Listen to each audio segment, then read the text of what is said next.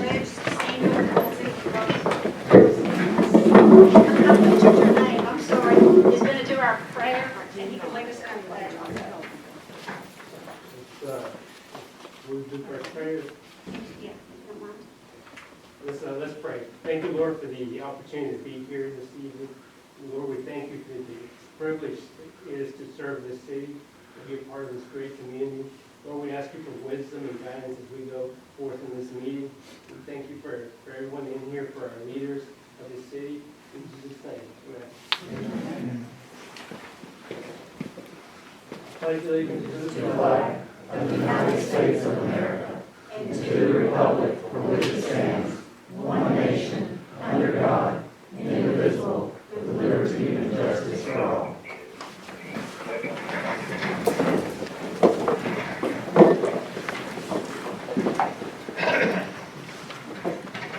Okay, we've got the approval of the minutes, and I'm going to ask, clearly we had an issue. We've had, this happened a couple of times now. We've had council members asked to change some words in the minutes, and they were not the correct words when we went back and listened to the tape. So I'm going to ask that we table these till our city clerk has time to correct them to the exact verbiage. So, Correct. I think that was my recommendation earlier that I sent, that I wanted to table specifically the January 12th, 2021. Me and legal counsel have both reviewed it, and they're not correct, and we need to wait till they're correct before we approve them. Well, I think when she went back and listened, what she had was correct, but what you Well, wanted again, was next not month, correct, you and guys- you've done that also to the. Y'all can listen to the tape. And we will and do go that, back so and that's review why I it, said we and would we'll vote table on it. this. So we will table this. I'll make a motion that we table all the approval of minutes from previous meetings, including December 8th, December 16th, December 28th, January 12th, and January 20th, 2021. Do I have a second? I'll second it. All in favor? Okay. And I need an approval of agenda or a motion to amend the agenda. And I think we do need to do an amendment. One of the things that I don't have on here that was discussed at the DBA meeting was purchasing the PAC property. So I think there's a couple of things we need to discuss in the public with the council meeting to follow up from what we did in the DDA. So I would like to add that as a discussion item. There's been a lot of talk about it, but we... So are we discussing approving it? Because it's my understanding... I'm not asking for a discussion for approval, I'm asking for discussion to discuss what has happened. Yeah, I think we should discuss it. Yes, I think so too, because there's a lot of emails. I'll make a motion that we amend the agenda to include the purchase of the PAC property. I think I was asking for discussion, not a purchase. I'll amend the motion. I'll make a motion that we discuss the purchase of the PAC property. Okay, do I have a second? I'll second it. All in favor? Robbie, Nike, Harold, Nathan, Donna? Yes. Okay, so we'll add that in our discussion to the number 9.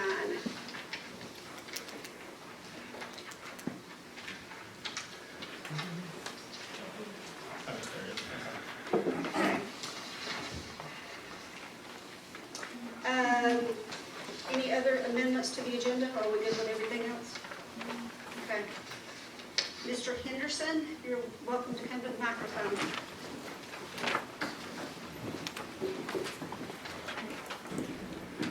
Good afternoon, Mayor and Council. I'm Larry Henderson.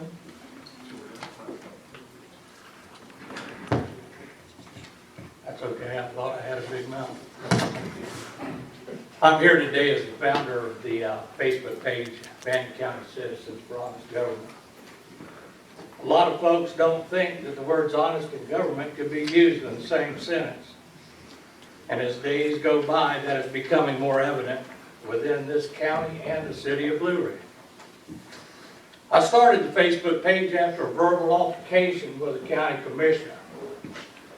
He was very rude to one of his constituents, and he was less than honest in his comments. Our Facebook page has over 600 people. They're from all different political parties, and the only thing that we want is honesty. Plain and simple, be honest. I moved here because I wanted the laid-back lifestyle. Yes, I'm one of those people. Yes, I'm from Florida. But I moved here because I'm retired and I wanted peace and quiet, the laid-back lifestyle, the little town. I told the mayor several months ago, if I had known how dysfunctional this county was, I would have moved somewhere else. It seems that Union County and Gilmer County don't have these problems. They haven't had to write a civility policy, which was taken off the agenda, but I want to address that real quick. When it comes back on the agenda, let's change the name. Let's make the title, Let's Not Be Childish. Let's be adults. We've got penalties for the citizens if they're not civil. But there's no penalties for the folks sitting up here. You want to make it equal? You want our respect? Make some penalties for yourselves. It's not just for us. 1,200 citizens governed by 6 people sitting up here. The guys over there in the courthouse, there's 3 of them. And they got the other 24,000 in this county that they take care of. Maybe y'all might want to ask them for some help, because y'all aren't getting the job done. We all remember Stan Helton, the commissioner. He failed in his re-election. I've got nothing personal against that man, but our group, Fannin County Citizens for an Honest Government, stood up against him. And we supported the man that's in the office now. We are here. We're not going anywhere. We're your new watchdogs. We plan on being on you like white on rice. I will guarantee you that. We're not stupid. We're not unintelligent. There's a whole bunch of retirees up here that you'd be surprised at what they used to do. I even know 2 rocket scientists that live over in Epworth. So don't play us for fools, because we're not. And we're not going to take it anymore. I'm going to close with one last thought, and this is simply my opinion. It's not the opinion of my group. It's my opinion that real estate brokers and developers should not be on any council or the DDA. You do not belong there. Thank you. Thank you, Mr. Henderson. Okay, Cesar?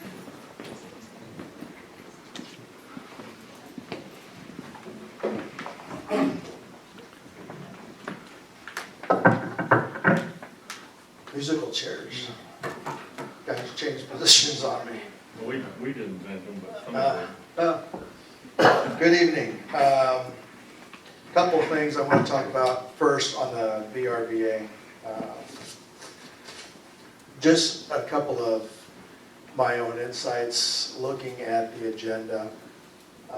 And just so you know, the agenda was not available on your website today. I don't know if you know that, but it wasn't there.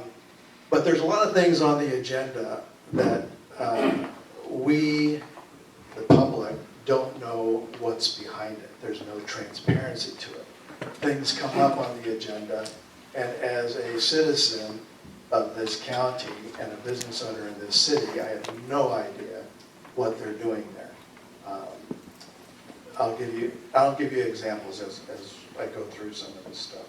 But I think if you have an agenda item, you ought to have what it's about somewhere written down so we know what it is that you guys are going to be talking about. Also for the BRBA, can we get an update on when the portable bathrooms are going to be back? Jeff just walked, Jeff, do you know about portable bathrooms, a date when they're going to be back?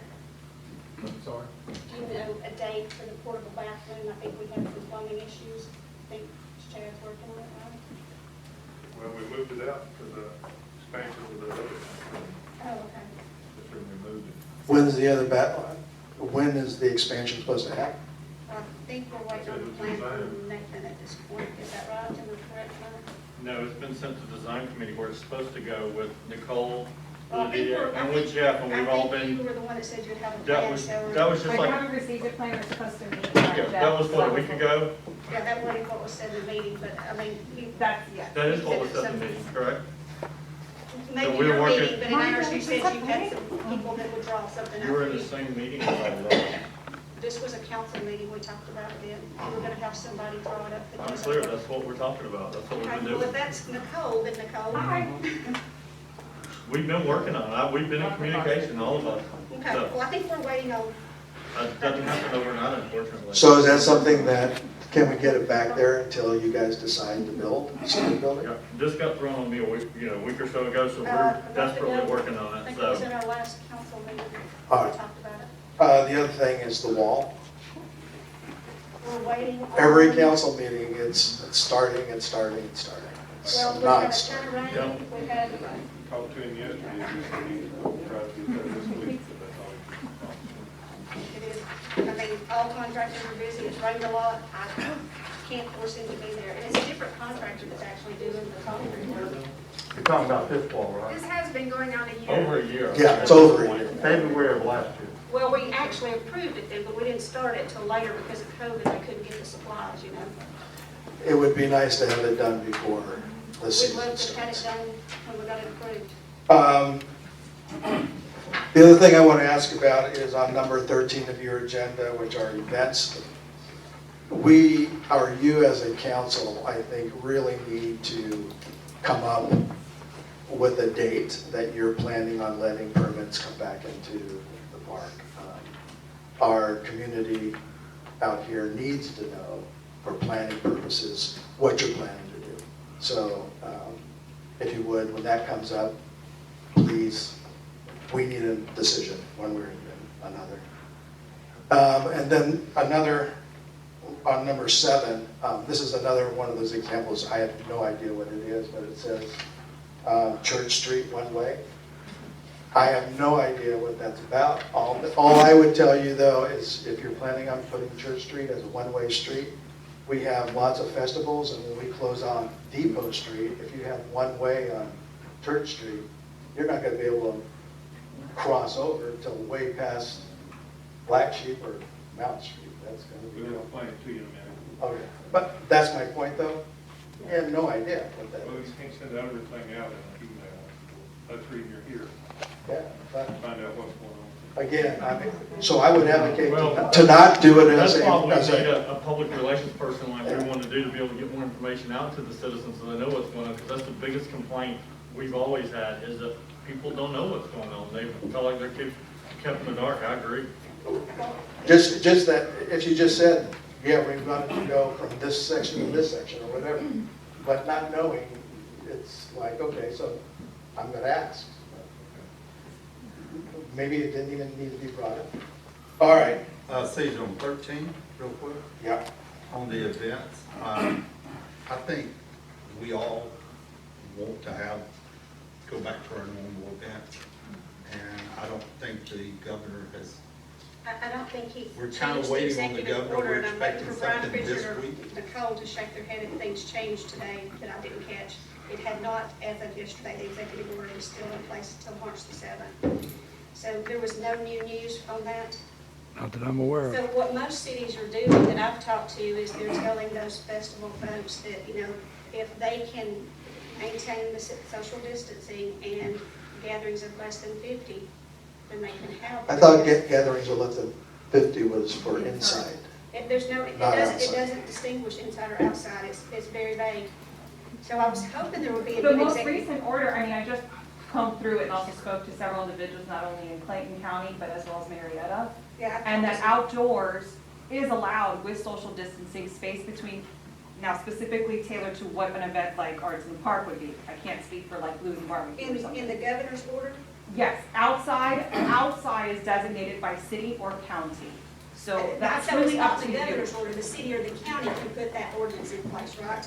So you're saying the city or county can do an order for that? Yes, so Okay, you so- basically so are the the governor ones does that, do yep, you're basically the ones that make that decision, which is why that has been brought up, is what are those guidelines and what is that, if there is a That's why moratorium, I've talked what to is that? Dawn and Canton and some of those other areas like that, and basically they've just kind of put it back on the event holder that if they can maintain what the governor's order says, you know, the social distancing, whether it's mask wearing, you know, 50 or less.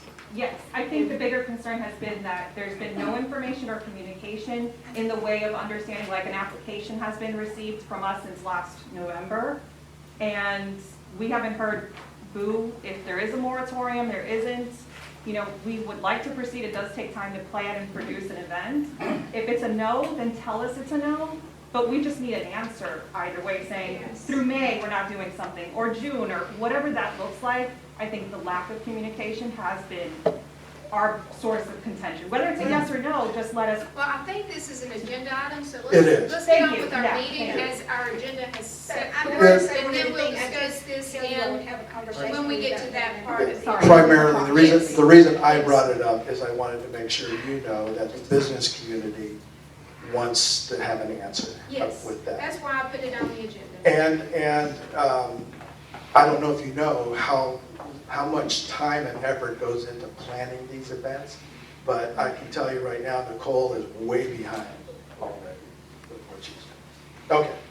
From a DDA standpoint, I want to thank you all for coming to the DDA meeting that we had a couple weeks ago. I thought it was a good meeting.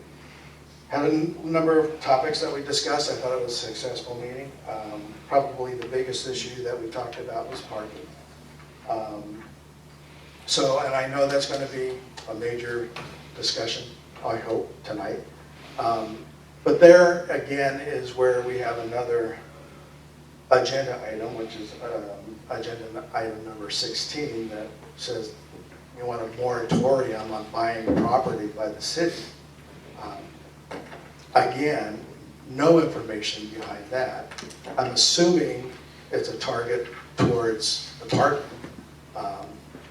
My opinion, and I'm just going to state it, is that why you would put a moratorium to have the decision made by a completely different council in a year is incredible. That you would abdicate your decision making for buying property for the city for a year is amazing that you would do that.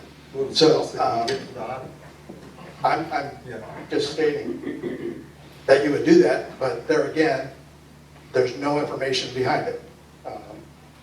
So anyway, I'll be interested to hear what that conversation is going to be about. Let's see, what else?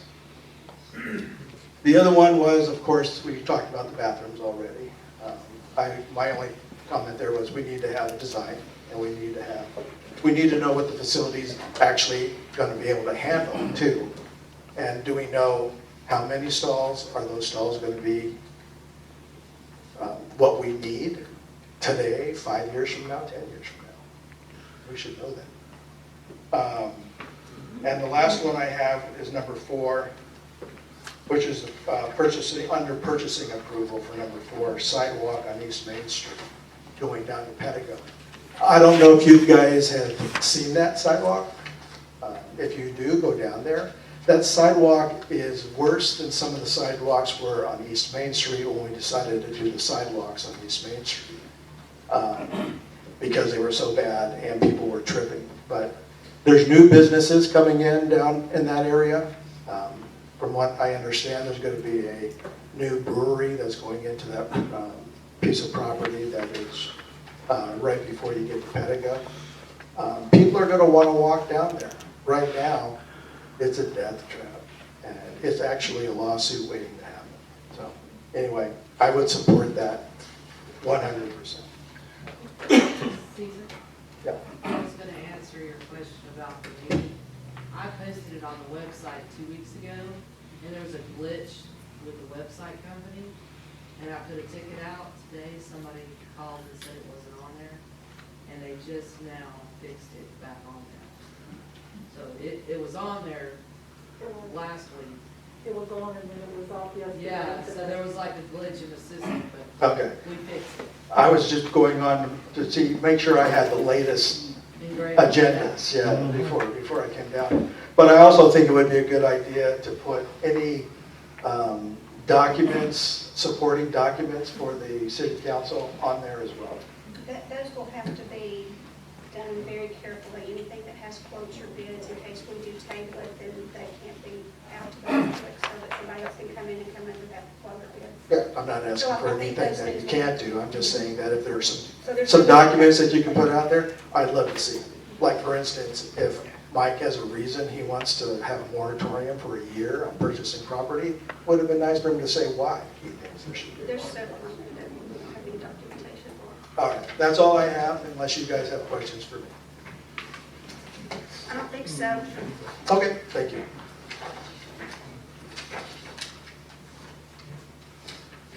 Okay, so did you take care of the downtown and the business association with that? So you don't need any more time? Donna Thompson?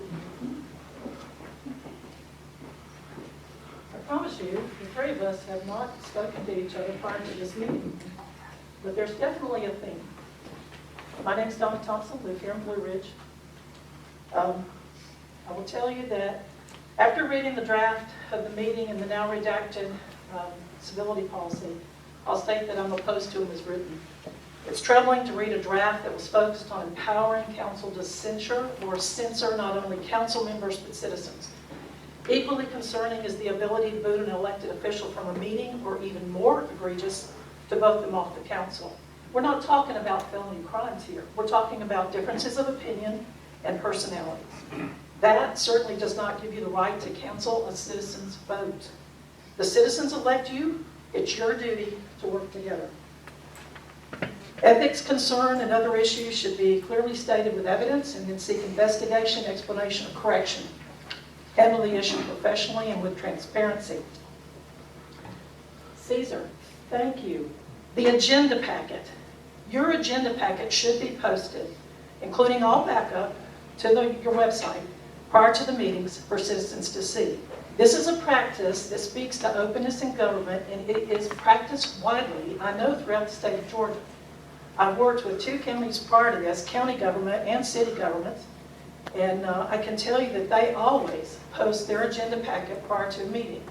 Now, I'm not sure they posted bids, so I'm not sure what the stipulation was, but your agenda tells people nothing, absolutely nothing. Cesar is spot on with this.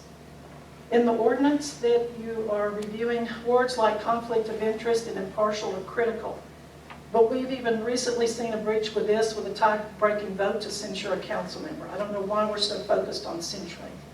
I strongly support public involvement and public comment, so it greatly concerns me when I see limitations or restrictions to this. In your last meeting, there was obvious disapproval that information had been shared with citizens. And why? I have no idea. I would remind you, what you do is for the public and open to the public. The Sunshine Law in the state of Georgia helps us with that. There was also sharp criticism about a post in a local government group. Before you take issue, I would suggest you or your monitor need to read the entire post and all the comments, and then you will not be sharing misleading or inaccurate information as was done. These 2 responses are laughable, but they're very revealing of the council. I frequently hear concerns from citizens that their voice is often restricted, they're mocked, ignored, they can't access information, they can't find help to get the information. So here's an idea. Strengthen your relationship with your citizens more so than the developers. I encourage you to formulate a good meeting policy where openness and transparency are standards of operation, where the citizens are welcomed and encouraged to participate, where they know how to get information and have it accessible. I'll close with this from the Georgia Municipal Association Handbook.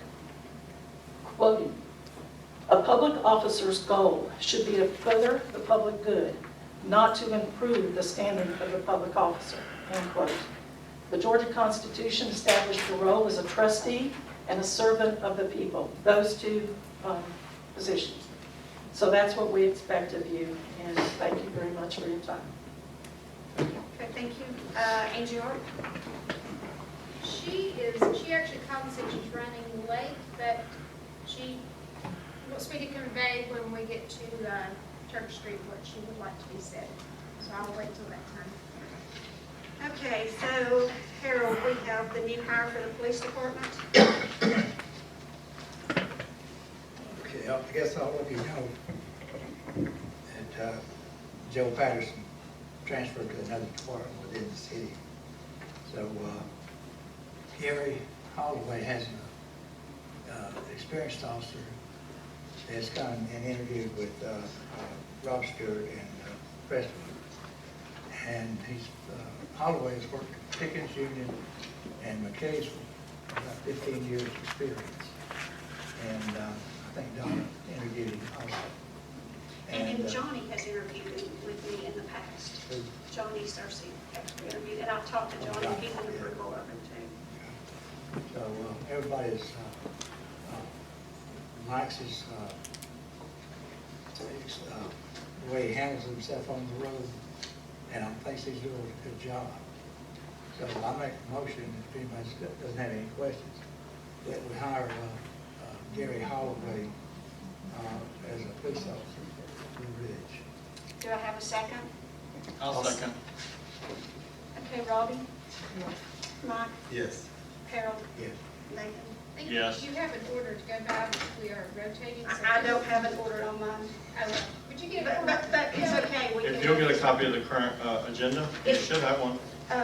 We don't have to do the order, we can do I think the it order. goes I'm the Robbie, presiding Nathan, officer of this meeting. Do It you goes want by to, Robbie. do you want to do your vote? Yeah, we would just want to follow the agendas We're off. just I mean, following Okay, I don't have it on mine. just.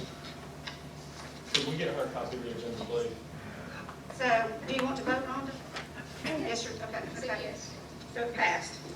City council appointments? So as, to be in compliance with our city charter, I'm asking that we appoint Christina Mortimer to be the assistant treasurer. Right now, Alicia's the treasurer, but she is not in charge of collecting taxes, which, business license and all those fees.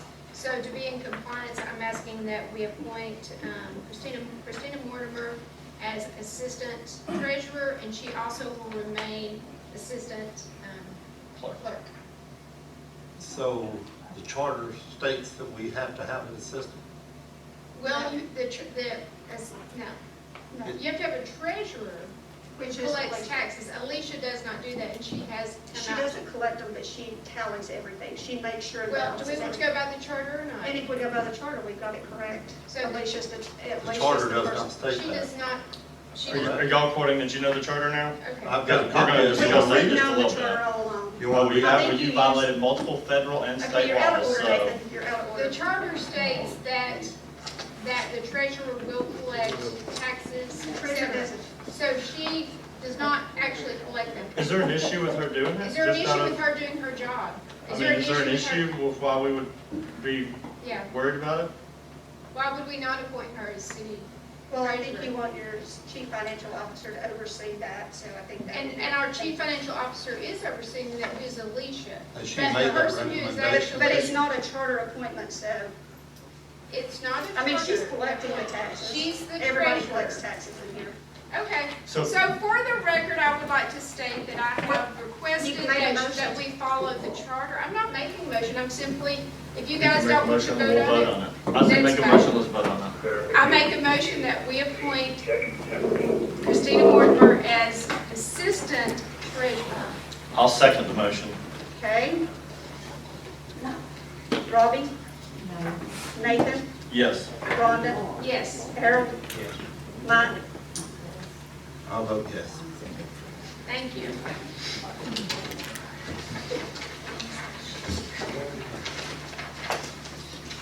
Meeting policy? So I know, as some of the speakers have stated, Donna, Thompson, several of you, you feel oppressed by the meeting policies that have been presented, and I totally agree with that. I know the civility policy, Mike has removed it. My suggestion is simply this: let's keep our current meeting policy, but let's remove the one section that is a direct violation of council members' rights. This was added, and I do have an audio tape of this on my phone. This was added without the knowledge of council was summarized by Mr. Valley, but he mistakenly left off this section, and we voted on it, and we've been following it. And it basically states if the mayor objects to an agenda item, it shall require 3 council members to request the item to be placed on the agenda. I talked to Harold, he doesn't remember us approving this. Nathan, no one remembers. I know, Mike, you weren't on council And we then. listened to the audio tape. But my suggestion is let's just follow the current meeting policy and maybe work on getting more involvement by the citizens. And with that too, I would request that we keep the current policy omitting the words, if the mayor objects to an agenda item, it shall require 3 council members to request the item to be placed on the agenda over objection. Remove that, and also require with our meeting policy that it be placed on the website 2 weeks prior to the meeting, or I'm sorry, 7 days, and that all applicable forms be added to it so that people are aware of what's going on and we have transparency. And that is my motion. Okay.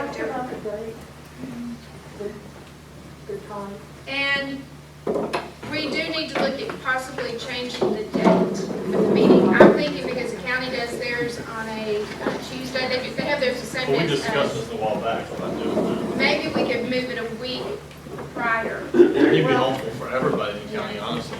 But we will have to probably do that at a different. Okay, the policy, I'm not sure, the policy that was in Mike's packet. Are we having discussion about this right now? Or are we voting on it? Yeah, She has a motion, you can have discussion. Okay, that's what I'm saying. So. Because I let me want to just discuss say it as something. well. Let me just say something real quick, Donna. We need a meeting ordinance, and then we'll set the dates and times also. There are a lot of redlining. I think Harold was the one that was the most, was real concerned. Anytime you see this much red ink on a meeting policy, you probably should adjust it.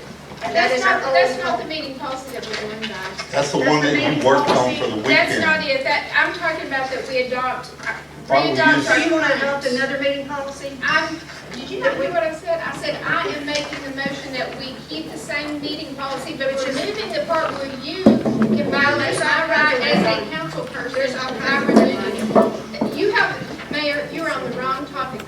That one is the old. You're still on the old meeting I was policy. On June the 9th. No, this is the one that is in our packet. Now, we did not vote to pass that. But this is part of the issues you No, have. we're not. So you're wanting to pass a whole So, new policy. I'm wanting to adopt. Go ahead, this make your policy. motion. Go ahead. This is a policy that You we. have a motion. Let me ask you a question then, Mayor. Is a policy that we've been using since 2018 invalid? Because I think that's it what I'm has been. suggesting. I think it has been. So why has it been invalid? Because there were several things in there that were incorrect, and our attorney was never given the copy to. This, Did you know the things were in there that you failed Mayor. to tell us as we voted on them? Did I fail to tell you Hold on, that wait. reading? I don't know. No. You summarized, y'all summarized them to us. You didn't give it to us. Wait a minute, you get to read actually, everything. I think. You read it. So let's Wait, move wait on just a minute. to someone else's discussion. You've had yours. Let me explain something. I think what you're holding up there is not what we've been using since 2018. This is the one that was passed that James read aloud May of 2018. That's what we're using. What you've got was what was proposed in December, and we threw that one to the side. We're not using it at all. Why No, we this pull is it to June the the side? 9th. So you're saying we've This been one. using this policy No, that you James have been- Valley created? No, we've not Our been using that attorney- policy. I think Donna you need to told go- us I you think you need changed to go this back and June the check the 9th of records. 2020. I did not change, the only thing I changed June the 9th of 2020 is because what we added So then, therefore, there was a change. there was one change, it was that we do not have special call meetings that we make it a 48-hour, because what was happening, we might call a meeting for a week ahead of time, and if you're having a special call meeting, it has to be 48 hours, and we said simply wait until then, that way if other council members need to add things. That's what was changed in June. This is a policy that James Valley adopted in 2018. That's what I'm suggesting. So that's we the only use. change in June? You want me to get the change, the other changes that was red We've line? got them. No, that was from December. No, this is June the 9th, 2020. Okay, did we vote on the red line items? No, you did not, because we all So- decided there was an issue with some of these Jake, things. our attorney said it was in violation of the charter. That's the reason we We're not didn't It says vote. that. You all are very confused. You spent the weekend working on it, Oh you my said. God. Well, said I'm you- sorry, and you were the one that. You know what? Explain. I think y'all go do the research and then you Let come back me and tell us. explain. I'm done, I'll be Okay, gone. so we have a Mayor, motion. Mayor, Do I have a second? Mayor, High school. It is. Mayor, what I'm telling you is the policy that we are using is from 2018. What you've got was never passed, so don't even mention it. What was passed in June was simply the 48-hour change for special call meetings. That was never passed. That's part of it. So I hope That's you're part not of it. using, I hope you're not using I think that's something. part of it, one that you passed in Regardless of June which one 20. we're using, the meeting So it was policy is not voted being on, it followed was either voted way. on then So, June the 9th, 2020. The meeting policy that I'm suggesting is the one that our city attorney, James Fowley, adopted in 2018. It's the one that we've been using. It makes good points, it allows citizens to speak, it doesn't prohibit anybody's action. The only thing it does is violates the city charter by allowing the mayor to take off our items. I'm proposing we go by what we've been using since 2018, which our current city attorney didn't redline, he created. That's what I'm suggesting. I don't know where they're getting all this other stuff. Which is when So it Candace would be originally wanted to rescinding allow public input The because he's June the 9th, one who 2020 initiated it. meeting, the policy that you approved on June So- 9th, 2020, so it would go So away. I approve that in, June the 9th, 2020. okay. So Well, that would take for place the- of that. Wait just a second. I think Mayor, I'm a little concerned, to be quite honest, that you're using a policy that was never adopted. No, I pulled what you had sent last. That was not adopted. It was never adopted. All right, well, So I'm not proposing really- to do that, so do you have a second? I'm not even sure why we're arguing here, because I'm simply stating that was never passed. So my motion is that we keep the one that James Fowley adopted in 2018, and I'm simply asking that we remove the section that states that the mayor has, if she objects to an item that the council puts on the agenda, She that can't be take it off. removed from Yes. this current policy. And that we also look at making sure that this policy states that all agendas will be placed for public output 7 days prior with documentation. I'll second the motion. Discussion? Yes, you can have more discussion. So we spent money with our previous attorney, David Siphon, in 2016 Yeah. to do a meeting policy.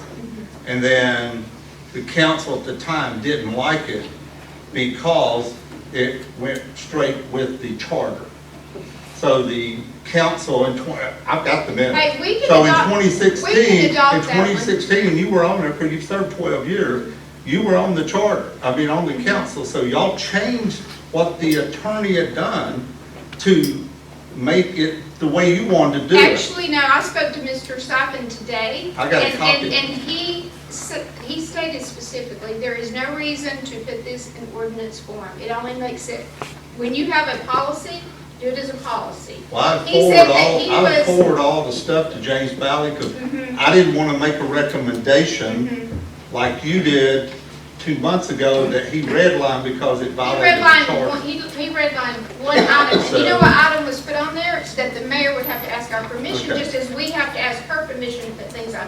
And both of No, those he are a redlined violation several. of the charter. Okay. He redlined several So- things. So But I that's will- exactly. I will say,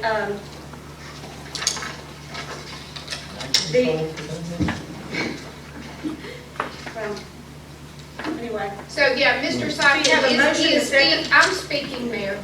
Mr. Siphon he said there is no need to have an ordinance form, but we can have it in policy. Well, the charter says that you have to put your date and time in ordinance That's what form, we and would- so why would you not do That's that why, with your that's meeting why I was policy, so telling, it's all that's what I was done? telling Donna, that we could simply put the time, the date in with our ordinance, but the policy itself could be subject to change, because you have to have 2 readings. And let's say the citizens aren't happy with this, and we need, they're wanting more input.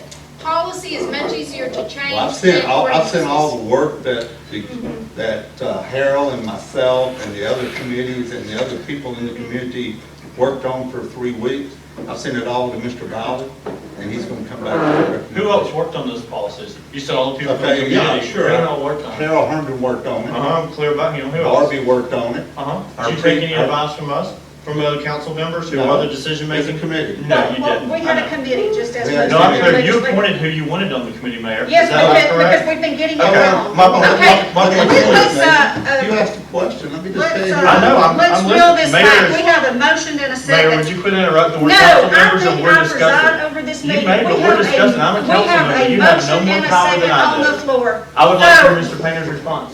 we have a motion on the floor, so let's finish this. Robbie? Oh, now you're following policy? Nathan, you're out of order.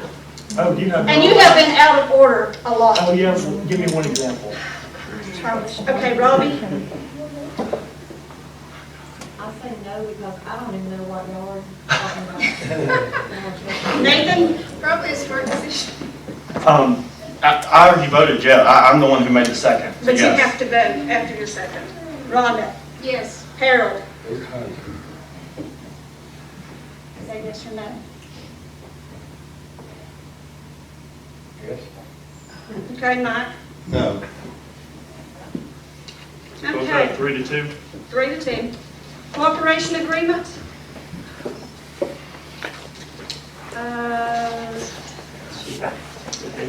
Yeah, so this is the agreement with the Housing Authority. It's my understanding the Housing Authority has been through quite the difficult time to even get this done.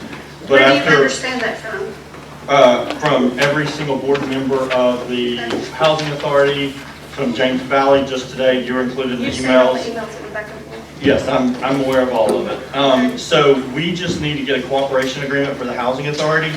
Mr. Valley, as all y'all were included on the email today, said there is absolutely nothing wrong with the cooperation agreement that we've been using for 50 years with the Housing Authority.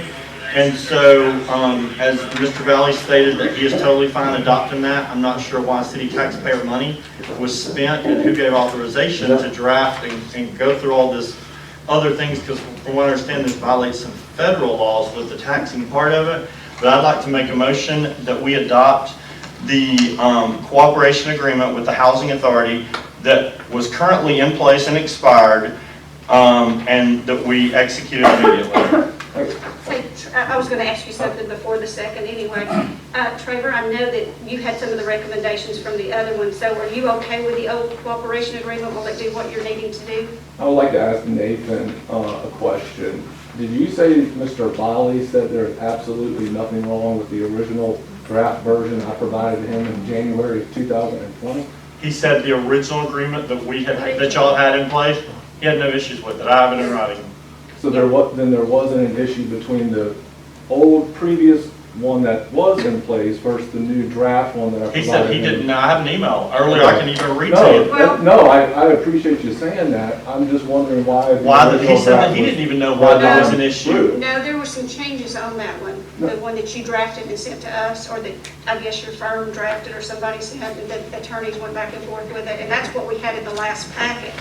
So I'll read you now Mr. Valley's email. Now I've got a copy of it right here. I'm assuming that he's saying if you want to go back to the original one, are you good with that?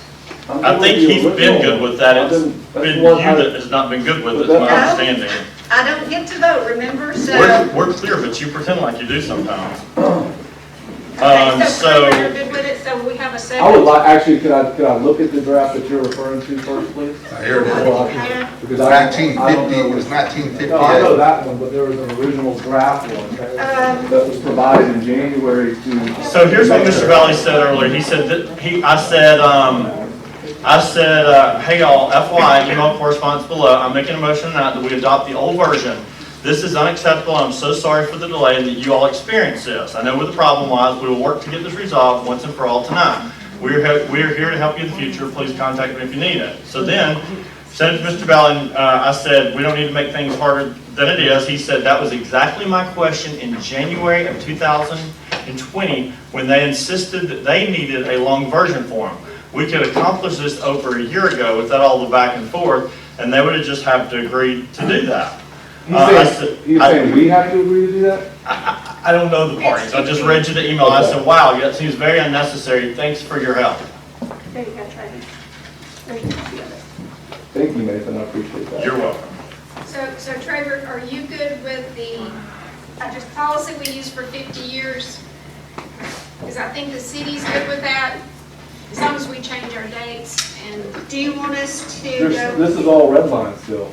That's the one that you asked for, that's the one you sent us, I think, and that was the one you just asked for. I know, but with this one, this was the one that Mr. Bali emailed back to me and my attorney with the red lines from the original draft one I provided him to review back in January when I asked to come on the See if council. this is the one you're thinking That's of. it. It had absolutely no red lines on it whatsoever. See if this is what you're Okay, thinking of. so, Oops, sorry.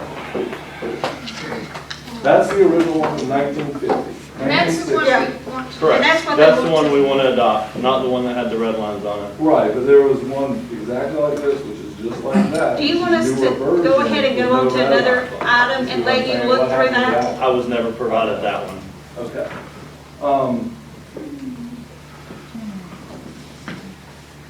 Trayvon? I'll just do it with the original cooperation when you're back in the 50s and 60s. Okay, so if something changes, we can amend it next meeting? And you want to take this and read it, make sure it's exactly the way that is, just to be safe? And if Yeah, not, let me know. actually, here's what I would like to do. I'd like to take that, and I would like to copy that email from Mr. Bali, and I would like to talk with our attorney too, just to see where the differences lie between the two cooperation agreements. Because I've given this to everybody multiple times. And how long have you been working on this? January 2020. Just trying to get it done. Okay, so I have a motion, do I have a second? What is the motion again? We accept the original? The one that we've been using for the last 50 years? Yes, I'll second. Actually, Robbie? Nathan? Yes. Rhonda? come back to me in a minute. Harold? Mike? Yes. Rhonda? I'm going to abstain on this one, because it's a conflict of interest. So I'm going to abstain on How's it this a one. conflict But of I do interest? support it 100%, so, but I am abstaining. How's it a conflict of interest? I've already sent you an email about that. I sent an email out, so it's a conflict of interest. You don't live there. so- We appreciate you being ethical. I just feel it could be a conflict of interest, and I prefer to abstain.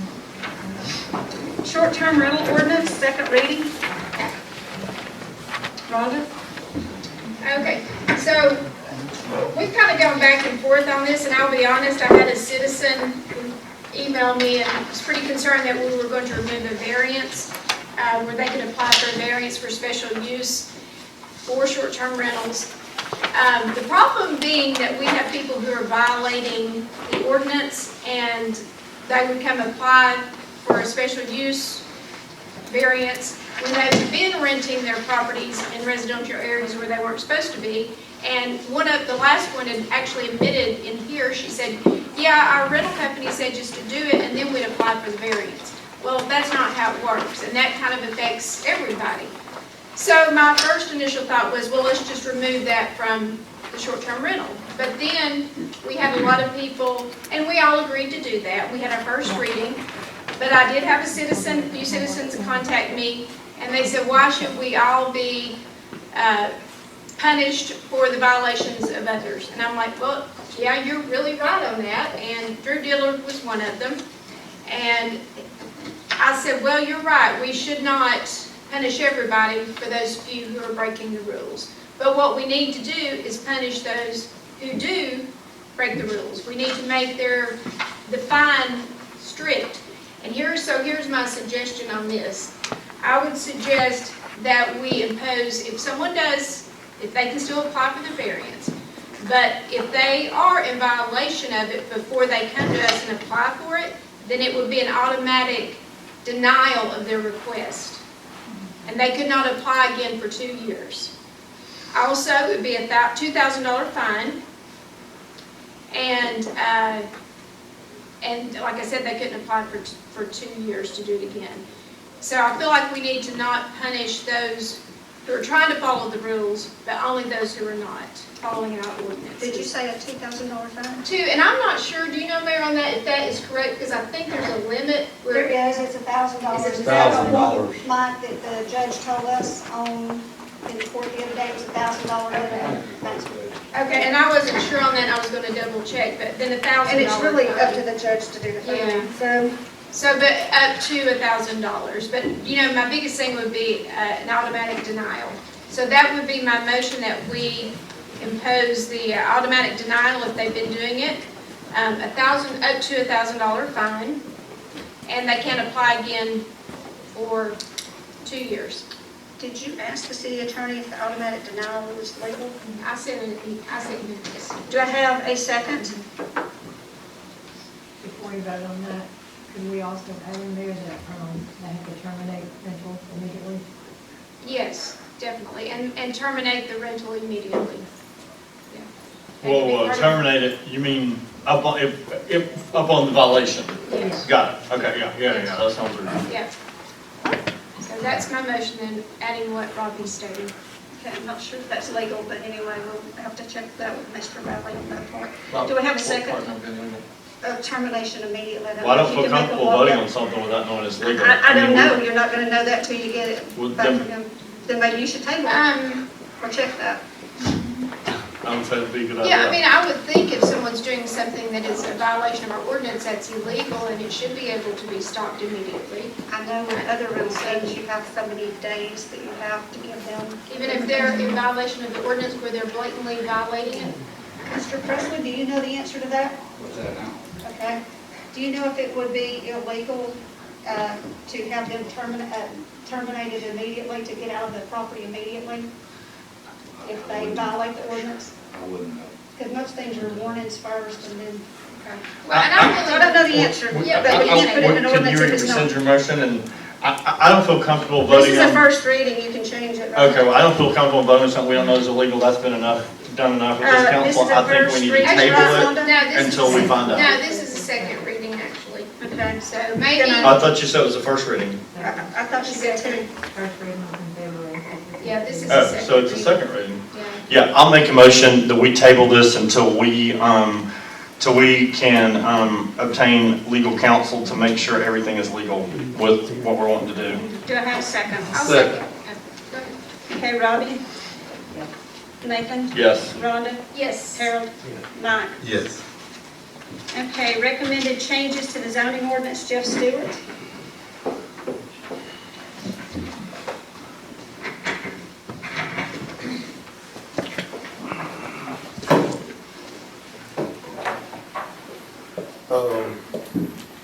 These are some changes, some council members, other people in the community, other people suggested, presented them to the planning commission.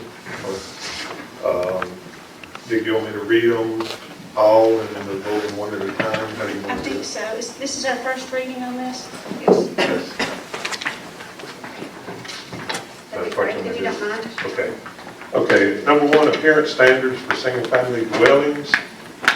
I proposed, or the planning commission recommended that we change utility meter to say electrical meter.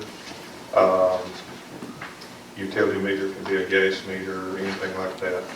So, and what that does is, it says the utility meter will be mounted on a pole. Well, gas meter might be mounted on a pole. So change that to electrical meter. Change minimum dwelling width for R2 and R3 from 12 foot to 24 feet. Change minimum roof pitch for R2 and R3 from 2 and 12 to 4 and 12. Change minimum floor area for R2 and R3 from 432 square feet to 1,000 square feet. And this lines up with all the other zones as far as the minimum width, roof pitch, floor space, and all that. Hey Jeff, I got a question for you. Just thinking, so this roof pitch, the change in it, because obviously y'all have probably saw a trend in the architectural style and stuff that's kind of going on, because there's a lot more than modern rustic and contemporary rustic and modern farmhouse and all that.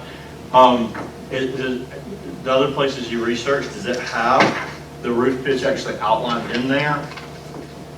I haven't researched anymore. Okay. Just went on what I read. Gotcha.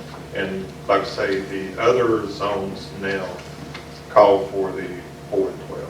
Gotcha. The only two zones that call for the 2 and 12 is R2 and R3. So it's very confusing to Well, I'm just thinking for high density stuff, if it's R2 or R3, you might have some different roof pitches just because of, you know what I'm saying? Yeah. That would be my only hesitation on all these rest of them I agree with, but that would be my only hesitation on that one. Okay. All right. And in CBD, Central Business District regulations, changing the minimum front setback from none to 5 feet setback.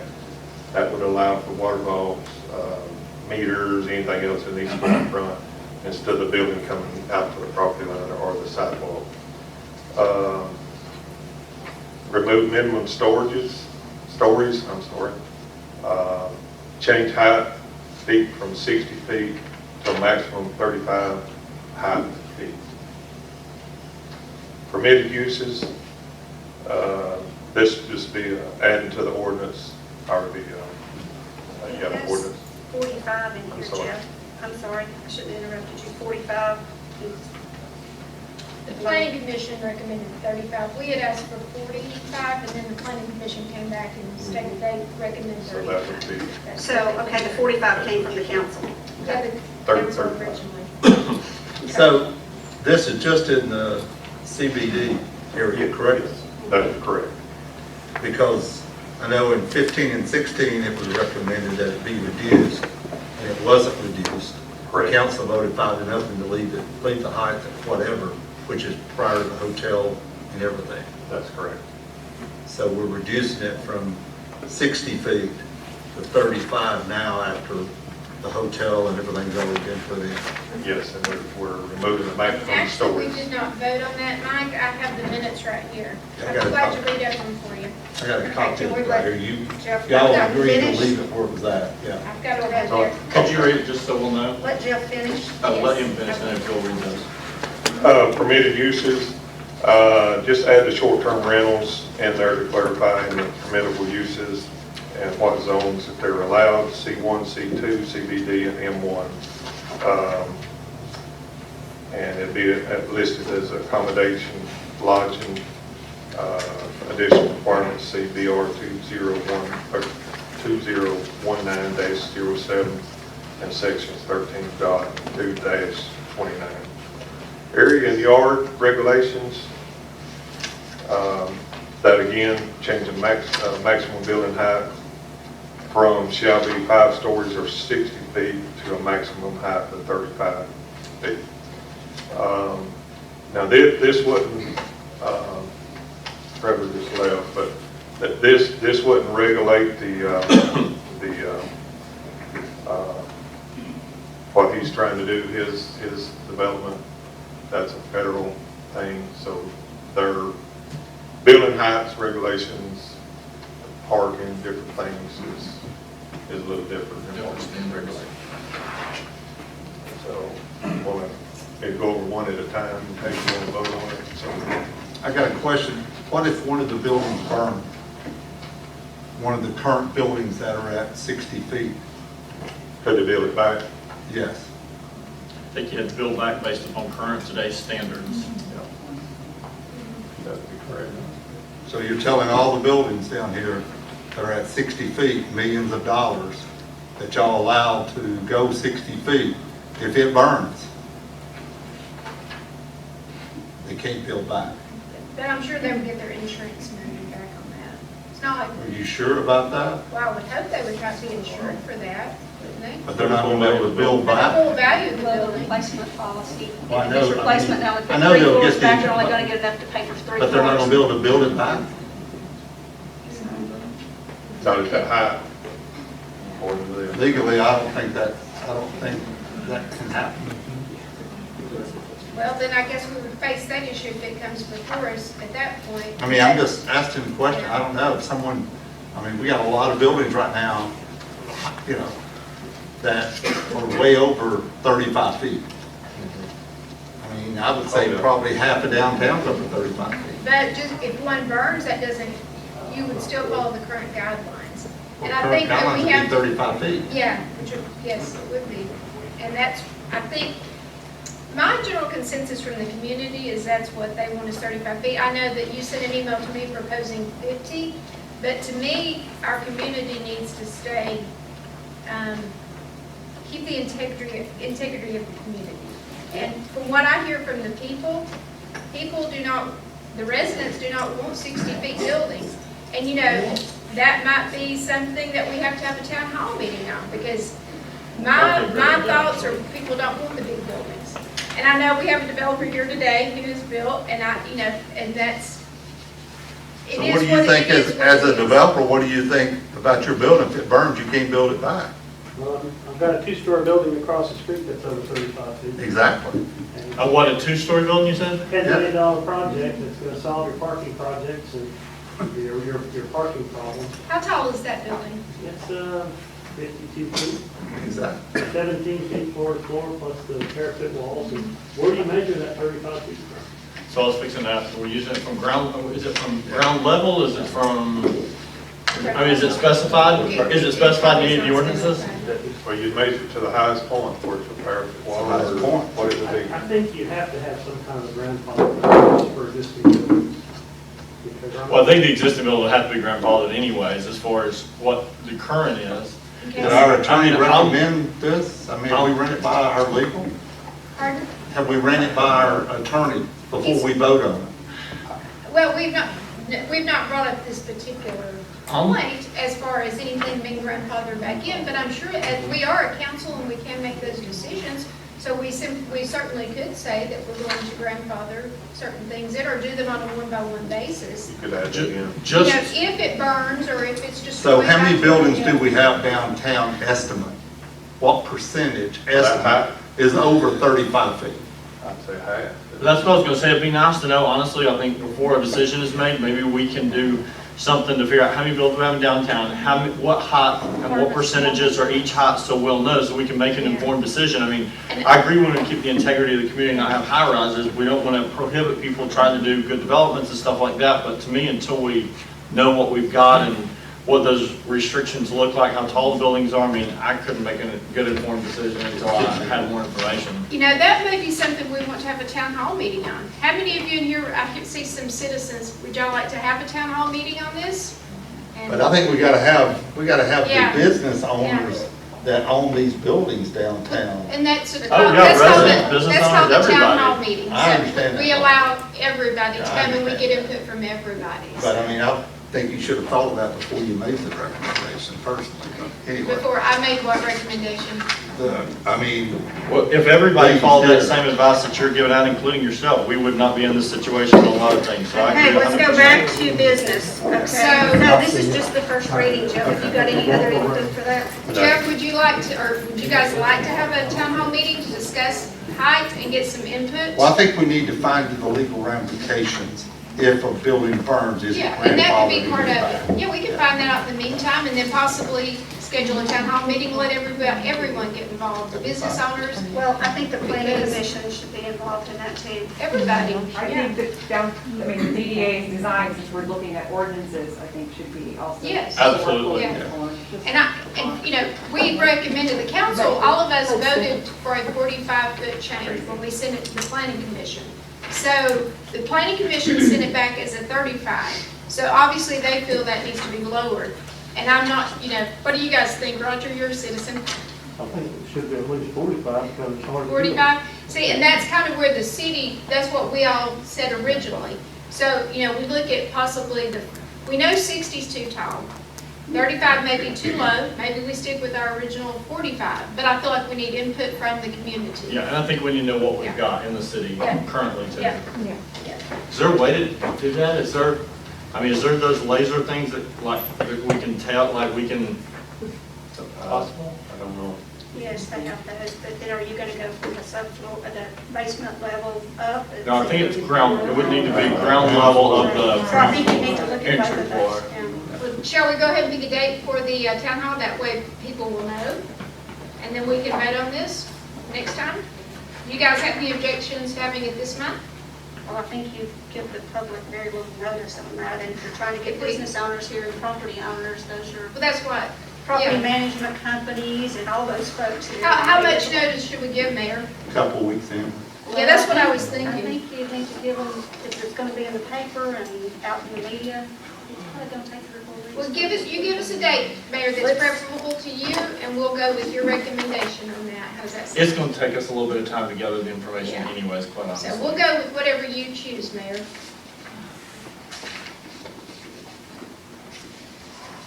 I don't know that we could do it before our next meeting. Do you think so? I doubt if it won't go in the paper till next Wednesday. So you're really not giving them a whole lot of time to know about it? So maybe the Tuesday before the next meeting, the first. Why don't you have a Tuesday town of the hall month? before your council meeting? Great idea. Yeah, Let's do let's it. Perfect. So if we have a council meeting at 5, we can have a town hall meeting at 4 o'clock. Perfect. Okay. Do we need to make a motion for that? Nope. No, we're good. So, Kelly, if you don't care, make sure y'all send that information out at 4 o'clock to the town hall and 5 o'clock.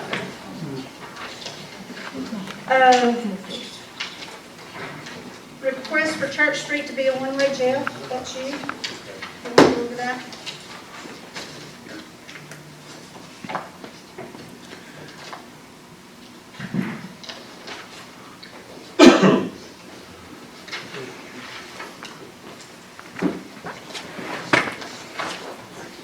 So basically, in a meeting and talking to the new commissioner, Mr. Henderson, he was one that actually suggested this. I think it's a good idea to make Church Street a one-way from West First down to West Main. If you go up the hill and go to the stop sign, it is very hard to see out past the jail. They park out through there. You pull out in front of somebody before you know it, with the traffic there. It's just a very tight intersection and very tight for trucks or anything to come up through there. Mr. Hensley suggested that, or asked if we could make it a one-way and then make parking down through there, extra parking for the courthouse. So that's where this idea came from. And I think was it Zach that looked at it, he and Zach, or was Yes. it, or Keith? Keith or Zach Keith, looked I'm at it with sorry, him. yeah. One of them, I can't remember which one he said that day. And it is difficult, we do have a mirror up there for you to be able to make that turn, but it's still, people are pulling out in front of other cars. You can't see for all the police cars. Yeah, I came And through they there need today someplace and to park. it's just not a good intersection. All the way around there, it's just not good. I mean, it's just a tough area. It's tight all the way around the courthouse, to be honest with you. Well, I I've know, almost hit, like, the sheriff's department cars go backing out, coming out Top Street, like, it's just dangerous. That's another one, yeah. I have gotten some complaints from citizens. I know there's one here today, Angie Arp. Has concern because she said she mostly uses that street going back and forth. She lives on Church Street. And she said it's just easy to zip up without having to go through all the mess of the traffic downtown. Also had another city resident who emailed, and she may have emailed the rest of you this week, who's a little bit concerned about it. We've talked about a four-way stop there before. We have. And I know that's been something. I almost think we try maybe a not so extreme remedy and see if it helps and then go for that. Go for that. I understand the points of all of it. I mean, honestly, there's pros and cons both ways. Only problem you cannot see though, when you come up, I did that twice today just to, and with the police cars, and if they have a SUV sitting there, you cannot see. You probably have to take away one parking space. One or two. It's just not a good remedy, honestly. Yeah, you cannot see. But I sure hate to inconvenience the citizens as well with people who use it as a primary route. I mean, I think a four-way stop would at least slow people down going through there and try and see. And then if not, then maybe we go to a more extreme option. I don't know, I'm just suggesting that. But you cannot see. I think you either got to remove one or two parking. You would have to, and with stop signs, you do have to have so much clearance, so yeah, that would. Maybe the and police can Tony's go up there and here. look and see what we need and see what the best. You Four-way think? Yeah. stop. And then y'all go look and see what parking spots need to come out based upon public safety, and y'all give us a recommendation of what you think it needs. Yeah. Is there a way, just because that's exactly how I take as well, a four-way stop, but also maybe requesting from the county, I know it's like asking a lot, but to possibly start slanted parking for the sheriffs, that might ease some of the way that you It's a can see. great idea, actually. We actually discussed Maybe slanted slant the parking, was it last That's a good year, idea. Jeff, when we talked about the slanted parking? It's probably year 4 last. Johnny's It's been a while. been out a while, so Johnny was here when we Yeah. talked about it. And he was the one that had the objection to this land of parking for the police department there. Because when they need to go, it just, he's gonna hold them up, they were gonna have to take another route. So he thought they needed to be able to pull out either way. Yeah. I mean, So if that's you're- why we kind of, Yeah, if you're having that conversation, that's great that you are able to have it between the city and the county. And I know it's been a while because I remember that conversation years ago. But also it's just getting dangerous with trucks and their hitches sticking out and you lose basically an entire road. So if it's a consideration that you're already having that conversation, maybe just to bring it up one more time. I think might let's be let the better. police department, since they're involved in public safety, look at it and give us a recommendation. I think we should consider four-way stop, let's try it. If not, then we'll go to a more extreme method if necessary, and let's try and see, you know? I think it would help if there was a four-way stop at Summit and West. I'm sorry, what's I that? think there would be it would help to have a four-way stop at Summit, West, was it West First? Well, give me a landmark, Summit, Well, it's the other side of the courthouse. oh, yeah. Slow people down because they fly through there. Well, They do. so you say that, actually today, though, I don't disagree with that, So stop actually. at that one coming back, toward. And that'd slow the traffic down before it even slow down there gets. behind the courthouse, so they need to And be. by that able to- traffic, it might be me coming from that way, so. so do I have a motion?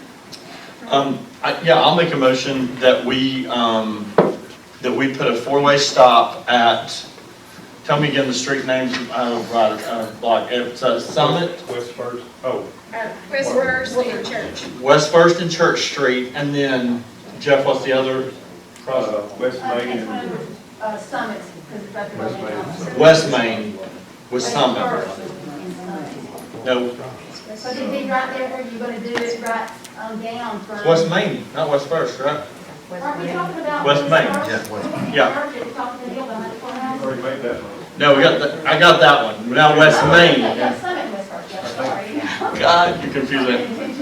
It's West First. West First Street, So maybe somebody else wants to make the motion? West Main Street, and Summit Street is the other one. Okay, do I have a second? That's the front of the art center, that's not. No, it's West First. Yeah, West First. It's behind, I'm sorry. yes, West First behind the courthouse in Summit. West, The courthouse is on We're West thinking of Main, two different and West First is behind us, where the. You can't do a four-way stop on the bottom because, Yeah, you can. yeah, there's only a four-way stop at the top of the hill. Yeah. So Tony will know where that's at. You can follow that pretty good, right? First. So on both sides of the art center No, and it is. the courthouse, Behind us. we're gonna have two four-way stops. How about that? Does that make sense? yes. Okay, that's, do I have a second? Do you want to I'll amend second. that? I'll second. Okay, Robbie, Sorry. Nathan, Yes. Rhonda? Yes. Harold? Mike? Yes. I don't know that that motion was made correctly, but No, I it think wasn't. I think you needed to amend that motion actually, so do you want to go back and do it? Yeah, but let me write these streets down, I'm gonna Two make it. stop signs, one on the corner. Hey, and we have to put that into, the signs are 1,500 apiece, so make sure that's part of the motion to purchase, to be able to purchase that. Is that just for the signs materials, is that, that's what it is? On all four sides, Tony? On all four sides, on all four streets, it's 1,500 each? It depends on what kind of sign y'all put up. I prefer the flashing, If you prefer the flashing, it's 1,400 a sign. yeah. And is that 1,500 sign with all the hard That's- total sign, like both sides, like any direction, or? That's 1,500 per sign. Per sign. LED flashing. Per stop sign. Per sign, okay. All right, let me write this, so two stop signs, and we're saying that, Yeah, is it?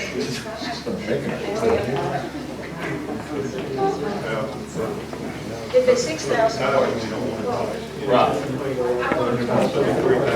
On both places? Okay, so West Main and Summit. And West First and Church Street, yeah. All right, so I'm going to amend the motion.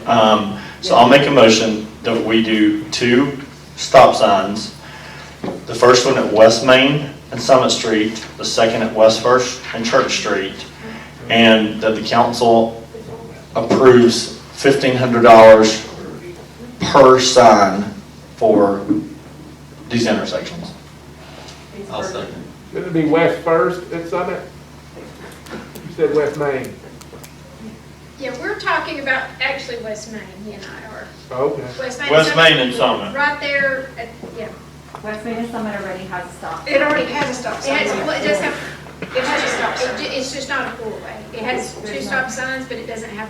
There's no fourth way, it's only it's a T. It's a Oh, she's right, it would be a Yeah, three-way. it's at the top of the street, it's West First and Summit, and West First and Church. That's your two. And Angie, leave it Yeah, you do have the two, yeah, you've got the two stop signs over there. Okay, because you don't have a four-way stop there, and that's a flow of traffic, yeah. Okay, so you want to try it again? Somebody else want to Now, try does it? somebody else want to make a motion? I'd love that. West First and Summit, and West First and Church. I can't make a motion, I'll do it for you.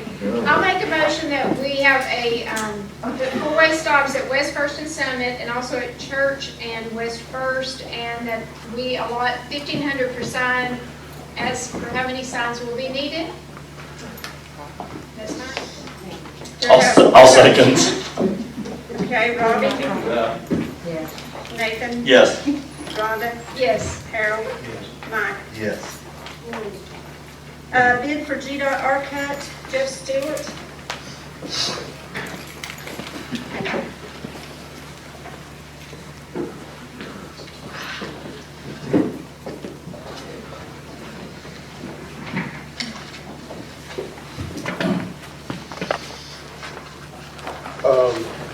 We discussed it before, the R-cut into the college out here, right before we get down on the Appalachian Highway. We put out for bids. We got 3 bids back. Coldest Trucking out of Blairsville, Georgia, was a low bidder. And I asked that you accept the bid, which should be in your package. For that R-cut, it's $220,978.61. Most of that money will come from the state of Georgia. Some will come from the college, some from development. Yeah, it's not costing the city any money. Yeah. Yeah, I'll make a motion. I think, does anybody from college, you want to speak, Mr. Keeper? Well, Sandy, if she doesn't care to speak, she did send me a letter, and we have that discussion. Actually, they need to record it, Sandy, I'm sorry. Hey, you're a councilman, you know how it is, you gotta get it on the recording. You have to get it on the recording or it didn't happen. Thank you so much, Mayor and the council. We, just to give you an update, the enrollment continues to grow at UNG Blue Ridge. And I actually had forwarded the mayor an email at the beginning of the semester, fall semester. We had some students. We currently have 60 students from Fannin County High School that are dual enrolled. And there is some concerns. I said when I have a student come and say, I really wish we didn't have to go to the lumberyard or down and further for safety issues, that we could turn in, that this is a priority, and so I did let the mayor know, so thank you all so much. Cars come flying through there as you're trying to do, and you can't even hardly get in that inside lane, and it is dangerous, I agree. So we would appreciate if you have any other questions. Todd, Mr. Keeper?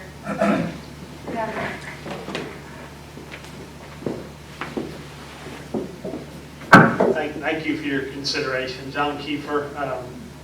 We've been working on this for about 2 years. We engineered 3 different intersections for the entrance to the college. And it takes time. You know, the first one didn't meet GDOT's requirements, and it was a full access intersection. The second one was a more glorified R-cut, and it was way too expensive. So this latest version, I think will make it much, much safer for the students going into the college. And I think that's what we're all here for. We want to make sure we can get it built as soon as we can. And my biggest concern is we've got a good bid, and I'd hate to see us lose it. The construction costs right now are just going way out of sight, and if we have to go back out, if this gets delayed, it could cost twice as much and take us another 6 months to a year to get it built. Well, not to mention, we don't want to wait till somebody dies out there in a car wreck, but it's too late to be able to take something like that back, so. So thank you for your consideration. And I know, Mike, weren't on the council at the time, but LMIG money is paying for most of this, and they're trying to raise funds to the county for the rest. So this will not come out of citizens' pockets, this will come from the state LMIG money, just so everyone is aware of that. Well, and I think the college is also chipping in some money to help out with this. The other thing that I wanted to ask too, and I should have asked Sandy, but I'll ask you when you get up there if you want to, we'll talk about, the college is growing, y'all are expanding already, so I don't know that people realize that you're already looking at building other buildings, and you guys are going to take over that hill there before long, I'm sure. Sandy has those numbers, I'm on the construction side. Okay, but there is construction going to happen, so. We have an expansion plan, and we're working on a master plan this time. I'm Todd Berman, Highway University of North Georgia. I do want to say thank you to you all. 10,000 things went right in that project, and we had a few hiccups, but it was really, it was awesome. What a great, you all have been great. My parents hear about Blue Ridge in California, and how great it is. So, On the front page of the paper. No, well, I mean, just good things. So there's 10,000 things go right. We have a few issues sometimes, but I just want to say thank you. And Sandy can talk more about enrollment if you want to. About, if we do that, can we amend our agendas? Because this is actually off Yeah, topic, I just wanted to say that I'm sorry, the but we college can is amend growing. it. It's really not off topic because as the growth happens, you're going to really need the extra car cut there, so you're going to have more traffic. Just, is it, yeah. So we're designed for 500 right now, and then as soon as we get 400, we're going to start the next phase. And we're at 229. So. Thank you. Okay. So I'll make a motion that we approve the bid for the GDOT archive. Do I have a second? I'll second. Okay, Robbie? Yes. Nathan? Yes. Rhonda? Yes. Harold? Yes. Mike? Yes. Okay, Jeff Stewart, New City Shop. We'll let them know that bid's done tomorrow. Thank you. Thank you. Thank you. Y'all want to stick around? All right.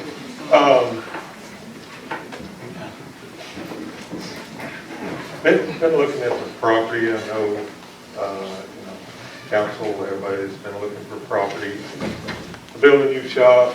We've kind of outgrown the area we have down there on the shop with all the equipment, employees, and everything.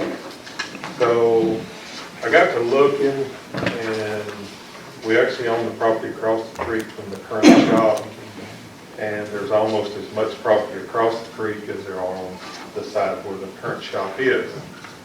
So the question was, could we pipe the creek enough to get across it to develop that and build another shop over there? I met with EPD.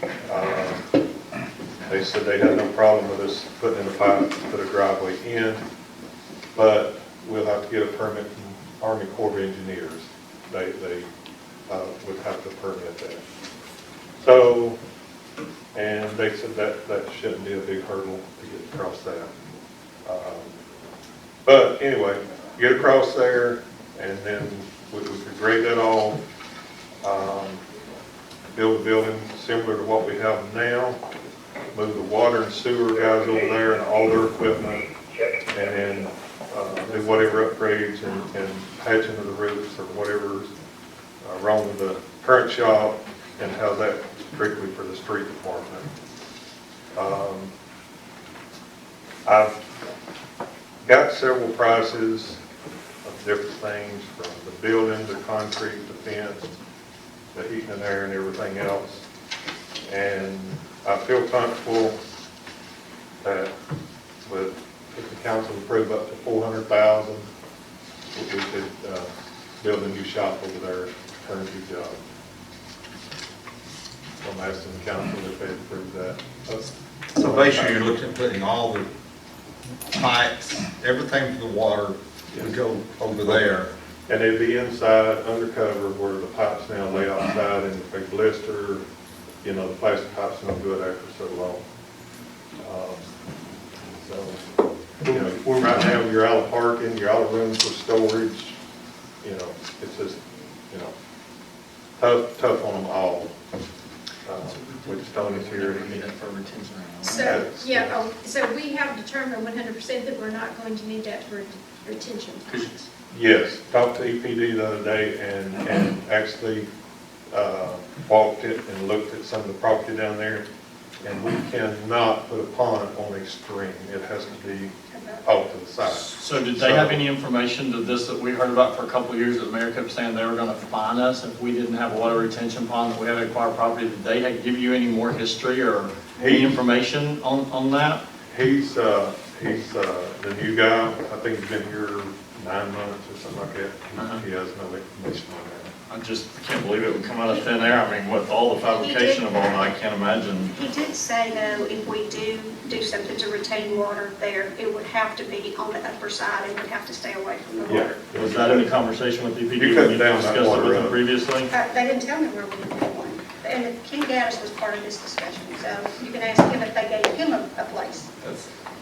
So Tony, I know you met with Roy and someone from EPD down there several years ago. What was their? The problem we had with building the shop down there was because of the 100-year-old flood. When Roy was here, he said we needed to move out, and then Who said that? Roy. Oh, Roy Carson, okay. Then the county offered us land down yonder below where the ag center was at. They wanted to trade us out that for the farmer's market, and he neglected against that because of the 100-year-old flood. So whenever Bill Cyrus was here, that was why we didn't use that land, is because it says the 100-year-old flood. I don't know what. Is it in the floodplain, do you know, Jim? No. Okay. The floodplain comes from the creek and it comes up some, but the property slopes up. So where the building would not be in the 100-year flood or the 1% they refer to now. And would that come from the water department since it's going to be for? It'd be $210,000 would come out of the splosh that's in there for building improvements, can only be used for that. Alicia's already has that in there and it's in the tank. The other 190 would have to come out of water funds. Well, but, I mean,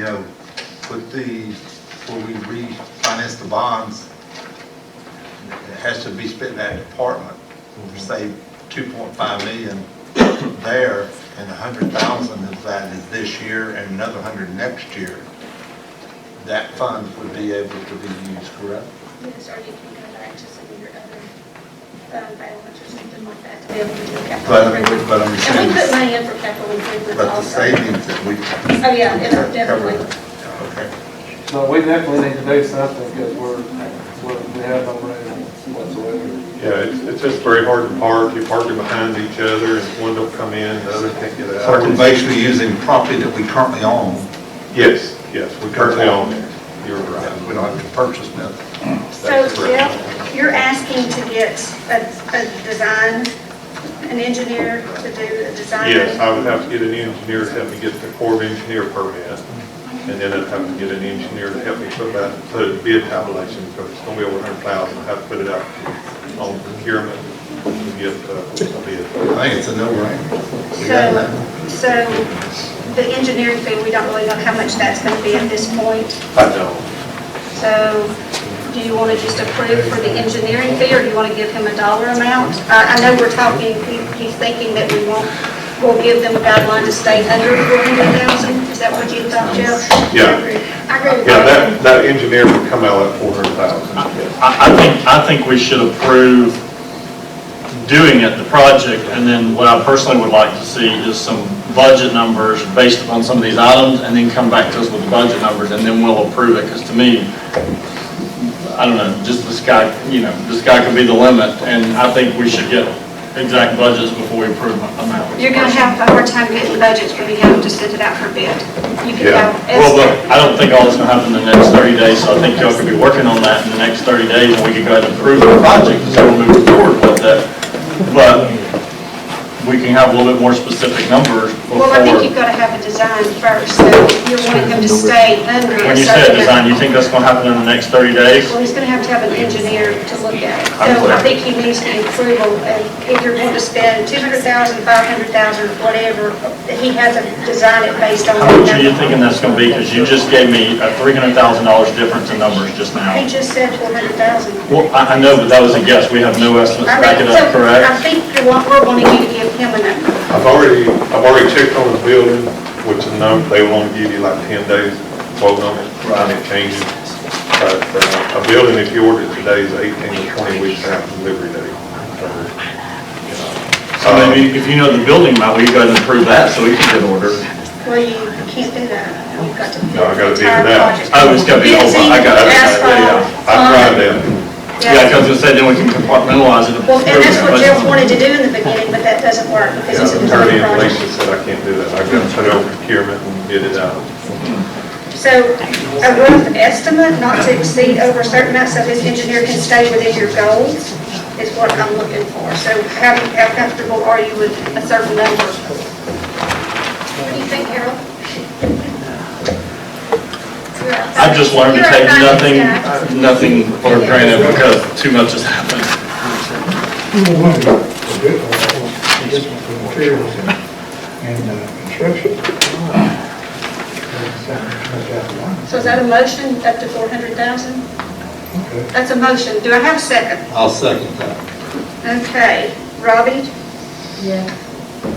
Nathan? Yes. Rhonda? Yes. Harold? Mike? Yes. Thank you.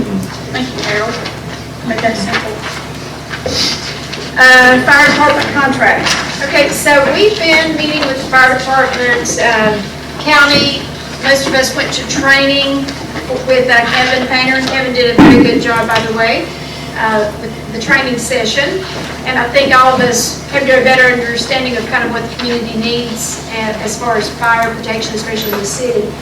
Currently, we have a service agreement with all the municipalities, with Kaysville, with the county, and the service agreement basically says that we provide a fire truck, which we do. We have one at fire department. But I think they're looking for a little bit more from us. And what I would like to propose, and I have spoken to Mike about this as well, with the liability issues with the fire truck, you have people driving it who aren't employed by the city. So I think that becomes a liability in itself. So my suggestion would be that we enter into a contract with the county, that we make a motion that we give the county so much money per month, and I'm suggesting $2,000.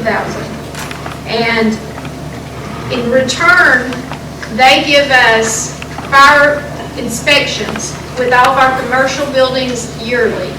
And I think Jamie Hensley will be open to this. He seemed favorable at the meeting we had with our training. And so they would provide fire inspections for all commercial properties.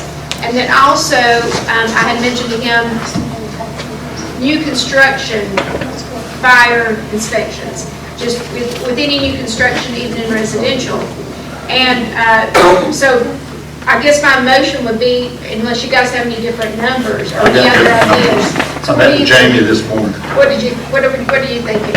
So currently right now, if you look at the calculation, we're currently spending, let's give you the exact numbers here. We're currently spending right now about $15,000 a year. Last year we spent $19,000, and that is just for fire call, where we pay $20. If you take that and amortize it over 120 months of 10 years, because that's what we were talking at the last meeting, that's what I discussed, was a 10-year contract.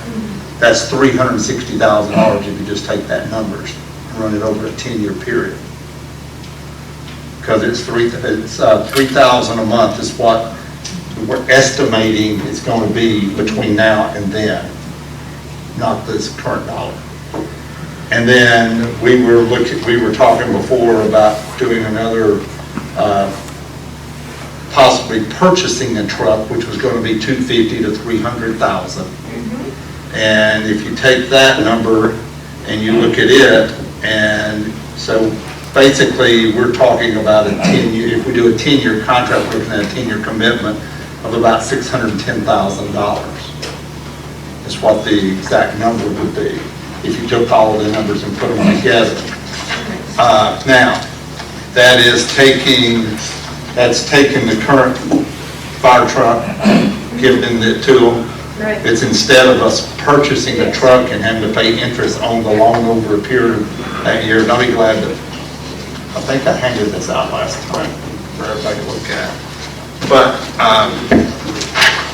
you know, like I said, I met with Jamie this morning, and there's several issues, but if you look at what we're currently paying, and you took it over a 10-year period, and you averaged it out, and then you took the current, where we were gonna spend $250,000 to $300,000, that's what they were estimating, I think, on the fire truck, what they were talking about. Of course, they were showing us ladder trucks, $700,000 up there. Oh, yes. That was 6 of them, yeah. But I'm just saying, I think realistically, I think it's a no-brainer to take the liability off the city. I think it's, give them the truck, take the liability off, get inspections for them and all.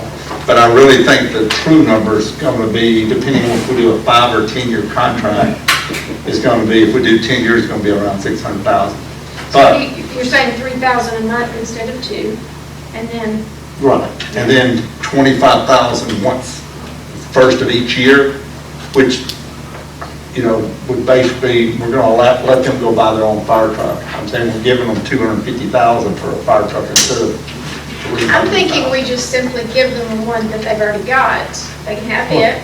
Well, we're Because going. they still use it. We're giving them that one, but it's Yeah. got no brakes and everything. You know, this issue with that. And they can, I think they can still. Well, they can, but I think we gave the report out to everybody at that other meeting. But I'm just saying, I don't think that, you know, I think, you know, Jamie and them are aware that we're willing to make some type of proposal. But I think the true number that we're looking at is going to be something like this. I don't think we need to vote on anything tonight because they've got to look at it and come back with us. What I wanted to do is to come up with a proposal to send to them and something that we're all in agreement with. To me, that seems a little high giving, because you have to think about the citizens.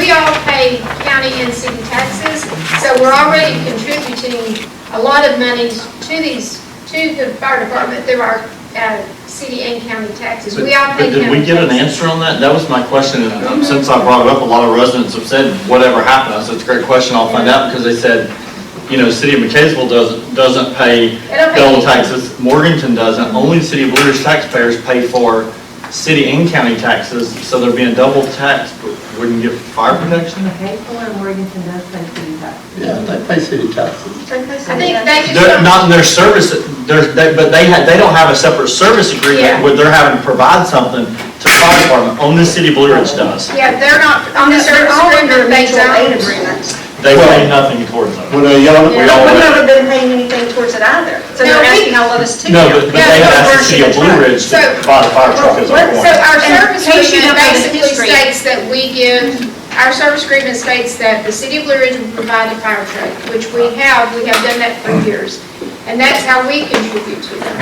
The city of McKaysville does not contribute anything, nor does Morganton. So, but we all do pay, we're kind of all double tax, city and county taxes. And I guess that's where I want to give, but I don't want to give too much because I don't want the citizens to feel like they're already It just needs to be contributing. fair to everybody. Yeah, it just needs to be fair. I don't feel like we need to give too much. I would be totally good with giving $3,000 a month, but I'm not sure about the $25,000 yearly. well, what they're looking at is, you know, basically us giving money, McKaysville and Morgan giving money, and a combination.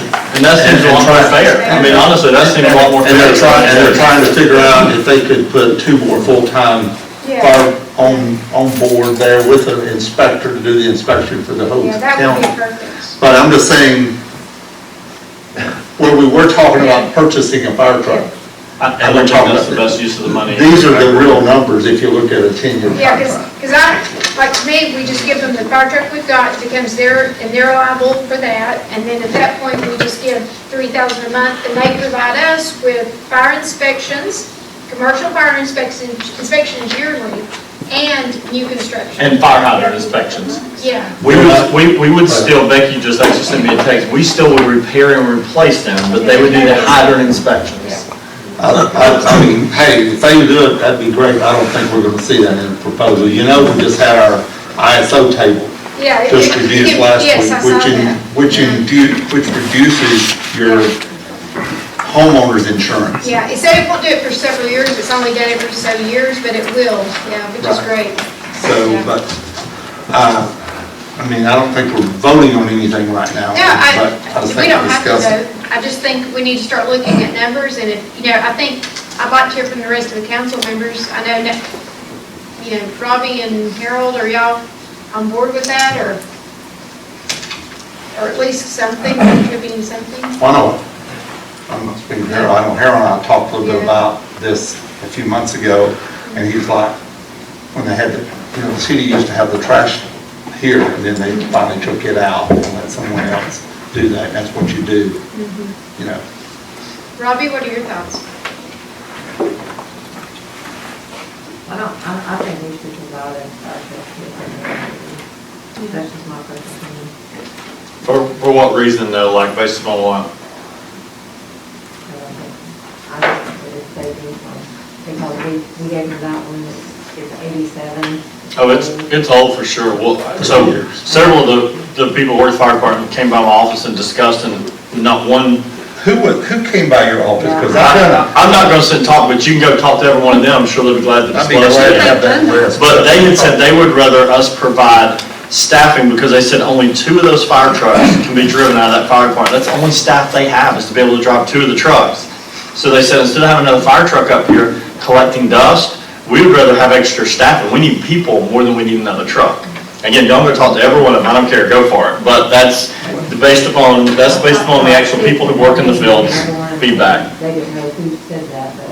Well, you go talk to them all, They need to make it. you go talk to them all. So if we give money, they can at least kind of put it towards what their needs are. That's the way I'm thinking about it. And, they have the old truck, they can use it if they need it, but if they want to buy a new truck with our funds, they could do that as well, so.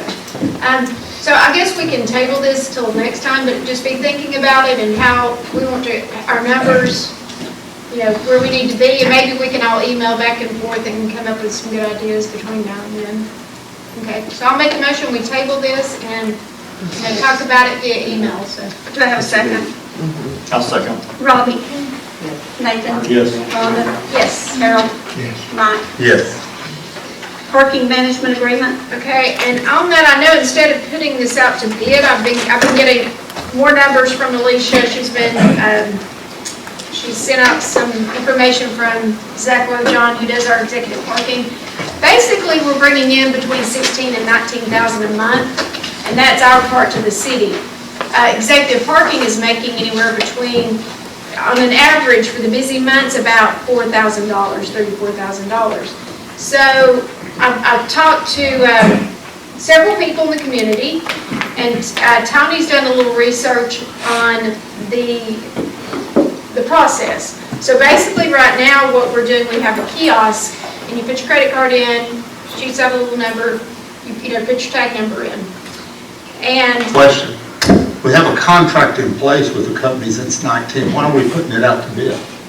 Because you're required by law. you're required by law to. We have a 4-year contract on it. So you're putting it out, when was this last one signed? 19 is the original contract. Well, I think Cesar's, did you sign that contract with him? Cesar signed a contract. He signed. It was based on an as-needed basis, correct, Cesar? Remember, Cesar has to get approval from the council, and we did not get that approval, remember? Well, Cesar says he doesn't. Actually, Cesar, would you? Okay, let me get back to my point, so. Well, I'm questioning if you're putting it, what are we talking about putting it out for bid? I don't understand. You are required, I'll give you the state statute. Here, give me just a second, I'm gonna find it. We are required to put it out for bid, period. That's the law. When you have, hang on, you have a contract in place? So, Cesar, when did you sign the last one? Before, it was as needed before. 2 months ago. Were you authorized by the City of Blue Ridge Council to sign that contract? I'm authorized by the DDA to sign the contract. Did that, all decisions have to come before the council, though, is that not correct?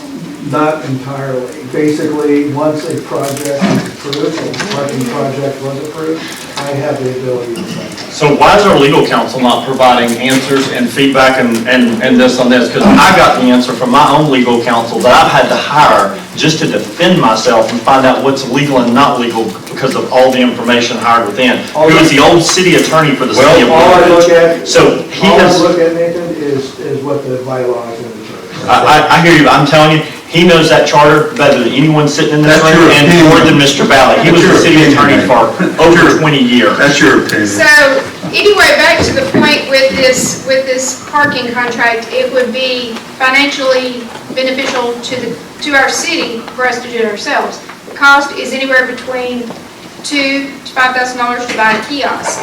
And what you do, you put it down there, and simply like it is now. I think the city, if we continue to let other people handle our parking, I think that we're losing lots of money. If they're making anywhere between $3,000 to $4,000 a month, that's money that we could spend towards a parking area. That Could we you need give to- us some other cities that are doing that? I certainly That do their can. own? I know Key West does their own. I'm That's where I talking, got it. I'm talking Jasper, LJ, My personal opinion, we represent. You're out of order. Mike has the floor. So, I'm just asking a question. yeah. So Mike, let me ask you a Do we question. boo? Just because Jack does one thing, does that mean Jill has to do it? No. Just because what's best for one city, does that mean it's not best for another? When I Well, we look have a at contract. When I look at our city, I see we need funds. Parking is one of our biggest issues. We had a DDA meeting last week. So parking is a huge issue. I know Mayor Whitener, she spoke to a potential we were looking at buying some properties, and I know he told me this evening that she told him that the city would not be purchasing this property because the city couldn't afford it. Without even So- knowledge or vote of the council. When you're looking at saving, when you're looking at saving every penny that you can, why would you outsource your parking when all he is providing is a kiosk? Well, we represent the city of Blue Ridge. We We're all need to outsourcing do what's in the our best fire interest of the city of Blue We're just Ridge, talking not about private outsourcing developer, fire. individuals, Quit city interrupting. of Blue Ridge. We just outsourced our garbage. Okay, so do we have a motion? Well, do you want me to tell you the state statute? Because I'm Yes, we'd looking love to for hear it. that Okay. state statute. Well, I already emailed it to all you guys before. It's in your email, but I'll be glad to find it. Because I know that typically I don't even Oh, get I have it right responses. here. Oh, you have it? Okay. Well, we So the city, so you're thinking that city would do their own parking, we do our own booting, we do all of that? We would do, yeah, and so really, How would when we do I that? spoke to Key West, here's the interesting thing, Mike. A parking management company cannot by law do that. So it's up to our law enforcement to actually enforce this. That's why most cities opt to do it themselves, because they have enforcement officers who can give tickets. And trust me, I know, because I got a ticket in Key West. I parked for 1 hour longer than I should have. And so when I contacted them, I researched it. So they have their own police officers are the ones who enforce those laws. Like, I can't go and enforce an ordinance because I'm not an officer. Who can enforce our ordinances? Our police officers. So the city handles it themselves. And that way, everything is in-house. Right now, the only parking service that Executive Parking is offering is actually the kiosk. Like I said, the cost for that is anywhere between $2,000 and $5,000. Now, they've helped us to figure out our parking issues. Yeah. And of course, they have purchased 2 main parking areas right here close to. They're competing with the city of Blue Ridge. And they are first of competing all. with us. It's kind of a conflict of interest, in my opinion, for them to do our parking, with that being said. Have But they been yes, paying us? have they been paying us? Have they been paying us? So they've been doing their job, they're paying us, they got a current Yeah, they- contract in place, they- and they got a new contract that was just signed. They- Do you feel like it's a conflict of interest to own your own parking lots and try to manage somebody else's as well? I have, we got an opinion from our attorney that Mayor, there's no problem. you sold your property to them, you're not supposed to have an opinion on this, and you're not I just supposed to said no. discuss it. Anybody- Based on Well, what's hey, allowed. I can, James Valley sent a letter to all of us, email that it was not a conflict of interest. So, Did you get that? No, that's not what it said, actually, if you'll go back and reread your Pull it email. up, you got your phone? Do you know how many emails I have in this phone? I don't know. But if you've got it, why don't you pull it out and reference it real quick? I don't have So my let me phone give you the Georgia State Code, and you look this up tonight when you get home. It's 36-37-6.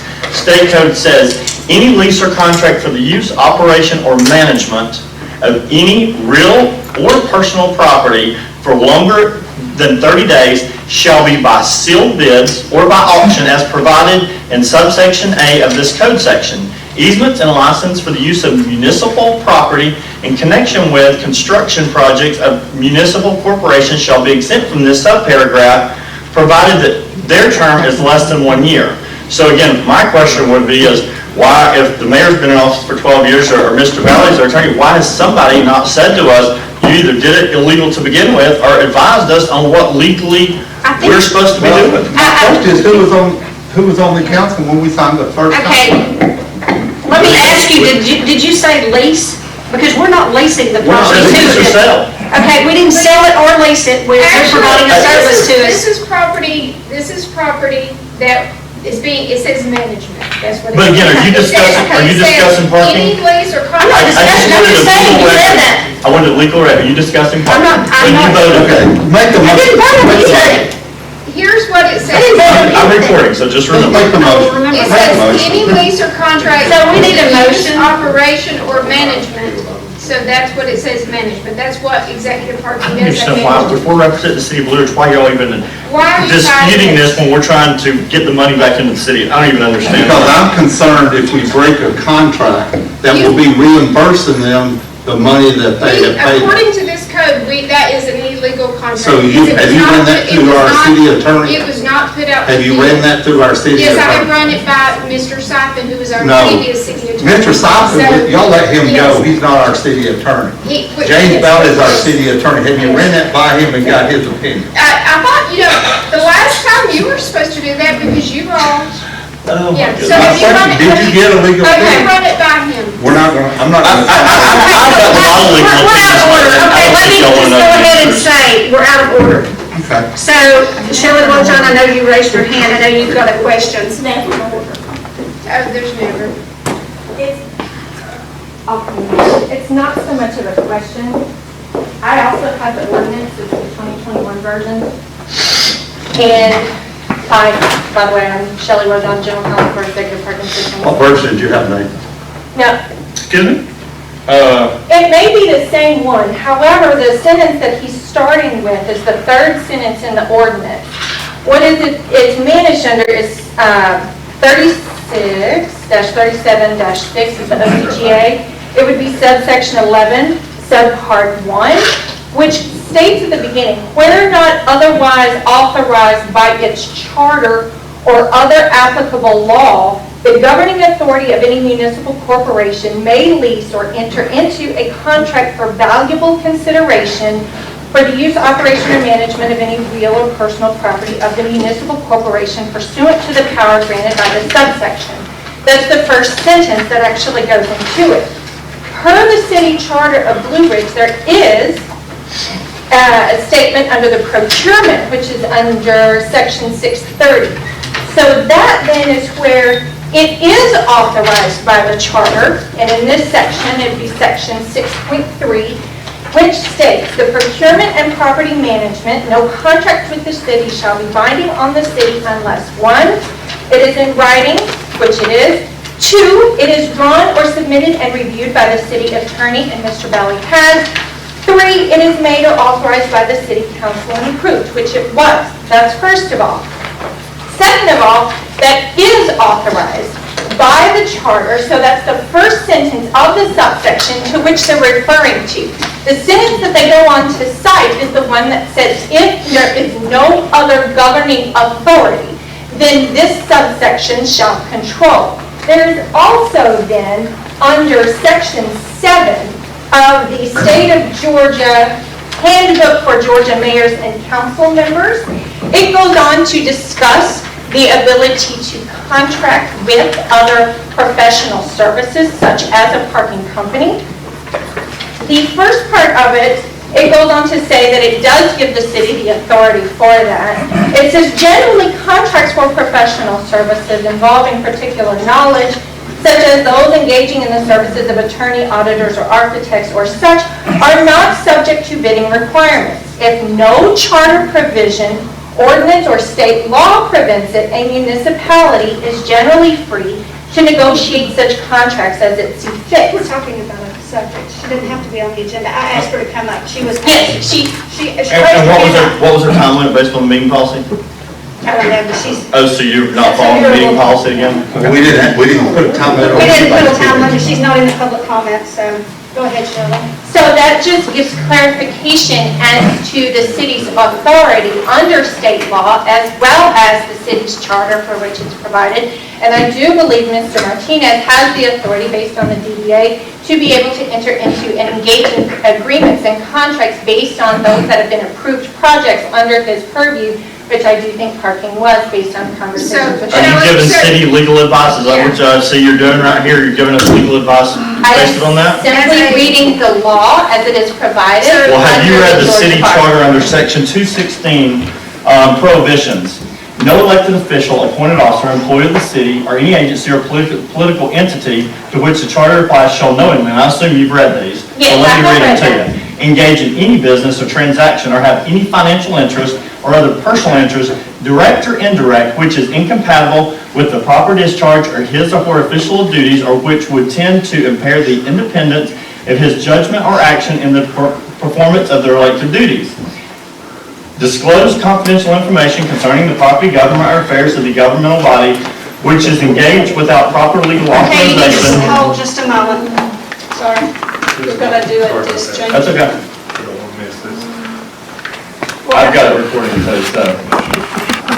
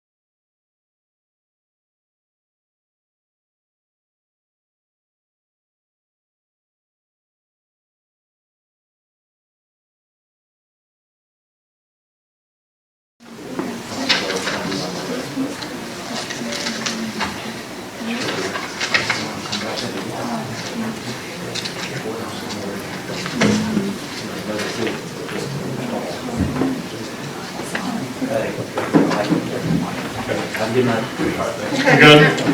Okay, let me finish because this is very important information. So, under prohibitions under section 216 of the city charter, and this is on the city website, you're not taking my opinion, this is the city charter, this is the law of the city, just so y'all know. Represent other private interest, key, in any action or proceeding against the city or any portion of its government, vote, which I just told the mayor shouldn't be, or otherwise participate in the negotiation or in the making of any contract with any business or entity in which he or she has a financial interest. Any elected official, appointed officer, or employee who has a private financial interest directly or indirectly in any contract or matter pending both before or within any department of the city shall disclose such private interest to the city council, which never happened. The mayor or any council member who has a private interest in any matter pending before the city council shall disclose such private interest, and such disclosure shall be entered into the records of the city council, and he shall disqualify himself from participating in any decision or vote relating thereto. Any elected official, appointed officer, or employee of any agency or political entity to which this charter applies, who shall have any private financial interest, directly or indirectly, in any contract or matter pending before or within such entity, shall disclose to a private entity. And, next, number C, no elected official, appointed officer, or employee of the city or any agency or entity to which this charter applies shall use property owned by such governmental entity for personal benefit, convenience, or profit, except in accordance with the policies by the city council and governing body. So, and again, this is the law. Do you know how many violations just within that of the law there has been? Not to mention disclosure issues, What did conflict of our interest. city attorney think? Well, you saw his email back. I saw his email. Okay, I will tell you that this probably needs to end. Shall Of we course finish? you're gonna say it, Donna. Well, no, because we've actually, Well, but can I'm gonna say one more thing. And so at our DDA and council meeting a couple of weeks ago, the mayor made the statement that she didn't own the property. When this stuff was on the train website, the city's parking lots were taken off. Well, train tickets were purchased under names that nobody would recognize, so we would have this information, which I have all the documentation of, highlighted, outlined, and also I have when the mayor actually sold the property to the Wojans, the LLC that it was sold to, and it was actually closed unless public record is wrong. I have the recorded deed and the tax records.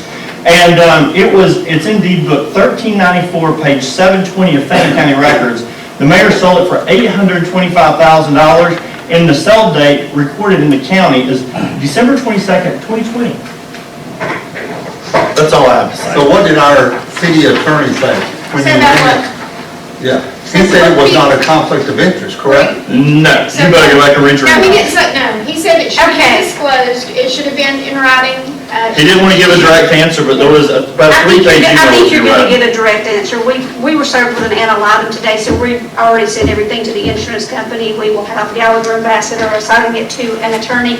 So this will be part of that also, so, Everybody will be under oath. so Yeah, nobody Nathan will be sued able- the city today. No, I said certain members of the council. And I do have a question for you. Personal and You were an attorney? business. Yes, ma'am. So what you just read off is maybe your legal opinion? No, ma'am. Because every attorney has so you would say that you're being a judge right now? No, ma'am, I would not. I would say what I'm reading So that's is your from, opinion? no, ma'am. I am not stating any form of opinion. Well, you just said I'm it's simply- your opinion that Cesar could enter to that. You said that was your opinion. That's what you said a minute ago. That is just my opinion based on But you that. just said you're reading from that. That No, was sir. your opinion. You weren't just reading from No, that. sir, that is not what I said. I've stated before I read it, that this is the city charter, that this is the handbook for Georgia mayors and council people. That's what this is, and this is the official code of Georgia for the section that you cited, which is 36-37 part 6, and it actually just goes into the subsection, which refers to leasing. I just read it.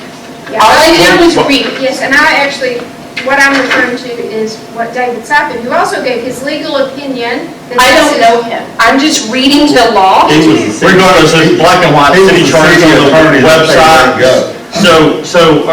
So all we're doing is trying to enforce the law. That's it, and the ethics. And I was That's it. just reading the law because the agreement that was made So was reviewed by the current city attorney, Mr. Valley, and that's So, Ms. the only law that I'm May I ask you a reading. question since you're up here? Yes, What benefit does it do for you to manage our city parking?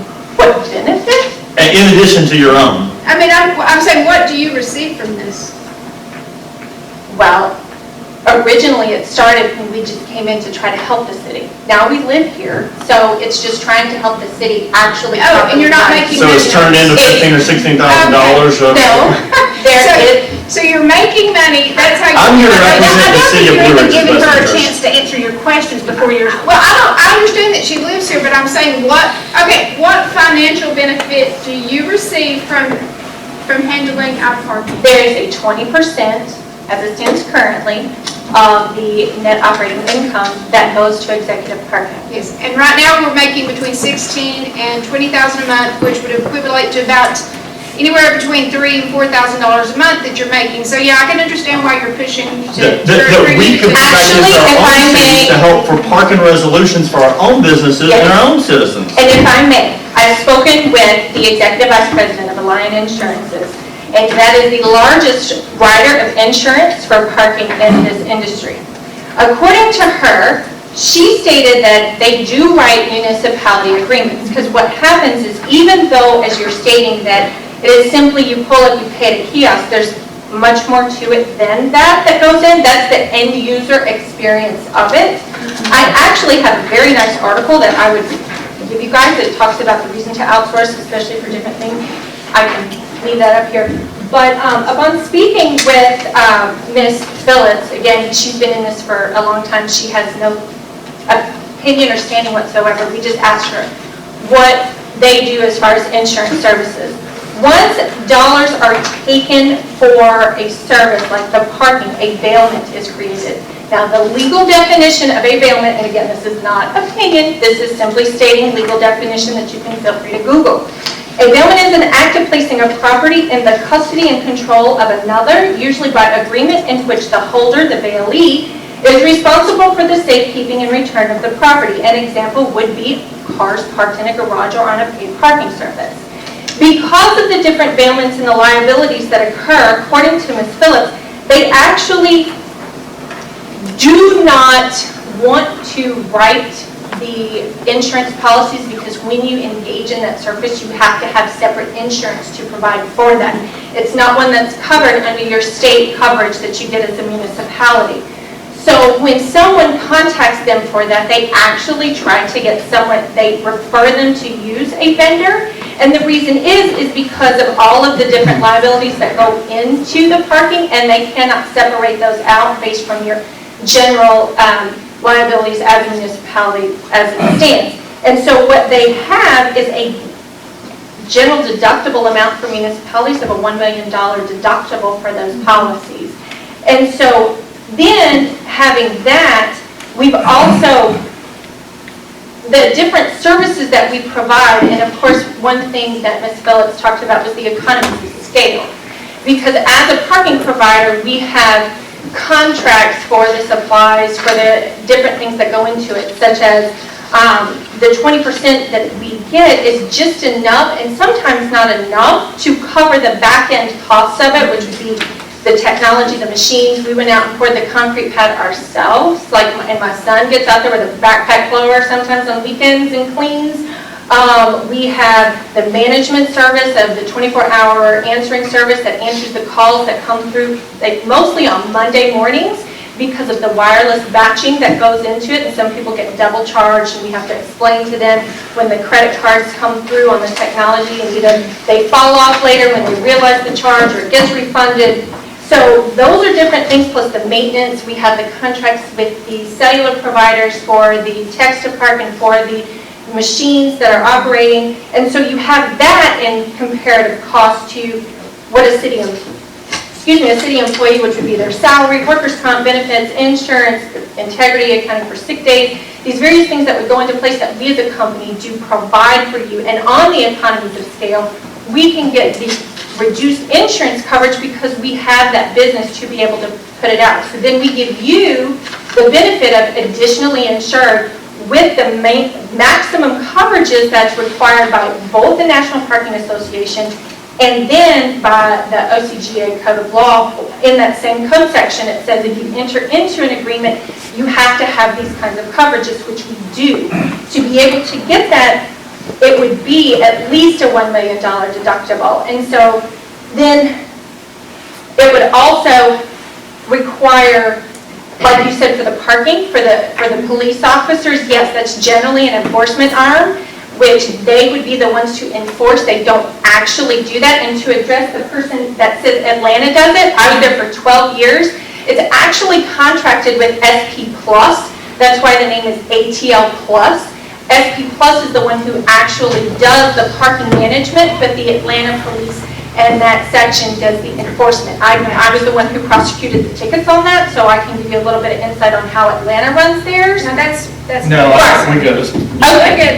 Okay. And you know what, I appreciate everything you guys have done so far, but our job as city council members is to represent the best interests of the city of Blue Ridge, and I just feel like that's what we all took oath of office to do, and that's what we've got to do. Well, we're paying you a lot of money each month for a kiosk, but there's more to it than that. I understand that, and that's why I have been We signed a researching. contract. Would you like this? Would you like for me to present this? I only have one copy. We can get copies. And we Okay. signed a contract I that don't we get shouldn't it. have signed already because of, yeah. So- Okay, I think I read this to you once again. So maybe what I would suggest we do, let's look at, contact our GMA's legal, and we'll contact James Valley as well. I'm sure this is all going to be reviewed with all the other And stuff. see what he thinks. Excuse me, I'm talking. Oh, I know it is. excuse me.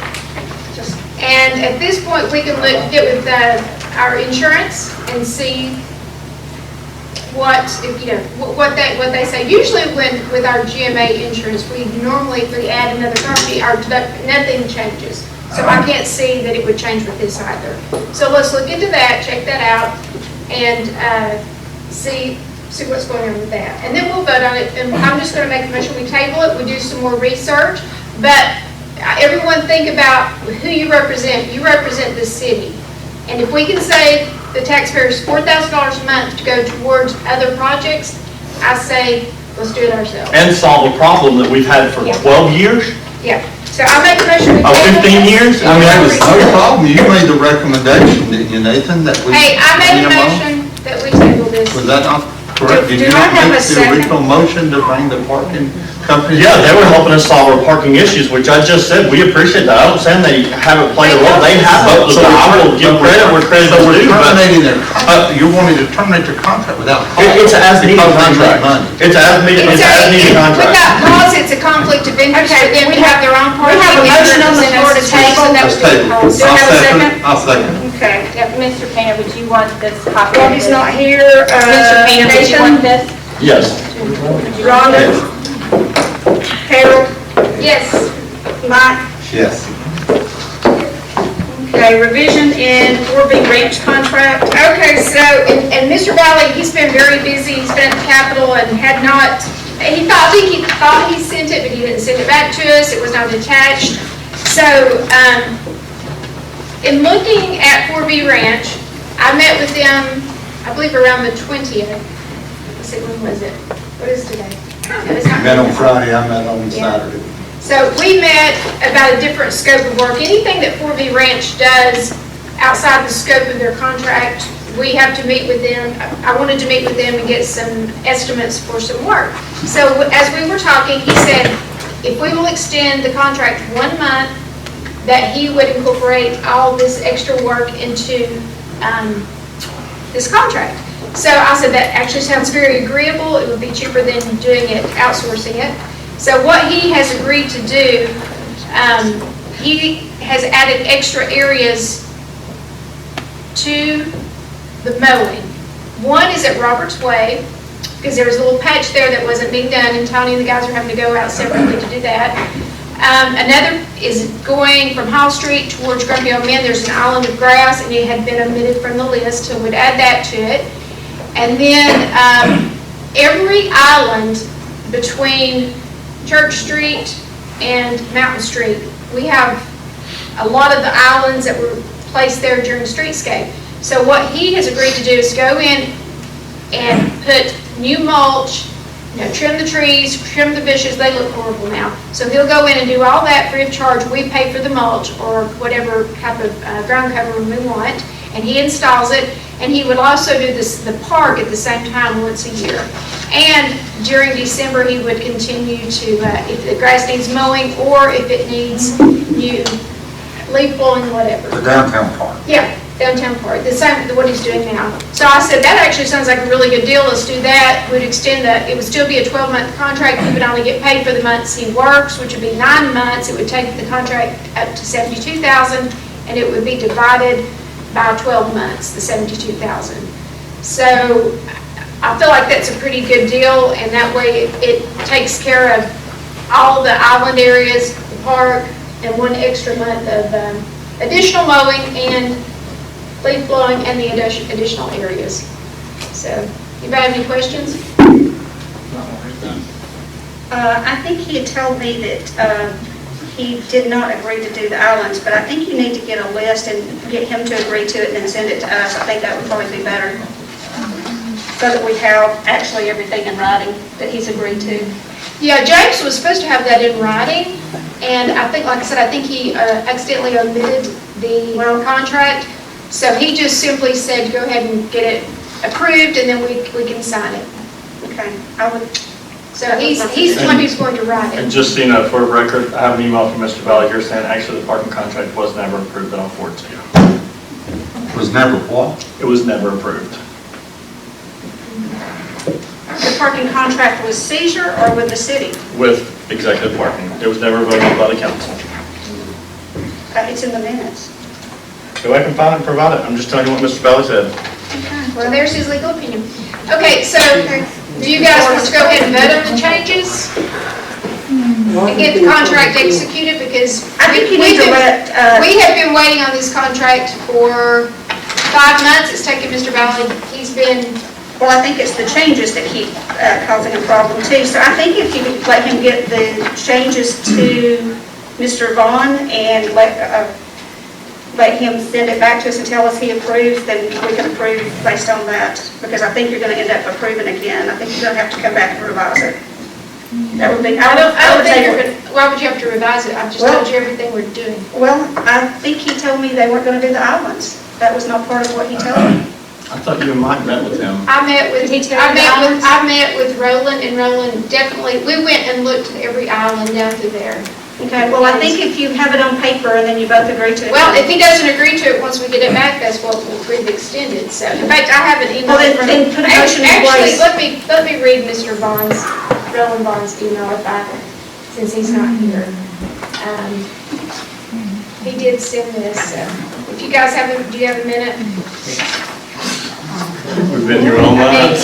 Let's get it resolved. He says, Rhonda, thanks for your time yesterday. As promised, I have attached Exhibit A and the contract terms, blah, blah, blah, blah, blah, that were discussed. And he did say he'd met with you the next day. I'm going to go back to the scope of the work. When I met with him Saturday, he said there's just a couple items. So he calls them city planners, that's what he calls them. He says, and this would be under Exhibit, he says, scope of work will be added to Exhibit A to include picking up and delivering mulch for $100 round trip, which we would be doing, and the city to pay for the mulch. Mulch will be installed in all city planners from Church Street to Mountain Street, East and West Main, which is what he and I discussed, and there are probably 8 there. So I think the confusion may be that I call them islands, they're called planters, but they're the big areas, you know, on the streetscape. So yeah, he actually agreed. One more thing that I did not add was herbicide to be applied as needed on the outlined areas. So He said he'd do that within the scope of this contract. yeah, and he's ready to get it signed. Yeah, I agree. And Alicia's ready for us to get it signed because we keep paying them without a valid contract. I think, yeah, let's get the agreement, the contract, review it, and approve it, and move on. Yeah. So I'm going to make the motion that all the changes that I've just mentioned be added to a contract, and we'll give James Valley the authority to Send it to Mr. send Vaughn. it to Mr. Vaughn for his approval, and then I'll come in and review it and let the mayor sign it. Do I have a second? I'll second that. Robbie's not here. Nathan? Yes. Rhonda? Yes. Harold? Yes. Mike? Yes. Events? Rhonda? As we've been talking about with events, I think we need to give everyone a decision on what we intend to do. It's my understanding also that outdoor events, you don't have to adhere to the same guidelines as indoor events. We can verify this with Mr. Valley if needed. Yeah, I've got a question about softball tournaments as well. Well, that was my next question. I'm waiting on that right now. Yeah. We've got a tentative softball tournament in April here, and I've told them, you know, we're not 100% sure yet. To be honest, I was thinking about that as well because I knew there were a lot of girls coming into town for that. My suggestion when Nicole, she called me, I'm totally fine with outdoor events, but I just feel like if you are having an outdoor event that people should wear a mask. And that way it does protect to some degree. But you know, Can that be optional?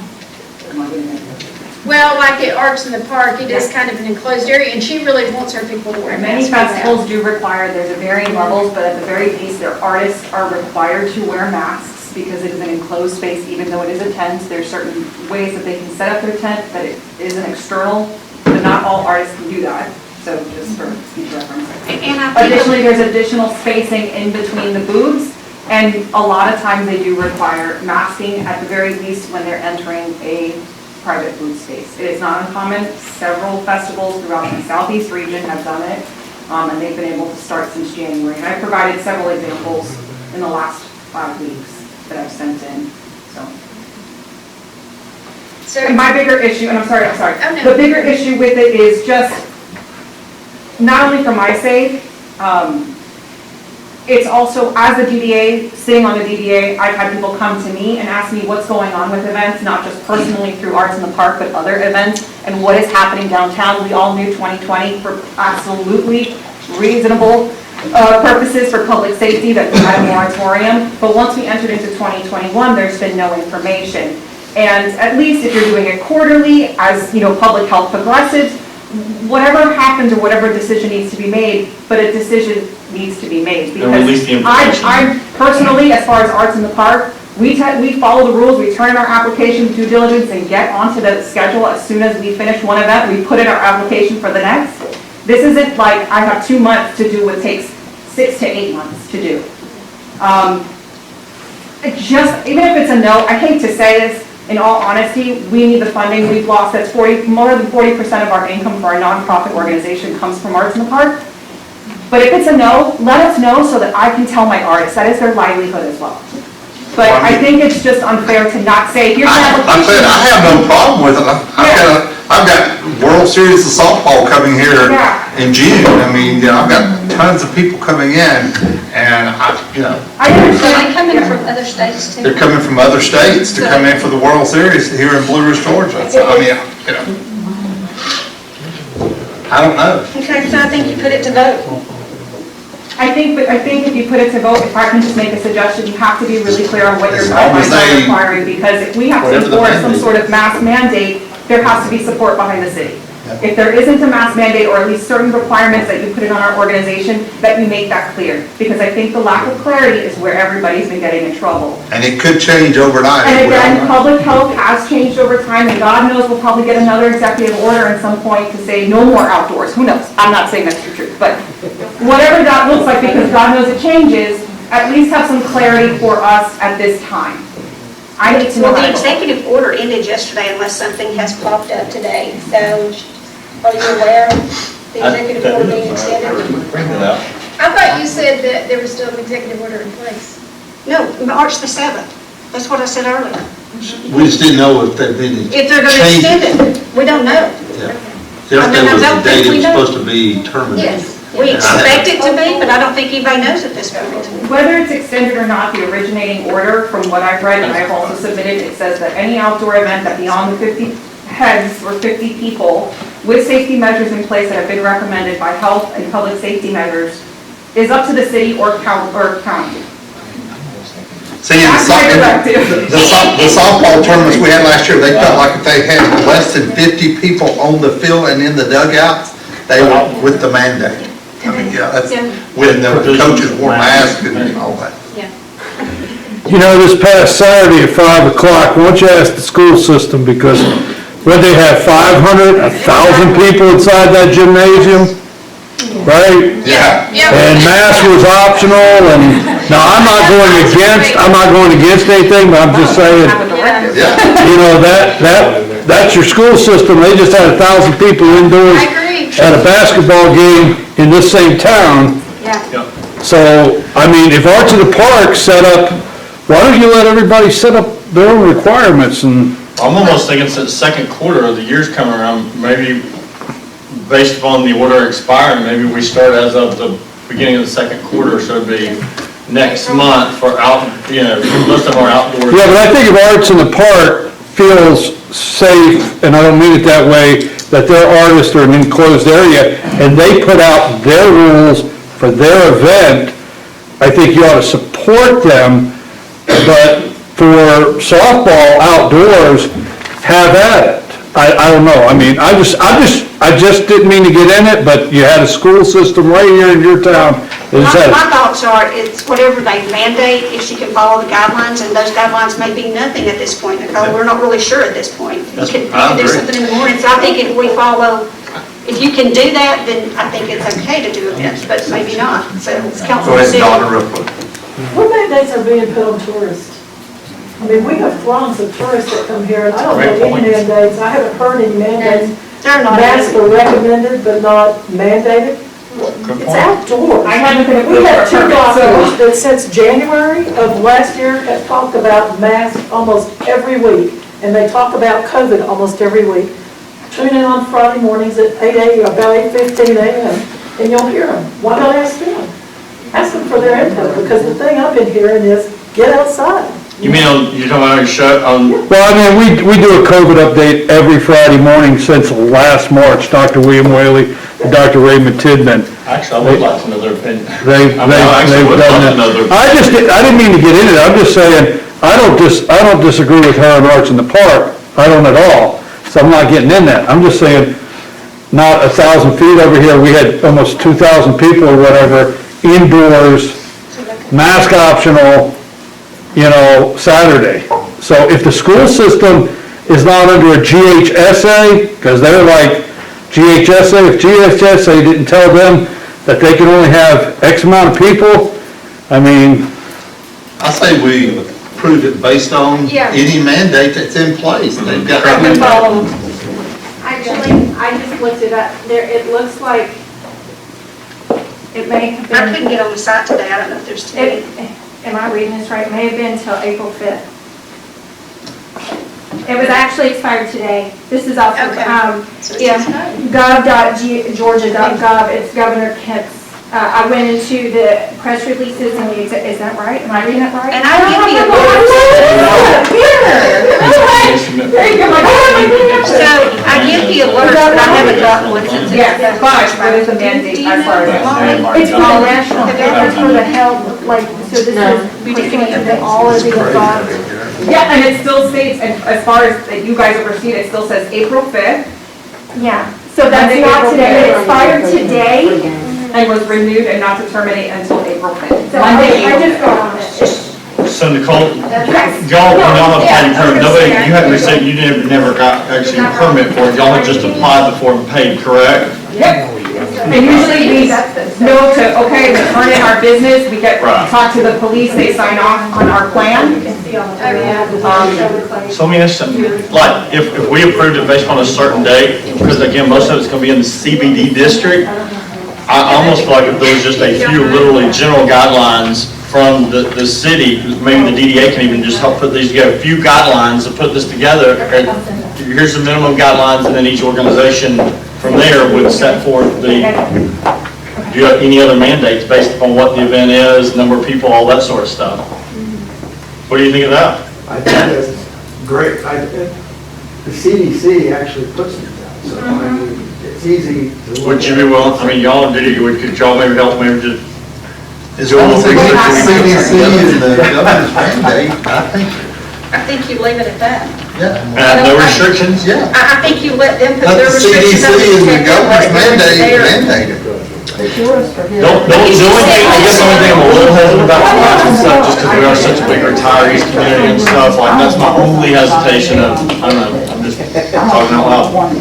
And Nicole, you do that to protect the Arts Association. Do you post that you'll have mask wearing or things like that? Whatever the mandate is and whatever the requirements, and in truth, other artists that I've spoken to, it is already known that we were planning to do it. What the requirements that we were under the impression of doing is, we usually do 12 feet for every 10 by 10 booths, so that allows for a foot around to move and whatnot. We were gonna increase that to 6 feet in between each booth spaces.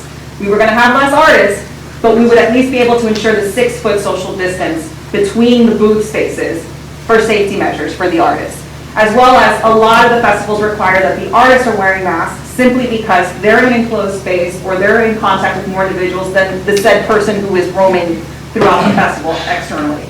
So maybe here's a suggestion. Masks will be encouraged, I'm not gonna lie, masks will be encouraged. I will more than likely be given my personal. So I guess here would be my thought process is I'm fine with like us leaving it up to, whatever the state orders are for it, but I feel like we as a city should still look at the best interest of public safety, and maybe based upon each event, based on your guidelines, maybe when they come to do the event, make application, we see what the plans are based upon the social distancing, and then it gets approved based upon their plan. Whether it's through the DDA or through. But that would still be approved by you guys. I mean, it's whatever. I mean, why are we gonna have boards if we don't utilize it? You know what I'm saying? But there needs to be that guideline. I mean, I almost think that's the way it should be, and that way it's based on the event, I think Mike's gonna make a motion. I'll make a motion that we approve events based on the CDC and the governor's mandates. Based on what date, starting what date? For any event. As of now on. Going forward. Any event. Any event, CDC and the governor's mandate. Do I have a second? Can I ask you one question? So based upon that, like when they come to make the application, whether it be 1,000 people gonna be there or 5,000 people, does it matter? She's gonna control whatever the governor's orders say. Whatever the governor's order is. She's gonna be responsible, the event holder's gonna be responsible, that's what all the other cities are doing. That takes a If lot of they money. cannot keep a social distance, if they cannot follow the guidelines, then they can't have the event, so she knows if it doesn't work. They can't tell people, as a business owner, these guidelines you're talking about, I've tried to enforce them, the people ignore them. I know, but you've tried, but you've done your job. But That's you're a what private I'm business too, saying. Angela. We do our job. You're a private business, so that's a little different than the government piece of it, allowing the park, you gotta follow the. But if we follow the CDC and the governor's mandate, that's all we can do. Okay, so I have a motion on the floor, do I have a second? I'll second that motion. Okay, Nathan, Yes. Rhonda? Yes. Mike? Yes.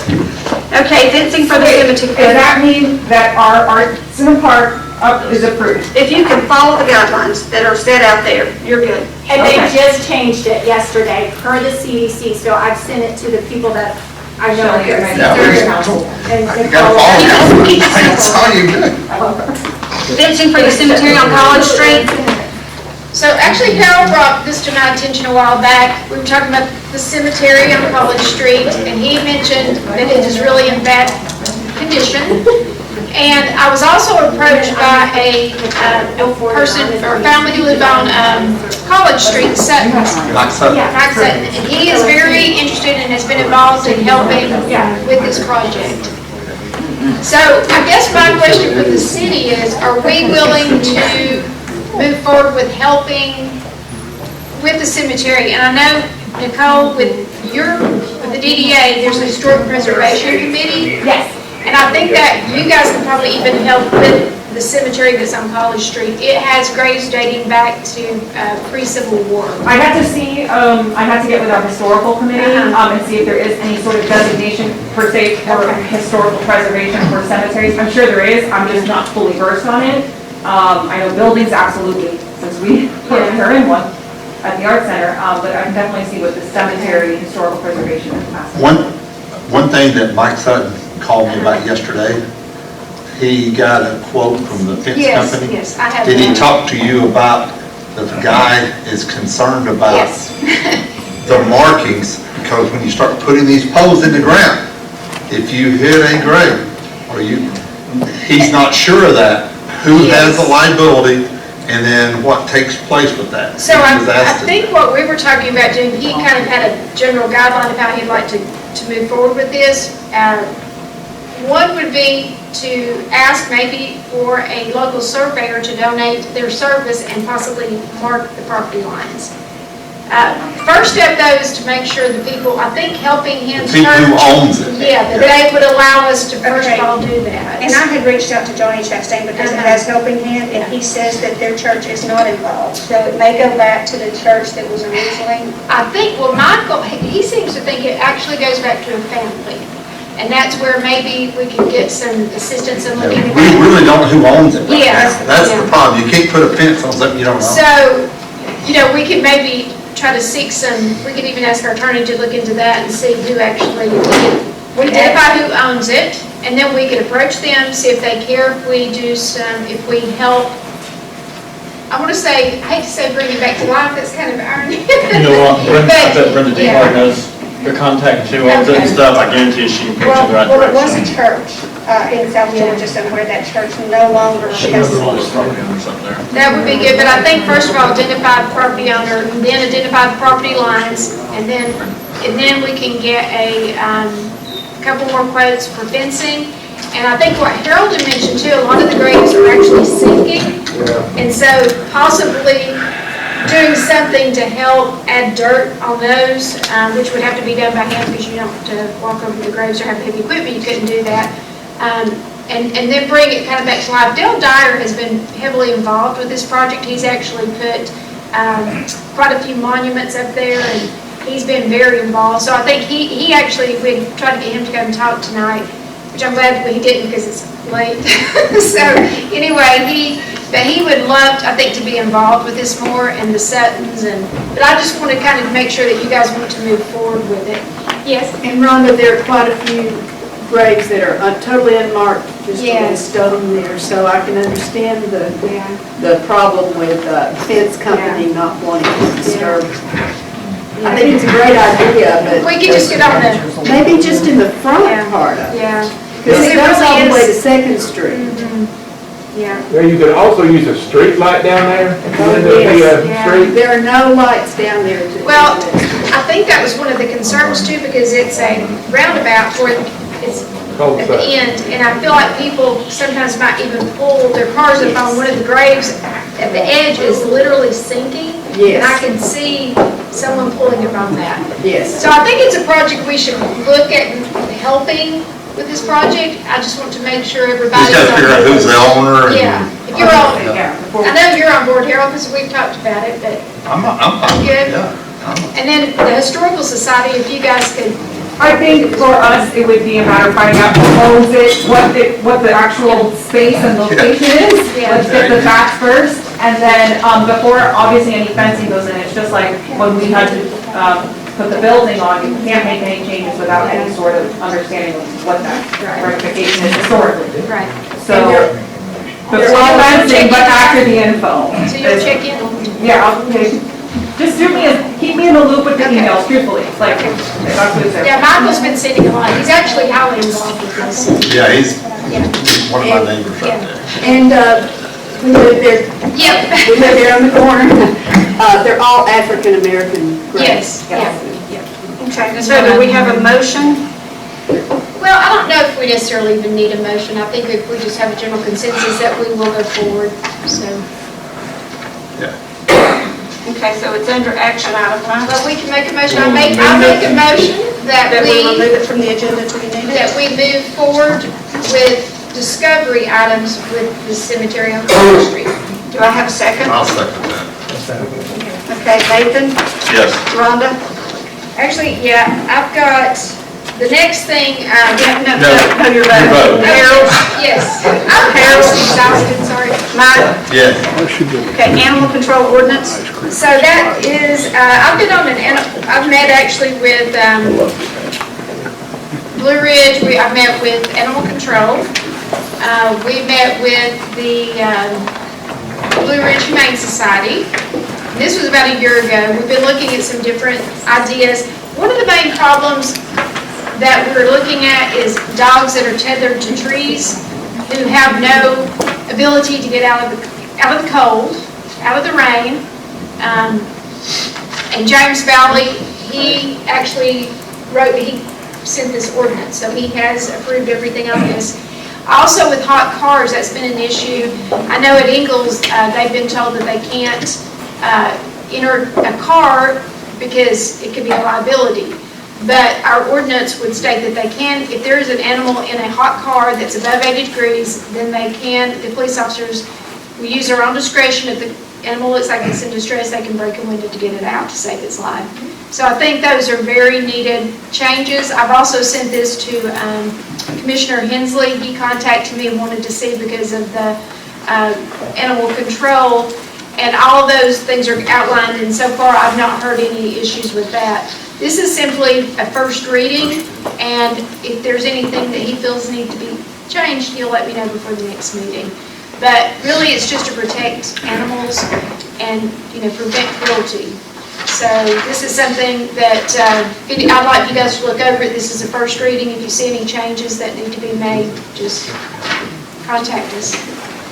Okay, and we have a little issue. On number 16, Mike, I'm going to ask if we can do something with yours. We inadvertently left off the bid for the trash dumpster on Roberts Way. So I'm wondering if I can make that a two-part with number 16, since you're going to be talking about, nothing really fit, but you're talking about property. So this is part of our property that we'll be leasing out to somebody, and we need to award that bid or not award it or whatever we're gonna do. So can we have an A and B? Can we make a motion to amend the agenda? Why don't we just amend the agenda and add an additional item? Well, it really has been amended already in the beginning, so I think you just amend it there and let, this gentleman's been sitting here for that award the whole time. So I thought we would do it with Mike's, just put an A and B under there. I have no problem. I mean, whatever y'all want to do. And that is for the trash receptacle? Yes, okay. What does it have to do with the proposed city 12-month moratorium on It's purchase? talking about property. It's just talking about property is why I did it, because this is property that we have that we're going to be leasing out. So it was the most fitting. Animal control didn't really fit for the dumpster, so. That's right. So I just found out about it 3 or 4 things ago. So can we amend the agenda to have 16 with a moratorium as, or let's do the dumpster lease first and then the moratorium second. How about that? A and B. So Kelly will just correct it in our minutes and put it that way. So can I have a motion for an amended agenda for A on number 16 for it to be, how did you have that on the agenda that got left off? The award, to award the bid for the dumpster location? Yeah, notice of lease. I'm sorry. It's a notice of release. Notice of a lease, and then B would be your moratorium. So I need a motion for that. I make a motion we amend the agenda 16A being the trash dumpster lease on Robert's Way. Robert's Way, and B item being the 12-month moratorium. Okay. Do I have a second? I'll second. Okay, Nathan? Yes. Rhonda? Yes. Harold? Yes. Mike? Yes. Okay, sorry about that. So Jeff, you want to present that? I don't know how that got left off, but Yeah, I apologize. thank goodness Jeff caught it a little while ago. Yeah, there was some legal questions on the bid. We only received 1 bid for this. So I heard back late from James on that, and I failed to get it to Kelly to get it on the agenda. So it's my fault on that, and I take all the responsibility. But basically this is for the dumpsters there on Robert's Way that we've been needing to get moved over so we can put the sidewalk and clean that area up there. We put it out to bid, ran it in the paper for a lease card there on the city property on the corner of Roberts Way and Mountain Street. We had 1 bid from the Norton agency. The only thing is we would put it out to bid for 5 years with 2 5-year lease options to renew. They bid it as 10 years at the initial lease. So you can vote to accept that or change it back to the 5 years it would be. So basically what it would do is we asked them to move their dumpsters, move them over on the first parking place if you turn on Roberts Way off of Mountain Street. We asked them to build a enclosure, city specs. It'd be totally enclosed, the top would be open, but you can't see the dumpsters. And that'd be at their expense. And then they would lease it back to the city. And they wanted 10 years instead of 5 years? They asked for 10 instead of 5. We bid it out for 5 with an option to renew for every 5 years. So they want to go ahead and do at least They 10 want to years do with the option 10 of 5 because after the that. initial cost of the structure is going to be very expensive. We're trying to amortize it out as much as possible and Hey, if you want security to for our turn tenants and on, residents. I think we want to get the dumpsters moved out of the sidewalk so we can get a good sidewalk in there. We'll work with you on that, Mark. I make a motion, we accept the bid. I'll second that. Okay, Nathan? Yes. Rhonda? Yes. Harold? Mike? Yes. Okay, B, moratorium? Okay, moratorium. Thank you, sorry. Thank you. So, I know, and of course, we can talk about it now, the PAC property that we've been looking at, y'all discussed the other night in the DDA and the newspaper, and I was here. You know, I've looked at it, I went and read a lease that we had an option to do a couple years ago, and then I actually talked to Mr. Pack, who owns the property. His wife is actually my 5th cousin. My mother said as long as she was my 5th cousin and we didn't, do spin the bottle, I didn't have to accuse myself. So, but I've been looking at it, trying to review everything. My whole problem is right now, we did the thing with the taxes to save the city $2.5 million. When I come on board, they tried to purchase a church and they changed that, and then they voted on the annexation, they changed. I just feel like there's been a lot of back and forth, and I don't personally want to acquire something and put the next council on a 10 or 15-year debt on a piece of property that they may or may not want. I would probably be in favor of signing some type of a lease right now to review, to look at it, but I think we have EPD study needs to be done down there. I think there's a lot of things that need to be done with that. I like the property. I understand Mr. Fitz's thought that it's the last big piece of property, but personally, I don't feel comfortable of putting the city in debt for something we really don't know what it is. But y'all mentioned that we should leave the Whitener party, which is 2.3 million, but then you have an issue with the 1.2, is that what I understand? I didn't mention that. That never, Robbie. that never came from me. I'm just saying, I'm uncomfortable purchasing any type of real estate right now. We're only 7 or 8 months out from an election. I think, I don't want to tie next year. I totally understand where you would say you would have a problem, but that's where, as a council member, you get the right to vote, and, a quorum of 3 can make that decision. That's why I put it on here. You can vote against this if you want. Well, what I'm saying is I don't think it's necessary to have a moratorium, because a really good piece of land might come along and you set yourself up for failure in that regard. You just You just voted, and we are decision-making bodies of the people have elected us to represent them. To me, it's like, how did you phrase that, Cesar, that was so well put? If we don't do this, we are...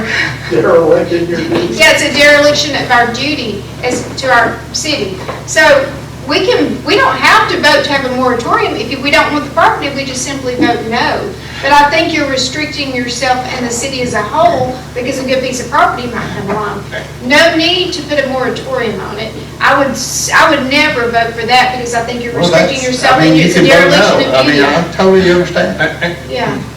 And yeah, you can vote no on it if you don't like that piece of property and you don't want to do it. You have that right as a member of this council to vote no. I'd just like to see an alternative solution, because for 12 years now, businesses have been screaming, and the only thing I know is we're not going to have a downtown if we don't have parking for people to park in. And this property almost already got out from under us, and thankfully the PACs are good people and they agree that the city of Blue Ridge needs it more than anybody, and things didn't work out. But I just feel like the way downtown's developing, I don't know of anything else that close in for that price that we're going to get. And again, we're not going to have a downtown if we don't have parking for people to park. It's bottom line. We had a DDA meeting last week, and this was a major, it was parking. And I think if we put a moratorium on our ability to buy any property,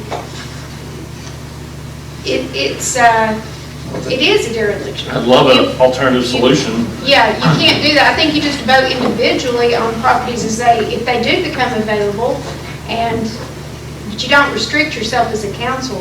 So I think we're all intelligent people who can make good decisions. So I don't think, why would you put in a restriction on that? Well, I mean, that's just my opinion. So I make the motion that we do not adopt a moratorium on the purchase of properties. I'll second that motion. Okay, Nathan, Rhonda, I guess those are both yeses since you know. Yes.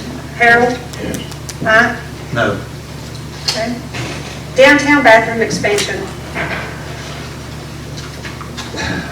Basically, we're working on it. Last council meeting, I did a rough draft plan. Bobby Beard did a rough draft plan. We submitted them to Nathan. Actually Jeff did a plan to scale. We've already priced everything out. The council pretty much gave the approval on it. It wasn't to scale, just so you know. It was just rough dimensions, it wasn't to scale. Right, that's what I'm saying. It's just rough dimensions, and, we're ready to go forward. We're kind of waiting on, you were gonna be able to try and put something together. So it's been turned over through to Nicole and me and Jeff through the ZDA, because it's in that. And So as soon as we get that, but everything has basically been priced and ready to go, and we're set to do that. So we're just waiting on. Can I ask, just Sure. as a business owner, how many more stalls are being in? Sure, I can give you exactly. So we're basically doubling the size on the men's, 5 new urinals, 1 toilet, 2 sinks. On the women's, 5 toilets and 2 sinks. So Nicole got that, she was. Yeah, we're doubling the I size. know, my question is, and I can understand that, is that enough? I don't think that's enough. I don't disagree with you at all. It's what I think we can do right now. I mean, originally had the big bathroom, but it's been going for what, 8 years, Angie? 9 years? The original bathroom design down there?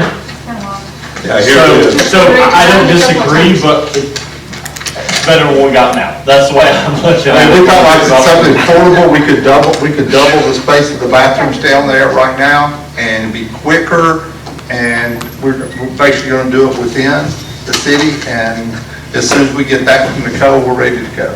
So do you want to table this then, Mike? Do you want to? Well, I just want, basically, I knew they were wanting an update, I was wanting to. Yeah, it's under action. Do you want to table it? Since you're Well, we've already voted to go forward, just waiting on the. What's that?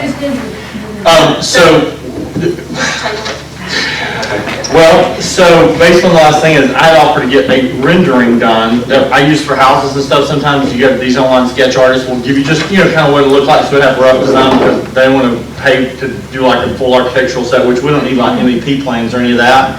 So I reached out to Nicole, who's on the design committee for the DDA, and Jeff sent the rough dimensions, and we've been in an email loop.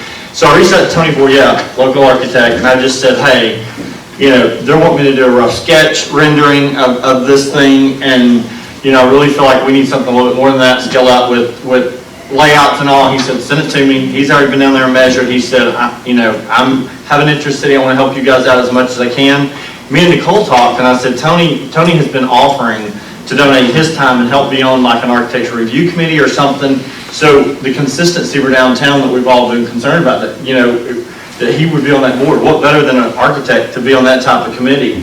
So Nicole and I was talking, and I think him and her's talking, and he may join her committee, which is the design committee, so he'll be on her committee.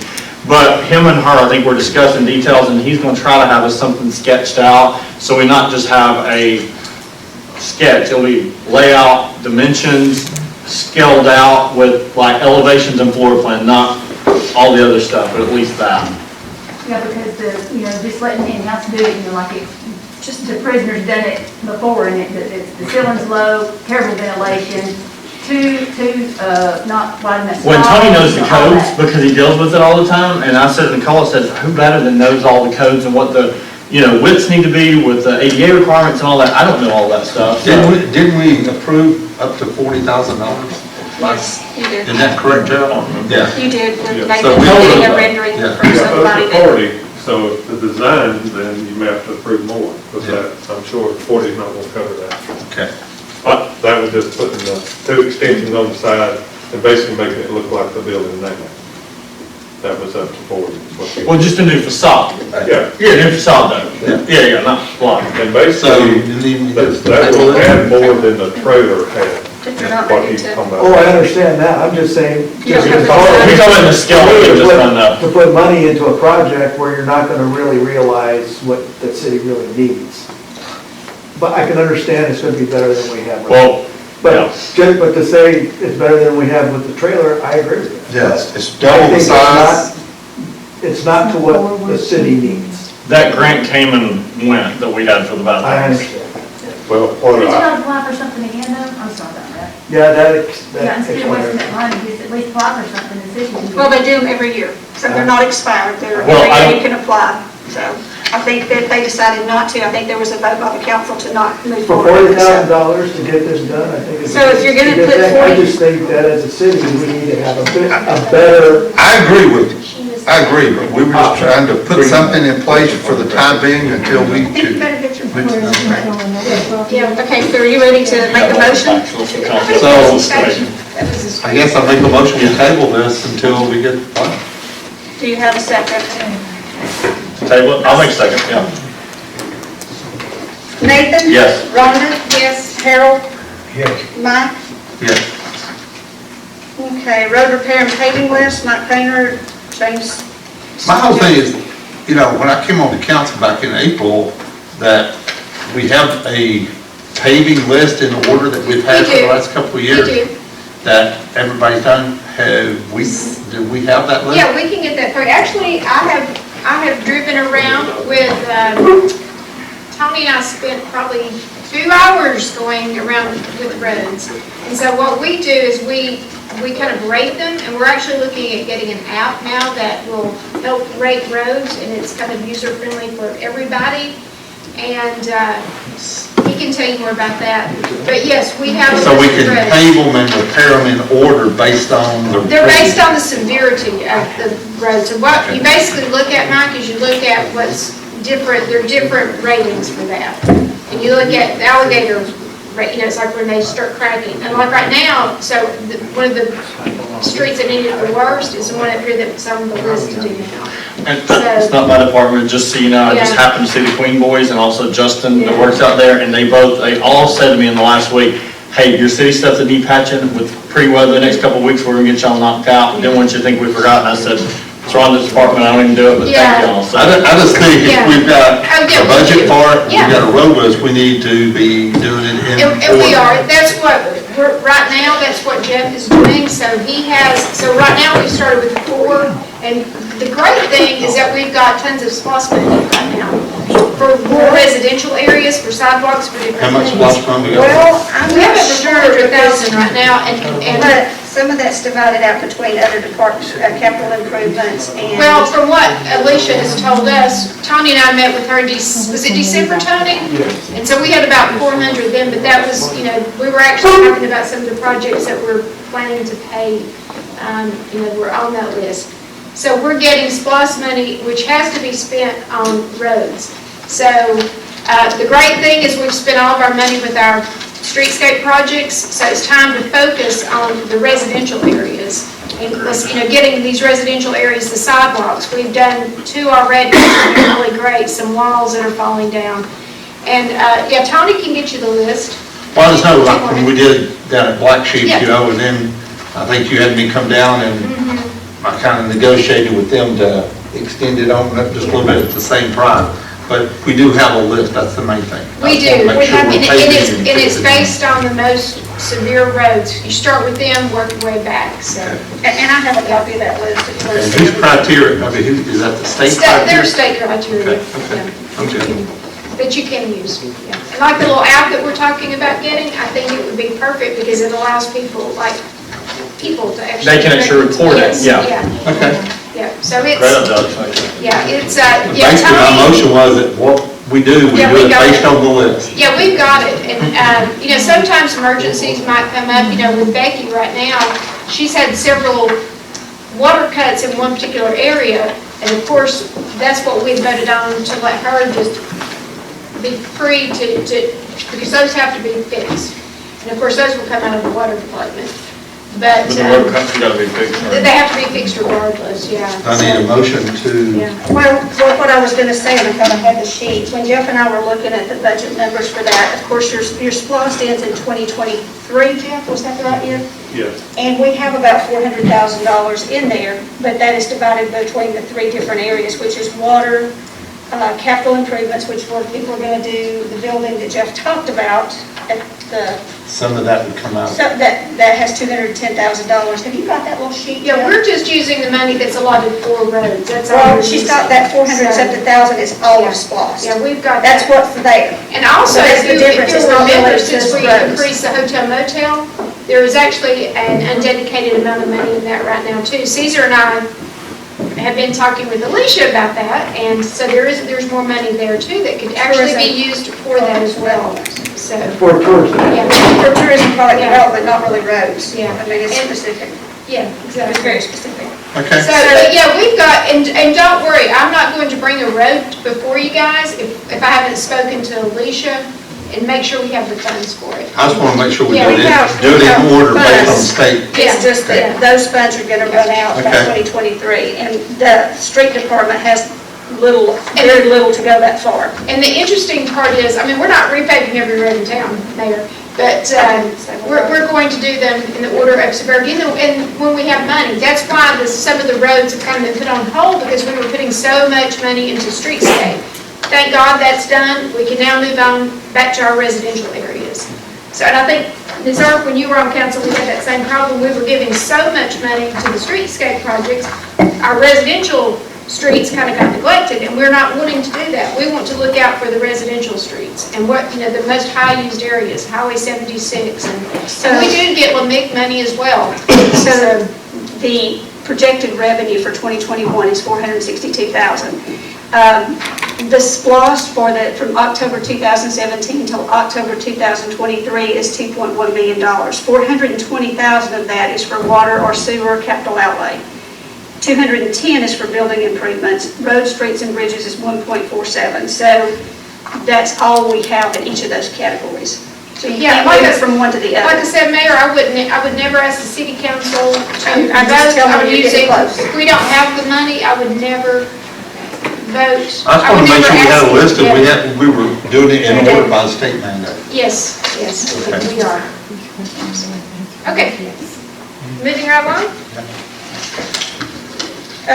Need a motion to either table or remove that from the agenda for the I don't next really know time. what the motion would be. To remove it from the agenda so it doesn't come back I up. make a there. motion to remove it from the. Sounds good. Do I have a A second? second. Nathan? Yes. Rhonda? Yes. Harold? Mike? Yes, yes. Farmers market rebid minimum $1,500 monthly. My theory is, I put some stuff out on the farmer's market, some ideas on some of the different plans. One plan was from Gilmer County, they're building a complex right now. Union County's already built a complex up there. I had a meeting with the county commissioner and the school superintendent together, three of us, and discussed the idea of a city-county joint effort. And basically, they wanted me to go out and get some of the surrounding areas, so I'm waiting on Union. You're looking at Gilmer. I had a sketch also of our architect that does a lot of work here for the city. He took the farmer's market and kind of played with it a little bit. The county is very optimistic. They wanted a wellness center part. The school system wanted aquatics. So the three of us kind of came up with just a random name. It's strictly rough. This is all rough. Nothing is concrete. But we're wanting together plans from multiple places that's been built in the last couple of years, basically our population, and look at it, and then look at the state for swim teams and laps. You got a lot of minimums and everything there. Put all that together, come back with a couple solid plans to vote on as we go down the road. We're probably looking at, a good bit. But in the meantime, my theory was that we could rent that. We did a $3,000 bid. We got no bids, did we? Zero. Yeah, we got no bids. So my idea was to come back, and because the farmer's market is open, we have 100% of the liability. If you drive out there in the morning at 6 o'clock, you'll see 20 cars, you'll see UPS trucks, you got lumber setting out there, you got everything out there. And my fear is, like I said earlier, is some 16-year-old go out there and they decide on a Friday night, they climb up on the lumber out there and they fall. And we own it, it's not locked, it's not secured. So I think we can get a bid at $1,500 or a couple bids. Can I interject something? Sure. I've been working with Water Department, Street Department, and our idea, I gave you guys handouts. I took color photos. Right. I also piping that we have down at the shop currently, basically the water department, the street department, they share a shop area. By state law, you're not supposed to have your piping or anything exposed to potential chemicals, first of all. So EPD could really, if that were to, if chemicals in the street department, anything like that would come out, you could get fined.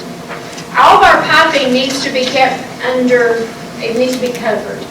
Heat actually will destroy these pipes, and that could be some of the problems that you're having with your with pipes leaking, because It's a waste of taxpayer money too. it's a waste of taxpayer money. Sometimes we have to throw them away because they're exposed to the sunshine, especially the elements. And Tommy, you could probably explain more about that. It's called sun burning or sun cooking. What it does is it breaks down the plastic and it becomes brittle. Just like if you have a PVC pipe laying out in the yard for a couple of days, you go on pavement, it shatters. Same thing. So like all this piping you took a picture of, how long has that been laying out there based on these pictures? Well, some of them are rusted, I don't know. But But they're used. so But what I would suggest, like you said, and we've approved to move forward with building this other building. Yeah, and it's gonna be a year probably before we can get Exactly. there. And so in the meantime, let's utilize, instead of leasing it out for $1,500, let's use it for our own purposes. In fact, I think Mary, you suggested this. I suggested we move the shop there. But anyway, I think if we can at least move the water department's piping and everything out there and get rid of, Citizens needs to move, UPS needs to move, and then we enclose it, because we really shouldn't have people who could expose potential danger to our piping because water goes through them. So- I have no problem with that, just as long as we don't, as you'll see, the architect Yeah. is trying to use Yeah.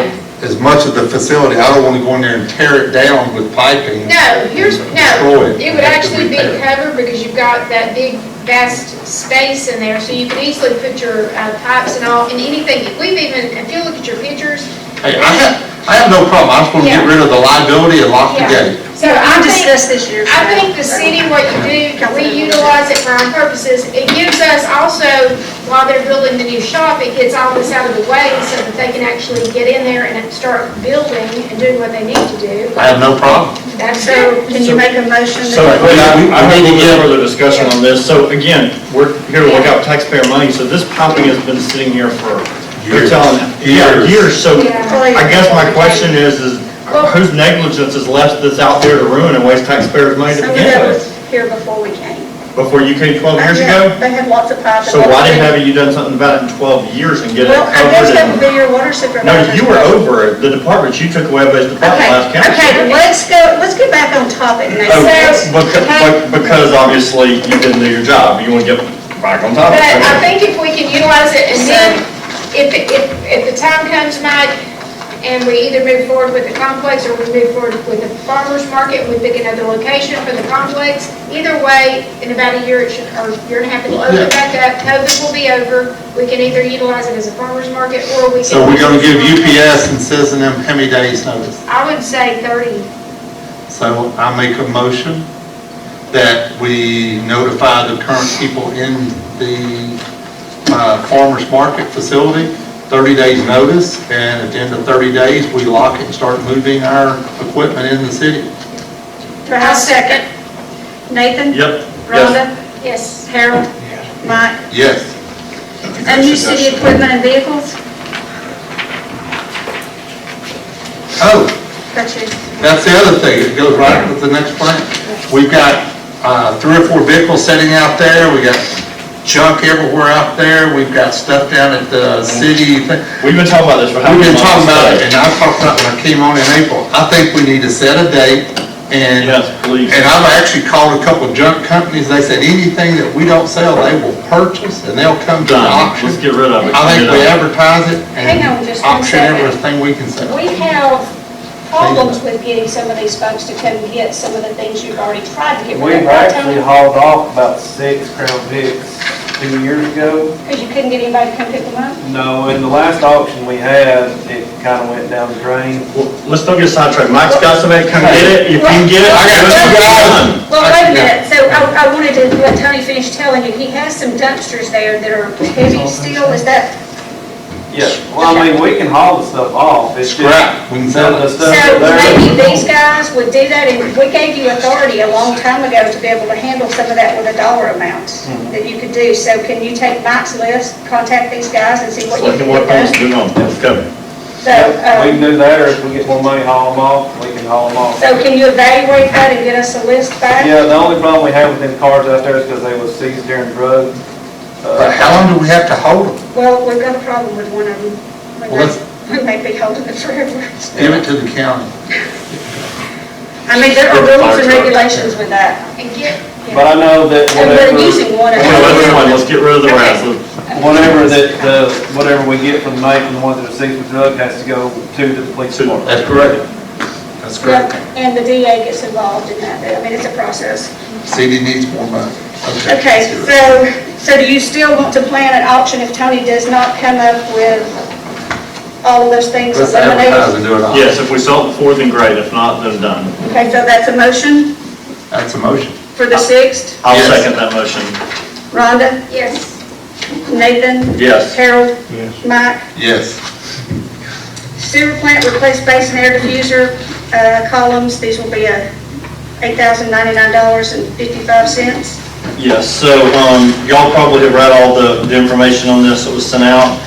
There's some parts in the treatment basins that need to be replaced. The air columns, which are 4x14 long pipes that the blowers will air through, are deteriorating due to age and corrosion. Is through aqua aerobics. Again, these are things that we have to have to keep the plant operating. The amount of this quote is $8,099.55. I make a motion that we approve proposal 60290 PO 28913 in the amount of $8,099.55 to aqua aerobics. And do I have a second? Second. And I will add that this is not one of the things that was going to be replaced in our grant money, so this would have been outside the grant anyway. So Nathan? Yes. Rhonda? yes. Harold? Yes. Mike? Yes. Okay, task release number 26.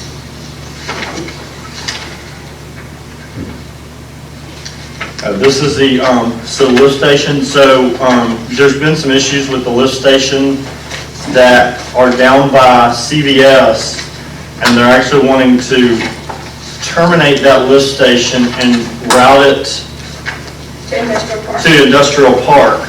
Yeah, which is actually going to save the city a lot of money in redoing it. So We're not redoing it, we're just. abandoning that one altogether. Yeah. It'll save us the pipe, Becky said like $60,000. well, the power, yeah.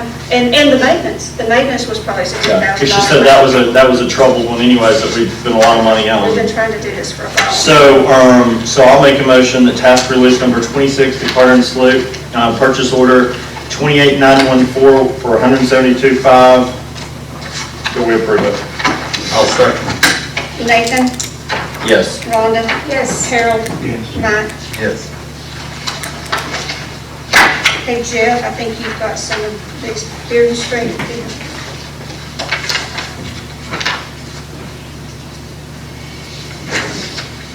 Yeah, got some quotes on some streets here, a couple quotes on Bearden Street. This is the street that runs from Josh Hall to East Main, right in front of the city shop. It's real narrow through there now, and it's real hard for the guys to get in and out with a backhoe or any truck. If they have to come out through town, they come out East Main, come to Mountain Street back, and hit 515 just to go that direction, work on anything. So we worked on getting the cars moved off the right of way down there, and the city does own Bearden Street. So I've got quotes to widen that from the city entrance to the city shop back out to Josh Hall to give them entrance in and out. I have two quotes to pay that section, one from Johnson and one from Caldwell. That's a pretty big difference in the cost estimate, from the estimates on it. Yes, sir, and I talked to both of them, I made sure, I met them out there, So What did they say? Who'd you deal with, Luke up at Caldwell? Is that who you're going with? I dealt with Luke and Justin with Donna. Johnson. And I showed both of them exactly what I wanted, what needed to be done. Got quotes from both of them. Why don't you go over all the quotes, because I think we're gonna find that Johnson Paving actually is kind of much better on all of them, I think, so. Yeah, I think there's a couple maybe that Caldwell was better on. Yeah, I think you're right. Okay. The next one is West First Street. And I was asked to look at this, West First Street from Summit Street. Well, do we want to vote on these one at a time? I You want us to guess? go and vote as we go? I think you should. We can do it either way. Either way. I think we vote as we go, that way it's Okay. clear for Alicia. Well, I'll make a motion that we approve the paving estimate to Johnson Paving because it's significantly lower for Bearden Street in the amount of $24,498.99, and that is quote number 6867. I'll second. Okay, Mike, Yes. Harold, Nathan? Yes. Rhonda? Yes. One quick question. Yes. Once we get that paved, we're gonna keep all of the, because there's a couple of distance there, we're gonna keep all of the traffic off of that road? They've already taken it off. I mean, are we gonna keep it off that? The traffic, no. The No, cars not the parked traffic, there. but the cars parked there and all that Yes, stuff. we put up a sign. Okay, We can get them. I got you, okay. Let's find them then. Yeah, So, okay. yes. I just don't want to spend the money and then it's Yeah. looking like a hat. I've already talked to the business owner on it, so. Okay. The business are parallel with it, so yeah. And then Bob and Beard owns the other one, so yeah, already covered that with all of them. The next one is West First Street, starting at Summit Street and going all the way to the end, basically to the curve there where it makes a curve in the big bend there. This to repave that section of street there, and I have 2 quotes on that. One from Yeah, Johnson. Jeff, on one of these, Oh, well. on the Caldwell construction, even though it's still more money, it says that to haul off, I guess, the pavement they have to break up. On the Johnson paving estimate, again, it's still cheaper, but does that estimate include any of the haul off of what they have to remove? Yes, the milling is their haul off. Oh, that's what that means? Okay, all right, Grinding cool. it up. Well, and they've got it mill on both of them. They say Yeah, they got- mill replace and they say milling. Well, it says mill existing, and then it says and haul off. Yeah, and it's, Johnson says mill and replace, but when they mill it, they got the haul They have off. to, okay, Yeah, they're all right, gonna, cool. Yeah. Then I'll make a motion that we approve the Johnson estimate, quote number 6845 for West First Street in the amount of $49,804.07. do I have a second? I'll second. Mike? What's the difference in these? $6,000 6,000, difference. but we're going with Johnson. Oh, I thought that was the least one. Wait a minute. Caldwell's was. Oh, I thought I just looked at these and they were cheap on every single one of them. Is that not the case? No, I'll accept everything except this one. How odd. 6,000 difference. And how odd is it was 10,000 and there's 6. Well, here's my thinking, the reason I voted with you is because I'm thinking if Johnson's cheaper on all of them, that they're gonna be here doing their job, and they can come in and do everything at one time. That's my way of thinking. Well, I mean, actually, my thinking was, is why don't we go back to Johnson Say- and we'll award them that job based upon them doing all the other ones that being easier if they'll match the price Yeah, that of sounds Caldwell good. Yeah. construction. Because they're actually cheaper on I everything mean- except this one. I agree. That's just, I So- just saw that number, that's Well, why. that's Yeah, I'm glad you not correct me because That's I why- just, in my head, I thought that was cheaper. I wanted to kind of discuss them and then vote Doesn't as make, a whole. doesn't and even make it's- yeah. sense, but, That's what so I I'll was make them, thinking. I'll rescind my previous motion and I'll Wait make, just a minute, you may want to look at this too. So this has got 722 square yards, so they're saying 270 tons. So what is a ton in yardage, do you know? I don't know, but Jeff went down there with them both. Yeah, I met Mayor both of and- them. So there's another one that's got tonnage, the yardage off. so what do we want to know, how many, So they know. Well, there's one that's not. It's not my department. so how many Yeah. square yards are in a ton? Well, I'm just wondering if you've got, because they quoted them differently. I don't know what we're gonna do about Google one day. I don't think, Mayor, that they're quoted, like I said, Jeff went down there with them both, gave them both specific directions as to what was to be done. So you say you gave them the same. Yes, I walked to all the projects with them and showed them exactly what it was. 420 to 2,000, so can you run the math real quick and make what it is? Okay, well, hang on, so let's see, 420. Oh, that's actually about right. That's the same? Yeah. Okay. So, yeah. Yeah. So it is, that's what I said. Any questions on it? No. All right, so I'll rescind the previous motion on West First Street, and I'll make a motion that, Jeff, if you'll go back to Johnson Paving, see if they will match the estimate in the amount of $43,740 that Caldwell gave us an estimate for to do West First Street, then we'll approve the Johnson Paving estimate of $68.45, which will be the amended amount of $43,740. If they don't, then I say they bring it back to council for approval next meeting. I don't think you can do that. I think we have to table this particular street.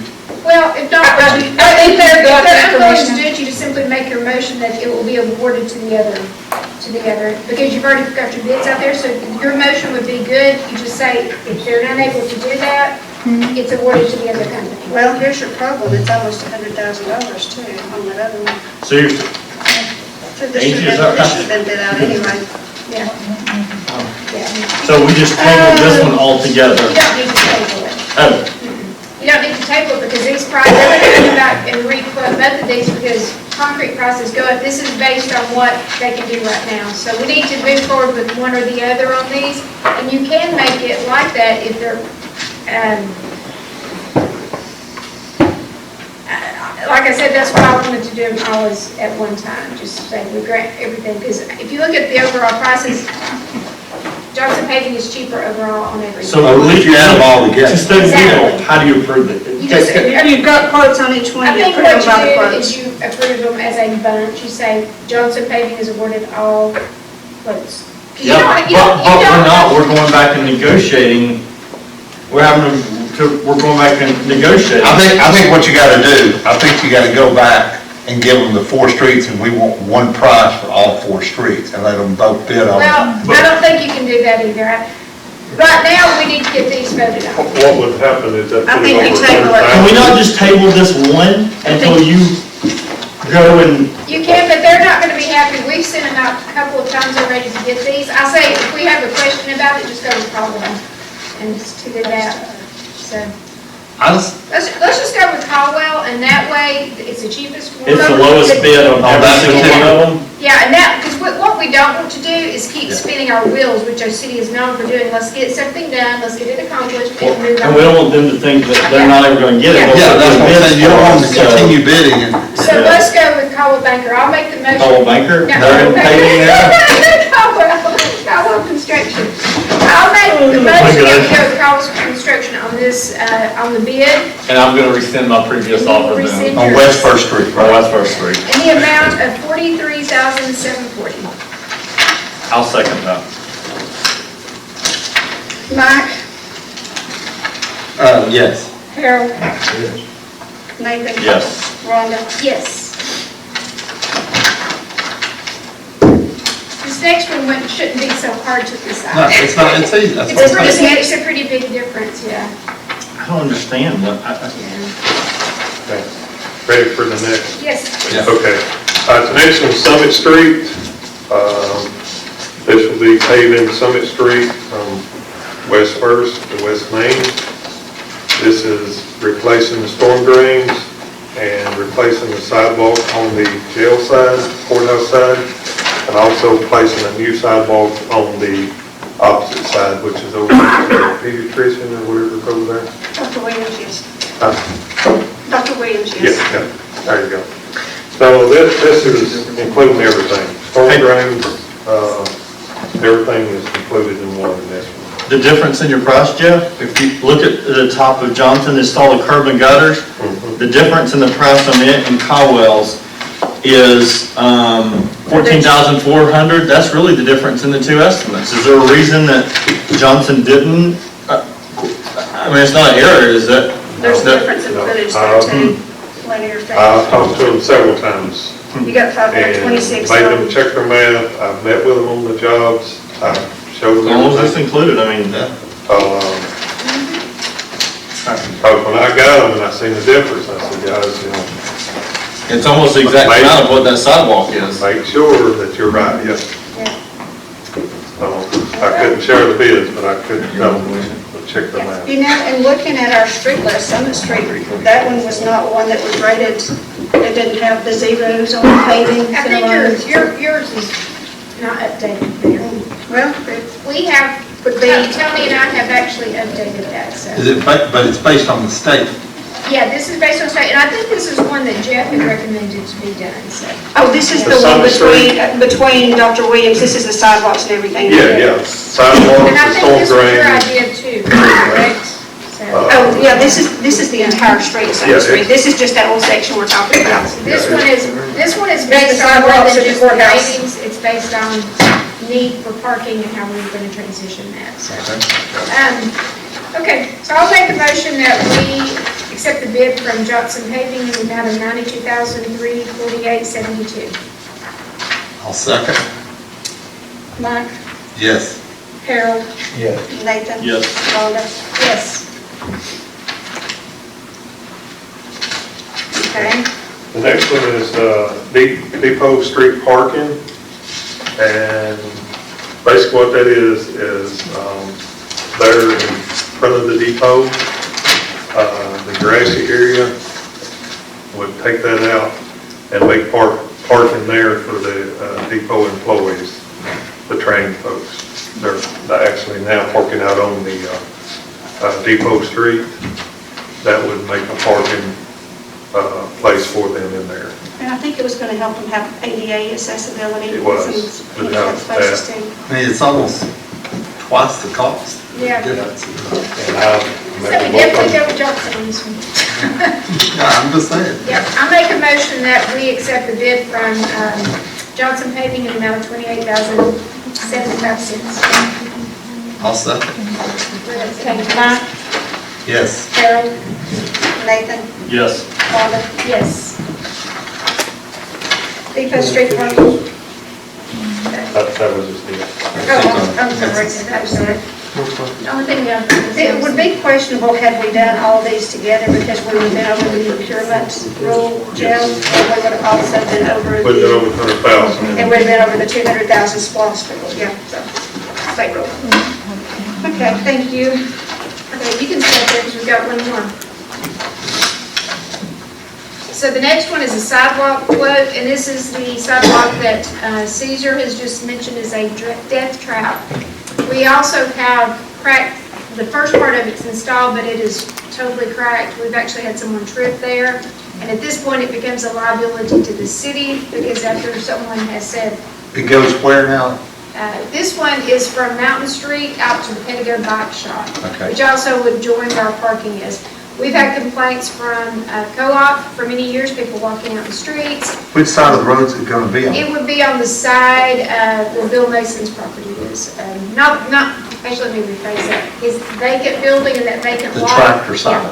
Yeah, it's on that side. I think if you're gonna approve this, you need to go ahead and do the water line, it needs to go under the Yeah, actually, sidewalk. I did talk to the water department today, and they do not feel like there are any issues with that. I spoke with Shannon specifically, and he said we've not had a water. Shannon's the one that told us. Shannon told me today on the phone, and so did Becky. I met with her, and I called Shannon. Shannon said we've not had a water leak there in 3 years.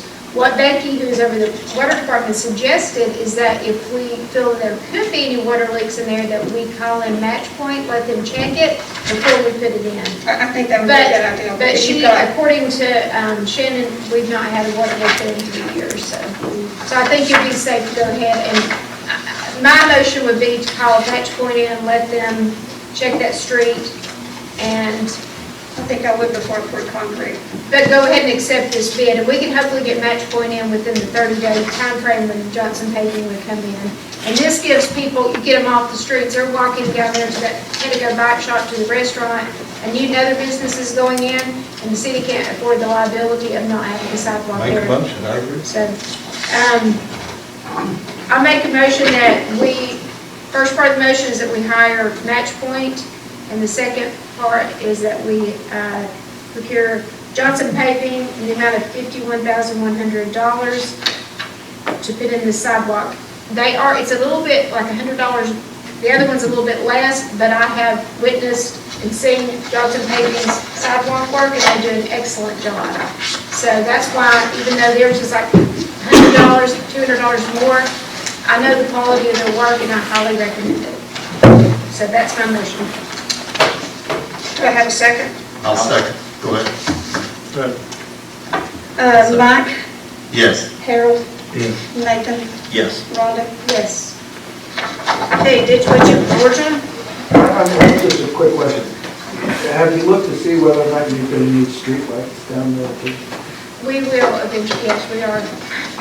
We will have to, Will that be planned for though, as a, yeah, Conduit will be put in under the sidewalk. yeah. Can you look at that, Tony? Well,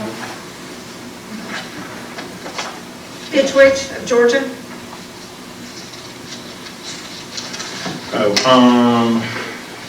what tab number is this? 25, it's actually, there's quotes for Ditch Witch of Georgia, there's 2 quotes, there's 2 different types, one of them's $5,749.68. The other one from that company is a larger Ditch Witch, which the guys feel like they don't need the larger one, and it's $8,264. The competing quote is $6,425.52, and that's from Vermeer. The other one was Ditch Witch of Georgia, so they're recommending we take the $5,749.68 quote. And I'll make a motion that we approve the Ditch Witch of Georgia invoice for the amount of $5,749.68. Do I have a second? I'll second. Okay, Mike, Yes. Harold, Yes. Nathan, Yes. Rhonda. yes. Turn light at Mountain Street and West Second. So we got the amount back on that. It's actually going to be it would be $8,234 turnkey, and that includes removal of 2 sections of heads and installation of 5 new section heads with green arrows. And it would include all equipment that goes with it. So we would have to get it programmed, and that can, we can approve that out of my budget for up to $5,000. It may be at close to $3,000. We don't have an amount yet. But this light would be, we get the turning lane. It's going to help the flow of traffic at that area. Where's the sign? That's down here at Whitener Monument and Packer Building. And that's where we wanted to do the one we talked about in the last meeting. like Turn left, turn Mountain this Street. way. Yeah, so you would turn left going out, just like at Mountain Street. Yeah. And then the traffic you'd have a green light, turn light, traffic goes, and then this traffic can come in this way. It's to handle all the traffic coming Yeah, down Mountain west. Street and all the Yeah, traffic West, coming. it is West Second, isn't it? West So- First. West First, yeah. Okay, so it would be Yeah, they got West coming Second from there. the Mountain Street onto, so if you, am I right, Jill? I'm sorry. From Mountain Street, you would be turning left, like to come back to City Hall onto West First, so it would Yes. actually be a signal that way? Yes. Okay, I know that we're going to do the turn lane there. Do we want to do this before we do the turn lane? We had decided not to do the turn lane because there would be no need in that. That's what we talked about the last time. This light should We be. approved that. We did not approve it. We approved the project to do that on The Mountain turn Street. lane on Mountain, or No, Ada Mountain Street, Ada Street is what y'all approved. Yeah, we approved Davis Street with Mike Lewinsky. That's, what are you No, talking about? we approved Mountain Street several meetings ago. Yeah, see, We have LMIG money for that, Yeah. right, Jeff? Isn't it LMIG and then city funds? Mountain Street was approved. So you will have a turn, I actually have the drawing, y'all all have a drawing, we approved it. So this light would be necessary to go in there even with the turning lane. It would be right now, it doesn't do us a whole lot of good because if somebody in the front is stopped and it's not turning left, then nobody else can turn. No, they go straight. It's just like. Yeah, it's gonna be We approved a this. left turn green, Yeah, left it's- turn green, and a green. All Yeah. directions? It's the one, like the one up at Mountain Street, remember I asked you guys Yeah, to whenever you look get at a it? turn signal left, you'll have a green to go straight or go right, and Yeah. people can go What about left. going from here though? Yeah, and then it'll switch from Monument, it'll be a left turn, Yeah. and you can go straight. And honestly, Donna, if we can save that money and we don't have to do a turning lane, this right here should do the trick. And we can use that limited money on other projects, like you said, we need more money, so. Well, if we're doing the turning light, but the first person that comes up is not gonna turn, then you've still No, got they are going to turn, because it's just like the one at Mountain Street. You've got two lanes, one going this way, one coming this way. So you're going out, and the light is going to turn, it's gonna have an arrow to go, it's gonna have an arrow to go straight. So these people are gonna, this lane's gonna go regardless. There's not a lane there at this point. No, there is a line, there are two streets. Is there one street, this street, two sides of the street. This side of the street will go either left or it will go straight, just like up at Mountain Street. Yeah. Remember we talked about Mountain Street, the west first, you'll have a green light and a left arrow, Yeah. so you can go straight, turn left, or go right all at once. I And the think, flow of traffic will go. yeah, And then that will stop, and then the other will go. it's just like the one up here. Have you been through the lot up Oh, at yeah, Mountain Street? I And think how it we've been works through and it, it but if plays? somebody's in front of you and they stop, you don't get to turn. They're not going to stop because they're either gonna go green, it's green, they're gonna go or they're gonna turn. There are two Well, the options. turning lane's gonna make a big difference, and I think the turning lights need to be I don't there. think you need a turning lane there Well, even if you personally. have a turn lane, you have to have a turning light, so. Yeah, Yeah, so I think Yeah. it's, but I would think you might even, I think it do will you have enough in the eliminate, budget from that to do the turn signal with that, with Old Nick? No? I personally, Mayor, would think that this would eliminate the need to do all that work that's unnecessary. When you can put one simple solution that will save the taxpayers money, What was the other Why? cost?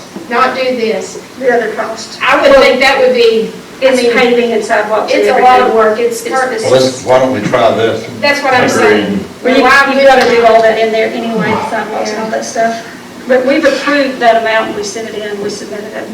But we can also use our league monies in other areas too. We don't have to specify anything, so.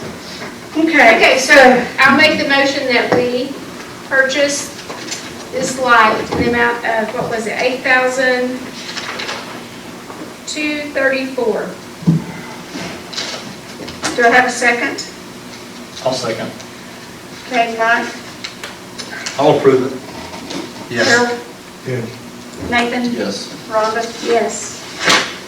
Patch repair on water and sewer cuts, Vicky's got probably $15,000 to $20,000 more that's needed at this point. She has about $15,000 already out there that they're waiting on with the good weather, and I talked to Johnson the other day, and they said they should be here in the next couple of weeks, now that we're having some dry weather. So she needs an approval up to another $20,000. They've had a lot of cuts in the roads. I'll make a motion that we approve up to $20,000 for additional patchwork for water and sewer cuts. Do I have a second? I'll second that. Mike? Yes. Harold? Yes. Nathan? Yes. Rhonda? Yes. Okay, discussion items, farmers market complex. I think we've already settled that. We settled that. We don't have to have motions because these are discussion. Adult entertainment ordinance. So, when all everything started coming up with the rezone request, with the commercial property on 515, everybody was talking about the uses that it could be used for. So we started looking for our city ordinance pertaining to adult entertainment, and we could not find it for the longest. It was not to be found. So finally it was located, and I've actually spoken with Warrior in Paradise, and she was going to help create one. But what James Valley has suggested, he sent this one and wants us to look over it to make sure that it is tough enough, I should say, to preserve the integrity of our community, because You just gotta be very careful there, Yes. because I know Cobb County spent yeah, like $1 million trying to yeah. restructure theirs, and you gotta be cautious what you put there. Yes. They hired consultants. He Now you- recommended we model Yeah. theirs. But because James they've is got all gonna the- work, He said, yeah, if we want to, look over this one, if you feel it needs to be strengthened. Personally, I think anything that we can do like that, I know the county ran into an issue several years ago, and they had to quickly put something in place, and, that gets into a really great area, so. we don't want to end up in a situation like that where someone applies for some sort of, and nowadays things change with this type of business. So I think you just have to look at it and make sure that the city is So protected. you want us to look at it and Yeah. James is gonna review it? Yeah, just send him any recommendations. If you see any that you think need to be changed, get input from the community. So You you're guys want a against copy it, of correct? Pardon? You're against it, correct? Oh, I don't think we should have one. I mean, we don't That's need good, to I'm on your side, I'm on your side. Sorry, we're speaking out. I think the adult entertainment ordinance we had did not have all the legal Yeah. information in it, so We I think just we're wanna make sure, we updating just it. wanna make sure Yeah, that is. And I will tell you one thing that Mr. Crowley did say to me today. We're good with that. It would have a We're good with different, that. it would have a different, it wouldn't be adult entertainment, it's called sexual orientation ordinance. So, Cobb County started reworking theirs and then I So when think you there was a lawsuit involved and. so when you see that pop up on the agendas, that it's adult entertainment, so. Just seeing it on there makes you wonder what's going on when you see it. Yeah. It's a perception in people's mind. I know, We do need to get some rules in But place. I think we need to definitely look at what we want as a community, and I know as a council member, I don't want that next door to me, I don't want any of that, and I wouldn't think the rest of us would either, so I just think it's better to be proactive, like James Valley said, let's be proactive instead of trying to solve the issue when it comes up. So if you all will just look at that and then send him any recommendations, things you think. That was all I had on that one. Election concerns and procedures. Yeah, so, and Rhonda and I both have discussed this, and with the election coming up this year, and with all that has been going on over the last few months, which the public is just now starting to find out about, to be very honest, I don't know that I feel comfortable with the election that's coming up and not having a unbiased party being over the election, even if it's not maybe here at the city hall. I think our staff is put in the middle of way more than they should be put in the middle of anyways, and I'm wondering if we should have outside counsel maybe to review it. Rhonda, I know you had some thoughts on this as well. Yeah, I mean, I think if it's an issue, and if, maybe we even work with GMA's attorneys and let them, if there's a conflict of any sort, I know like even, last time we did have a conflict with Jane Whaley, and that was, so I think maybe we outsource to a different group of Want for them municipal to attorneys. review our procedures, not Well, to do the election. but Yeah, well, I think they tried to find somebody to do the election. Because I know A lot of companies Marvin that don't want to do it. They don't want Yeah. to, and I don't blame them. And I think it's a little too late to transition it over to someone else, but I think what we can do, because James Valley, our current attorney, does represent all of us, so he probably should not be involved in making any decisions based on, like, let's say someone comes in. Especially with some of the other issues that are Let's say in. someone comes in and they say they lived in the city for 12 months, but we know they haven't, and we have a hearing on it. Maybe we do have someone, because that person could say that he's being biased towards us because he works for this council. So maybe we just get an outside municipal attorney to look at issues if they arise like that. And to be perfectly honest, I feel exactly that way. I feel like with some bad advice we've gotten, some good we've gotten, so many different stories and things that went back and forth, I feel like we need somebody else. Well, Somebody else to make sure it's done by the law. and I'm just looking at this from a practical standpoint. None of us have keys except the mayor, and I don't feel like she should have a key to this building during that election time, because if she comes in here after hours, I don't want any There's cameras. possibility of any wrongdoing by anybody, so I would suggest that she give back her key during that time, get the doors rekeyed. Be Because happy to do that. to me, I'd say whatever the consultant, if we hire a consultant, let them make the And the recommendations. ballot box and has a we'll abide by label on it that has a number that the girls have to Yeah. match I up. So would there's a lot of precautions I would in place, still, but it they would would like make me, to. it would make me, unless you gave us all keys, or, I think they- I don't want to, I don't want to be, I don't want to. I don't want one either, but I also feel like the mayor should not have one, because if, There's a couple of It's just- emergencies that's come up, I had to come in for. I just think that during the election, you do not need one. Well, that's- Because And I have no problem Unless you're with that. not running for What office. I would like want to see is that we try to remove as much of the election from the Yes. staff as possible, because they really don't want to do it, as Mike No, said. they do not want Oh, to. They're not interested, and they have tried to find another company that Well, does this. if you've got some ideas, find one.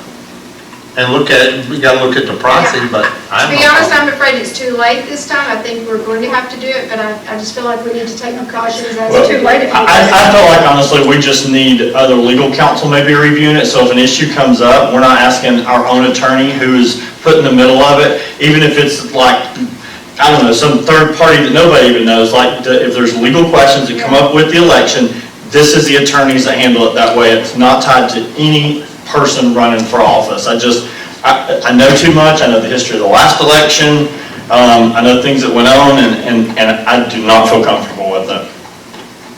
I don't think anybody disagrees. I think everybody would prefer that. I think everybody would prefer to be seen somebody nobody else having a problem.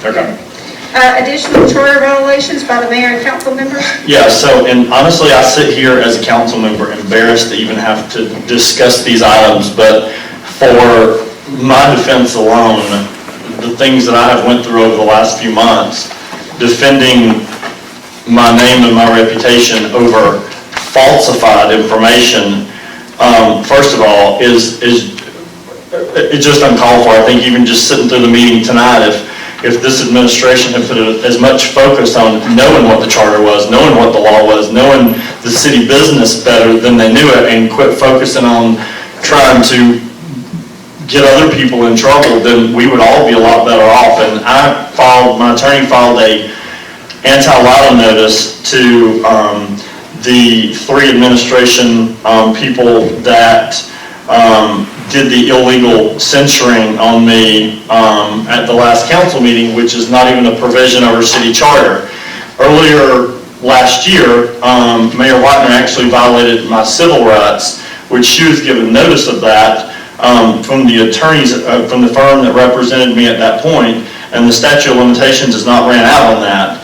And I'm sure it'll be made public, but my attorney has wrote a letter that outlines it. But the thing that I guess I find most interesting is my mom and dad always said to me, when you point one finger at somebody else, you got 4 pointing back. You know, it's so true. And in this situation, it's almost the irony. It's like, I sit here and I'm like, you want to censure me, tell me one thing I have done. Tell me one behavior, not one piece of evidence, not one fact, not one incident that can be proven has still to this day came out. But yet, not to notify me and want to think they're going to censure me and remove from office is laughable.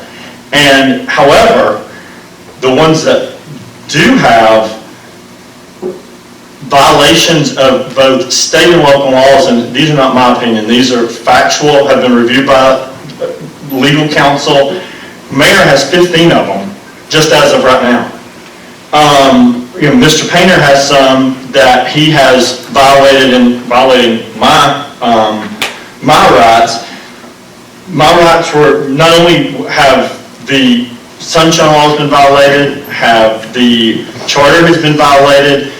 Every council member sitting at this table is violating their oath of office and violating the charter by not doing something about the other violations that have been, the laws that have been broken. Our charter says that we shall move forward to remove somebody from office if they have, if they do certain things. The way I look at this is, if you know what, I did something wrong, our charter specifically tells the council how to remove somebody from office. You don't need to censure me. Remove me from office. But you better prove to me I did something wrong, which this council has not had one thing they've been able to prove to me. It's all been lies. From, I'm dealing with the city's drugs that comes in, the same thing that the mayor accused Chief Cersei of years ago, and I've heard her say over and over. I know she's also said it to Ms. Arp and Ms. Haight and other people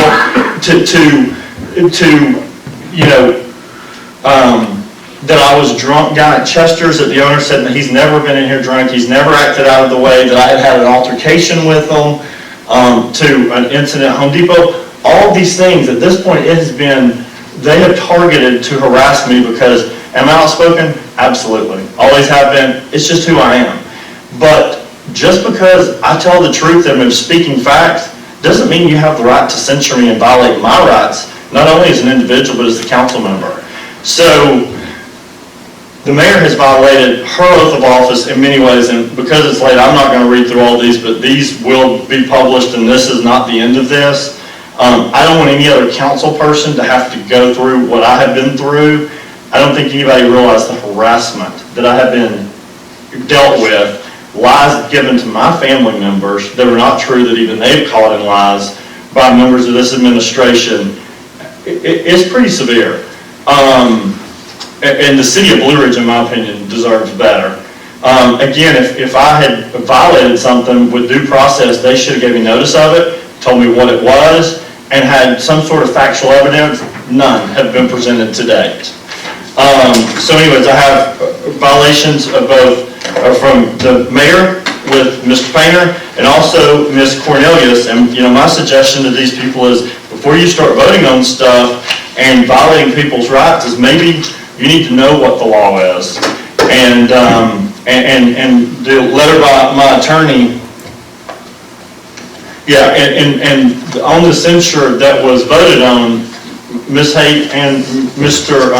Herndon both voted against it, so they weren't named in the anti-item notice. And let me just say, they were given notice that this was illegal by the city attorney, by my personal attorney, and by me prior to voting on it, but they still thought they were above the law and that they were going to do it anyways, which they put the city and the city's taxpayers a liability by doing that, trying to prove some unwarranted point against me by going against even legal counsel's recommendations. And I just wanted to be a public record. It's unacceptable. It's uncalled for. Honestly, I just think it's a disgrace to this whole city, and it's embarrassing, and I'm tired of my name being run through the mud for no reason, just because I'm stating the facts and calling people out when they do illegal and unethical things, and they always want to adjourn meetings and change the topics, and this administration is the best deflection that I've ever seen. They always want to deflect on something else, and usually that means that person's guilty, because I'll sit here right now, anything they think I've done, and sit and defend it and discuss it. I have no issues with it, because in the end, the truth always comes out, and you don't have to defend the truth. So, other people of this administration can't say the same thing, but I just want it to be a public record, so my name is cleared, and I'm not going to tolerate this type of behavior. Excuse me, you said public record several times, and you said violations, you're not going to read them all. Yeah, so are you going to, no, it's almost 9 o'clock.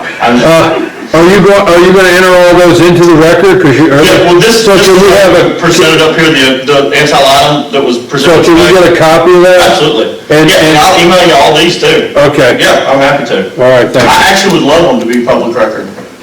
Well, you made them public record. I know, but no, I mean, those are my intentions, yeah. Okay. Okay, so currently on city property? Yes. Basically, my whole thing is we've got, Jeff, did you give everybody a copy of this today? Did we get it done? It was in the packet, it's in the packet. Where? It's in it. That's it. So basically, we have 21 pieces of property, and this kind of goes back to my moratorium thought process. We have 10 pieces of property that's not used. We have several pieces of property that's not used right now that could be used for parking. So I think there again, we need to, before we purchase property, we need to start looking at the additional property that we own, the feasibility of it being used for parking. I've talked about it for years here. That's why we did the study. We got property down the railroad tracks across from Chester, down by your house. I thought we were going to do the parking here. We were supposed to. Well, y'all Actually, decided that to property draw out belongs to the the... state at my house. That's State of Georgia Railroad, so, yeah, that's not the city's. No, it's actually the city's. No, The city has some right away there too. It says state, so. That's on Q Public. But it's the city's. And that, I think if you start putting parking right there, that you're intruding upon residential areas. That's not the place for. Yeah, I don't know, those are good. Well, I don't know, I'm just using all the property. If we can use them, I'm all for that, absolutely. I'm just saying, we got 10 pieces of property that are sitting there, that nobody's paying taxes on, Yes. and we could possibly But we use some of do- this. I'm all about it, if we can use it, I say absolutely, if we can identify those. I didn't know we had any, nobody's ever mentioned We things that. don't have any that's really not used. I mean, all of our properties are being used. Well, we have 10 that's So, not used. Yeah. No, we don't. They're not on here. They're I all, mean, are they viable for parking? I mean, you can look through here and see there's no problem. Just take a look at it. well, I know, I didn't see that there's like a parking remedy though for, There's not, except right here, so this yeah, is. I agree, this is the one- definitely is, I mean, yeah. like at the, we've got one little parcel of land, I know 2 parcels we have that we've not used. One is down at the drive-in, and trust me, Mike, I have researched this extensively too. And that's why, years ago, I came with the idea of putting parking around the city hall. We actually have a study for that. I know you came in and wanted to do another, to build more building on it, but my idea was totally parking. And we do have a plan for that. All we need to do is vote to move forward with that. Well, my idea was to do Could we change the DS, it's out. Oh, I'm sorry, Jeff. Hold on just a second, sorry. The long record so long. 3 discs. Yeah. Yeah. And even, to be up, well, I know, I'll quit talking. Just a second. We have a great parking area that we're not utilizing. Can I ask a question that doesn't have to be on record? It won't be, because we don't have a disc in. The projection for the pool complex, is that being viewed as like a community only, or is it going to be open to community and tourists? It's going to be for the community. The name of the complex, I think I put it on, is what we're thinking, is it's the Community Aquatics and Wellness Center. It's for the whole community. Yeah, everything. Now, I know like Woodstock, they have one. Yeah. And what they do, I believe, if you have a valid driver's license, you can use it free of charge, but if you come in for the weekend and you want to go swimming, then you would pay a fee. There'll be memberships, I mean, there's, That opens it up to tourists? It would probably open it up to. I think it'd be public to anybody. If you pursued it that way. So then there would never be room for us. Right. Honestly, most tourists aren't. Back to square one. I hope not. Yeah, because we hardly have anybody even swim, like the kids at the pool. You ready? You're good. Okay, where we at? This is good. Currently on city property. Well, I think we talk, I just want to always look at what we currently own, but what I was going to say is, the plan I brought to expand City Hall, the second phase of that was to maybe bring our police department over here as well. And then we have that piece of property that would be available for sale. Sell that one. Sell that one. I mean, I'm just saying, Yeah, but you have to look at it. consolidate some things that we have when we have all this. So let me make one point too, because we have talked about the PAC property. So the city actually owns a pretty big portion that's by the track. So if we were to pursue that property, and even if we don't pursue the PAC property, we still need to utilize all that parking under there. We need to get it paved, and it needs to be usable, because we've got a lot. How many feet is that, Joe? Parking down there that we have, for the area that we have by the PAC property, how many feet is it? I mean, you could fit quite a few cars in there, couldn't we? What did we figure? It was almost 100 cars. It's 25 feet all the way down. All the way down. It goes down that full 6 acres. Some things need to be moved out. Over 100 cars.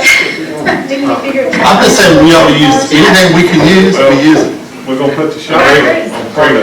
Okay, let's keep going. And I do agree with that, except I don't think we need to intrude upon residential areas for commercial For purposes. 2 and 3 spots, I mean, yeah, Yeah, agreed. it's, for our residents. It would have to make sense, I totally Yeah, agree. you don't want to disturb the tranquility of our residents. Okay, the newspaper called me the other day wanting to link the tax up to that group. So I told her I couldn't give it. So basically, for 2013 up through 2020, we originally had $317,000 of delinquent taxes. We collected or wrote off, because some of it between the county, there was mistakes, etc., 270,000 of that. We're going to FIFA in June, $46,363, unless part of the collection we had where people come in and sign a 12-month contract. And we're trying, we don't want to pay anybody. We'd like for everybody to sign a contract. The way the contract reads is, you sign a 12-month contract, and you pay your first month, you pay it for 12 months. If you miss a payment, then we pay it. So, but the pay will take place in June. And right now, we're at $46,363. Here's, just let me say this, while we're on delinquent taxes. For 2020, we've got $79,851 still late right now in delinquent. That was due for 2020. What percentage is that? About 18%? 20% roughly that are late right now, and we're addressing that. Business license, interesting things. We had $92,000 of business license that's not collected over a 3-year period. We've collected $57,595 of that. Leaves us a balance of $34,405 for 18, 19, and 20, or 17, 18, and 19. 2020, we still have $27,725. It's not as late. Here's one of the most interesting things that we're fixing to address. Businesses with water inside the city, 412. Businesses with a business license, 331. That leaves 81 people, or 81 businesses that are in the city with city water that don't have a business license. We're fixing to address that as well. Does that take care of that model? And some of those businesses have more than one license, so there's going to be some of that. Right, too. but that's the update. But we've come a long way from. Okay. So, look, I have a question though, so did I understand you right? You said from 2013 to now, that the only back taxes there was 300 and something? Because I think before, when you first started discovering, or looking into this, it was like almost $500,000, I recall. What's that? No, when we first started, and you got the number, but it was 317,000. When we first looked at it, we had delinquent taxes like 10 years or 12 years out there, 15 years. But you can only collect 7 years. Because it had been so long, you couldn't go back and collect past that. So we were having $25,000, $30,000, $35,000 of delinquent taxes rolling off every year. So, and I said, I had no clue, but when I started looking at that and I started pulling it out, the numbers kind of was scary. So now you've got the 300. But we've got a grip on it now. We know what we're doing. Chris is working on that. She's got a good grip on it now since we've hired Kelly as our new clerk. By the way, I don't know if we've even introduced Kelly. Kelly Crowder is our new clerk. She's doing a tremendous job. We've got Chris that's going to handle the collections of all of that, and she's ex-military, so she can do a good job with that. We go forward. Okay, hiring a consulting firm, Mike, for infrastructure. Infrastructure, I've heard it since I've been on the council, we have infrastructure problems. I said, well, why don't we maybe bring a consulting firm in to review all of our infrastructure problems and put it in writing what we have. But I've been told we have a firm. We have an engineering firm that helps us with those projects as we have issues where we document when we have more than one lane for issues like that. So when we have areas that we know the pipe is really old, like in Mineral Bluff, we have a lot of areas. I mean, I think the information's out there. I just think we got to be able to act upon it, and communication doesn't make it sometimes. But I think most of the information, we just need it all put together. I think we know what a lot of the infrastructure issues are, what's coming up. We do, and we have a 5-year, 10-year, and a 15-year plan for replacement on different I just think we need to. Where's those plans that I've never She seen? has them, they're on your budget. She actually lists them down on your budget every year. So maybe we could have a workshop, you know, or the council could have a workshop each year and just on infrastructure. Yeah, exactly. And Mike, we did do that a few years ago with drainage issues. We were having some major flooding problems, and we've corrected some of it. It still hasn't been Yeah, we corrected. still got, I got a call from Main Street, the lady is talking about a Yeah, problem down there right now. that's kind of where everything bottlenecks down to that, so we did have a study done of that. So we've tried to be proactive with these issues. Water was coming into her floor. Yeah. She was walking, this has been going for years, ever since I've been on council. I think Tony's addressed some of that. So I'm just saying, I think we need I think to, he's worked on it a couple of you know, times. if we got an infrastructure problem, Let's if address none of it. us really know exactly what it is, I think we need to get a consultant, Well, there are pull it lists. all together. I think if we get our heads around it, let's do it, then we can hire somebody to come in and help us with it. Yeah, I agree, and maybe we really should do workshops so we can communicate just on these topics. Okay, I think if you'll look at your list and your grants that you have out there for those projects, I think you'll see some of them. The consulting firm we use is Carter and Slick for most of our infrastructure at this point. We are like any other city, there's not enough funding to do all the projects we need to do, so. Okay, that's all we have, so we don't need executive session, so do I have a motion to adjourn? That property, well, we've already kind of discussed it. Well, thank you. I did add number 9, Pat property. That has been discussed for years, and we did meet with EPD. We did find out that we are going to have to talk with the forest. Jeff told you about the city property also, and he was sending pictures to Atlanta. Sorry. He said he would send the pictures to Atlanta also and see about piping the property. Yeah, I think you have an email he sent us that, basically what I read is they will not issue a variance for that as part of. Yeah, so that's over on the right-hand side. I think, in looking at that, they understood that could not probably be piped, but would be a setback for parking. Okay, From but that then we street. also, You have to do it 50 easy. he did a walk around, he walked around the entire perimeter, and he said we would need to have the Corps come in and do a look at several different things there. Yeah, there's So we have to actually, do a couple of applications to get folks in to look at it. I would think that we would have, that we should probably enter into a contract with them if we're going. And do that during the due diligence period. I think Todd Pack is willing to let us do the application. He's going to send it. I talked to Todd. Okay, Yeah, he so told did me I. that too. Yeah, he said he even told me he would even lease the property for 6 months to us.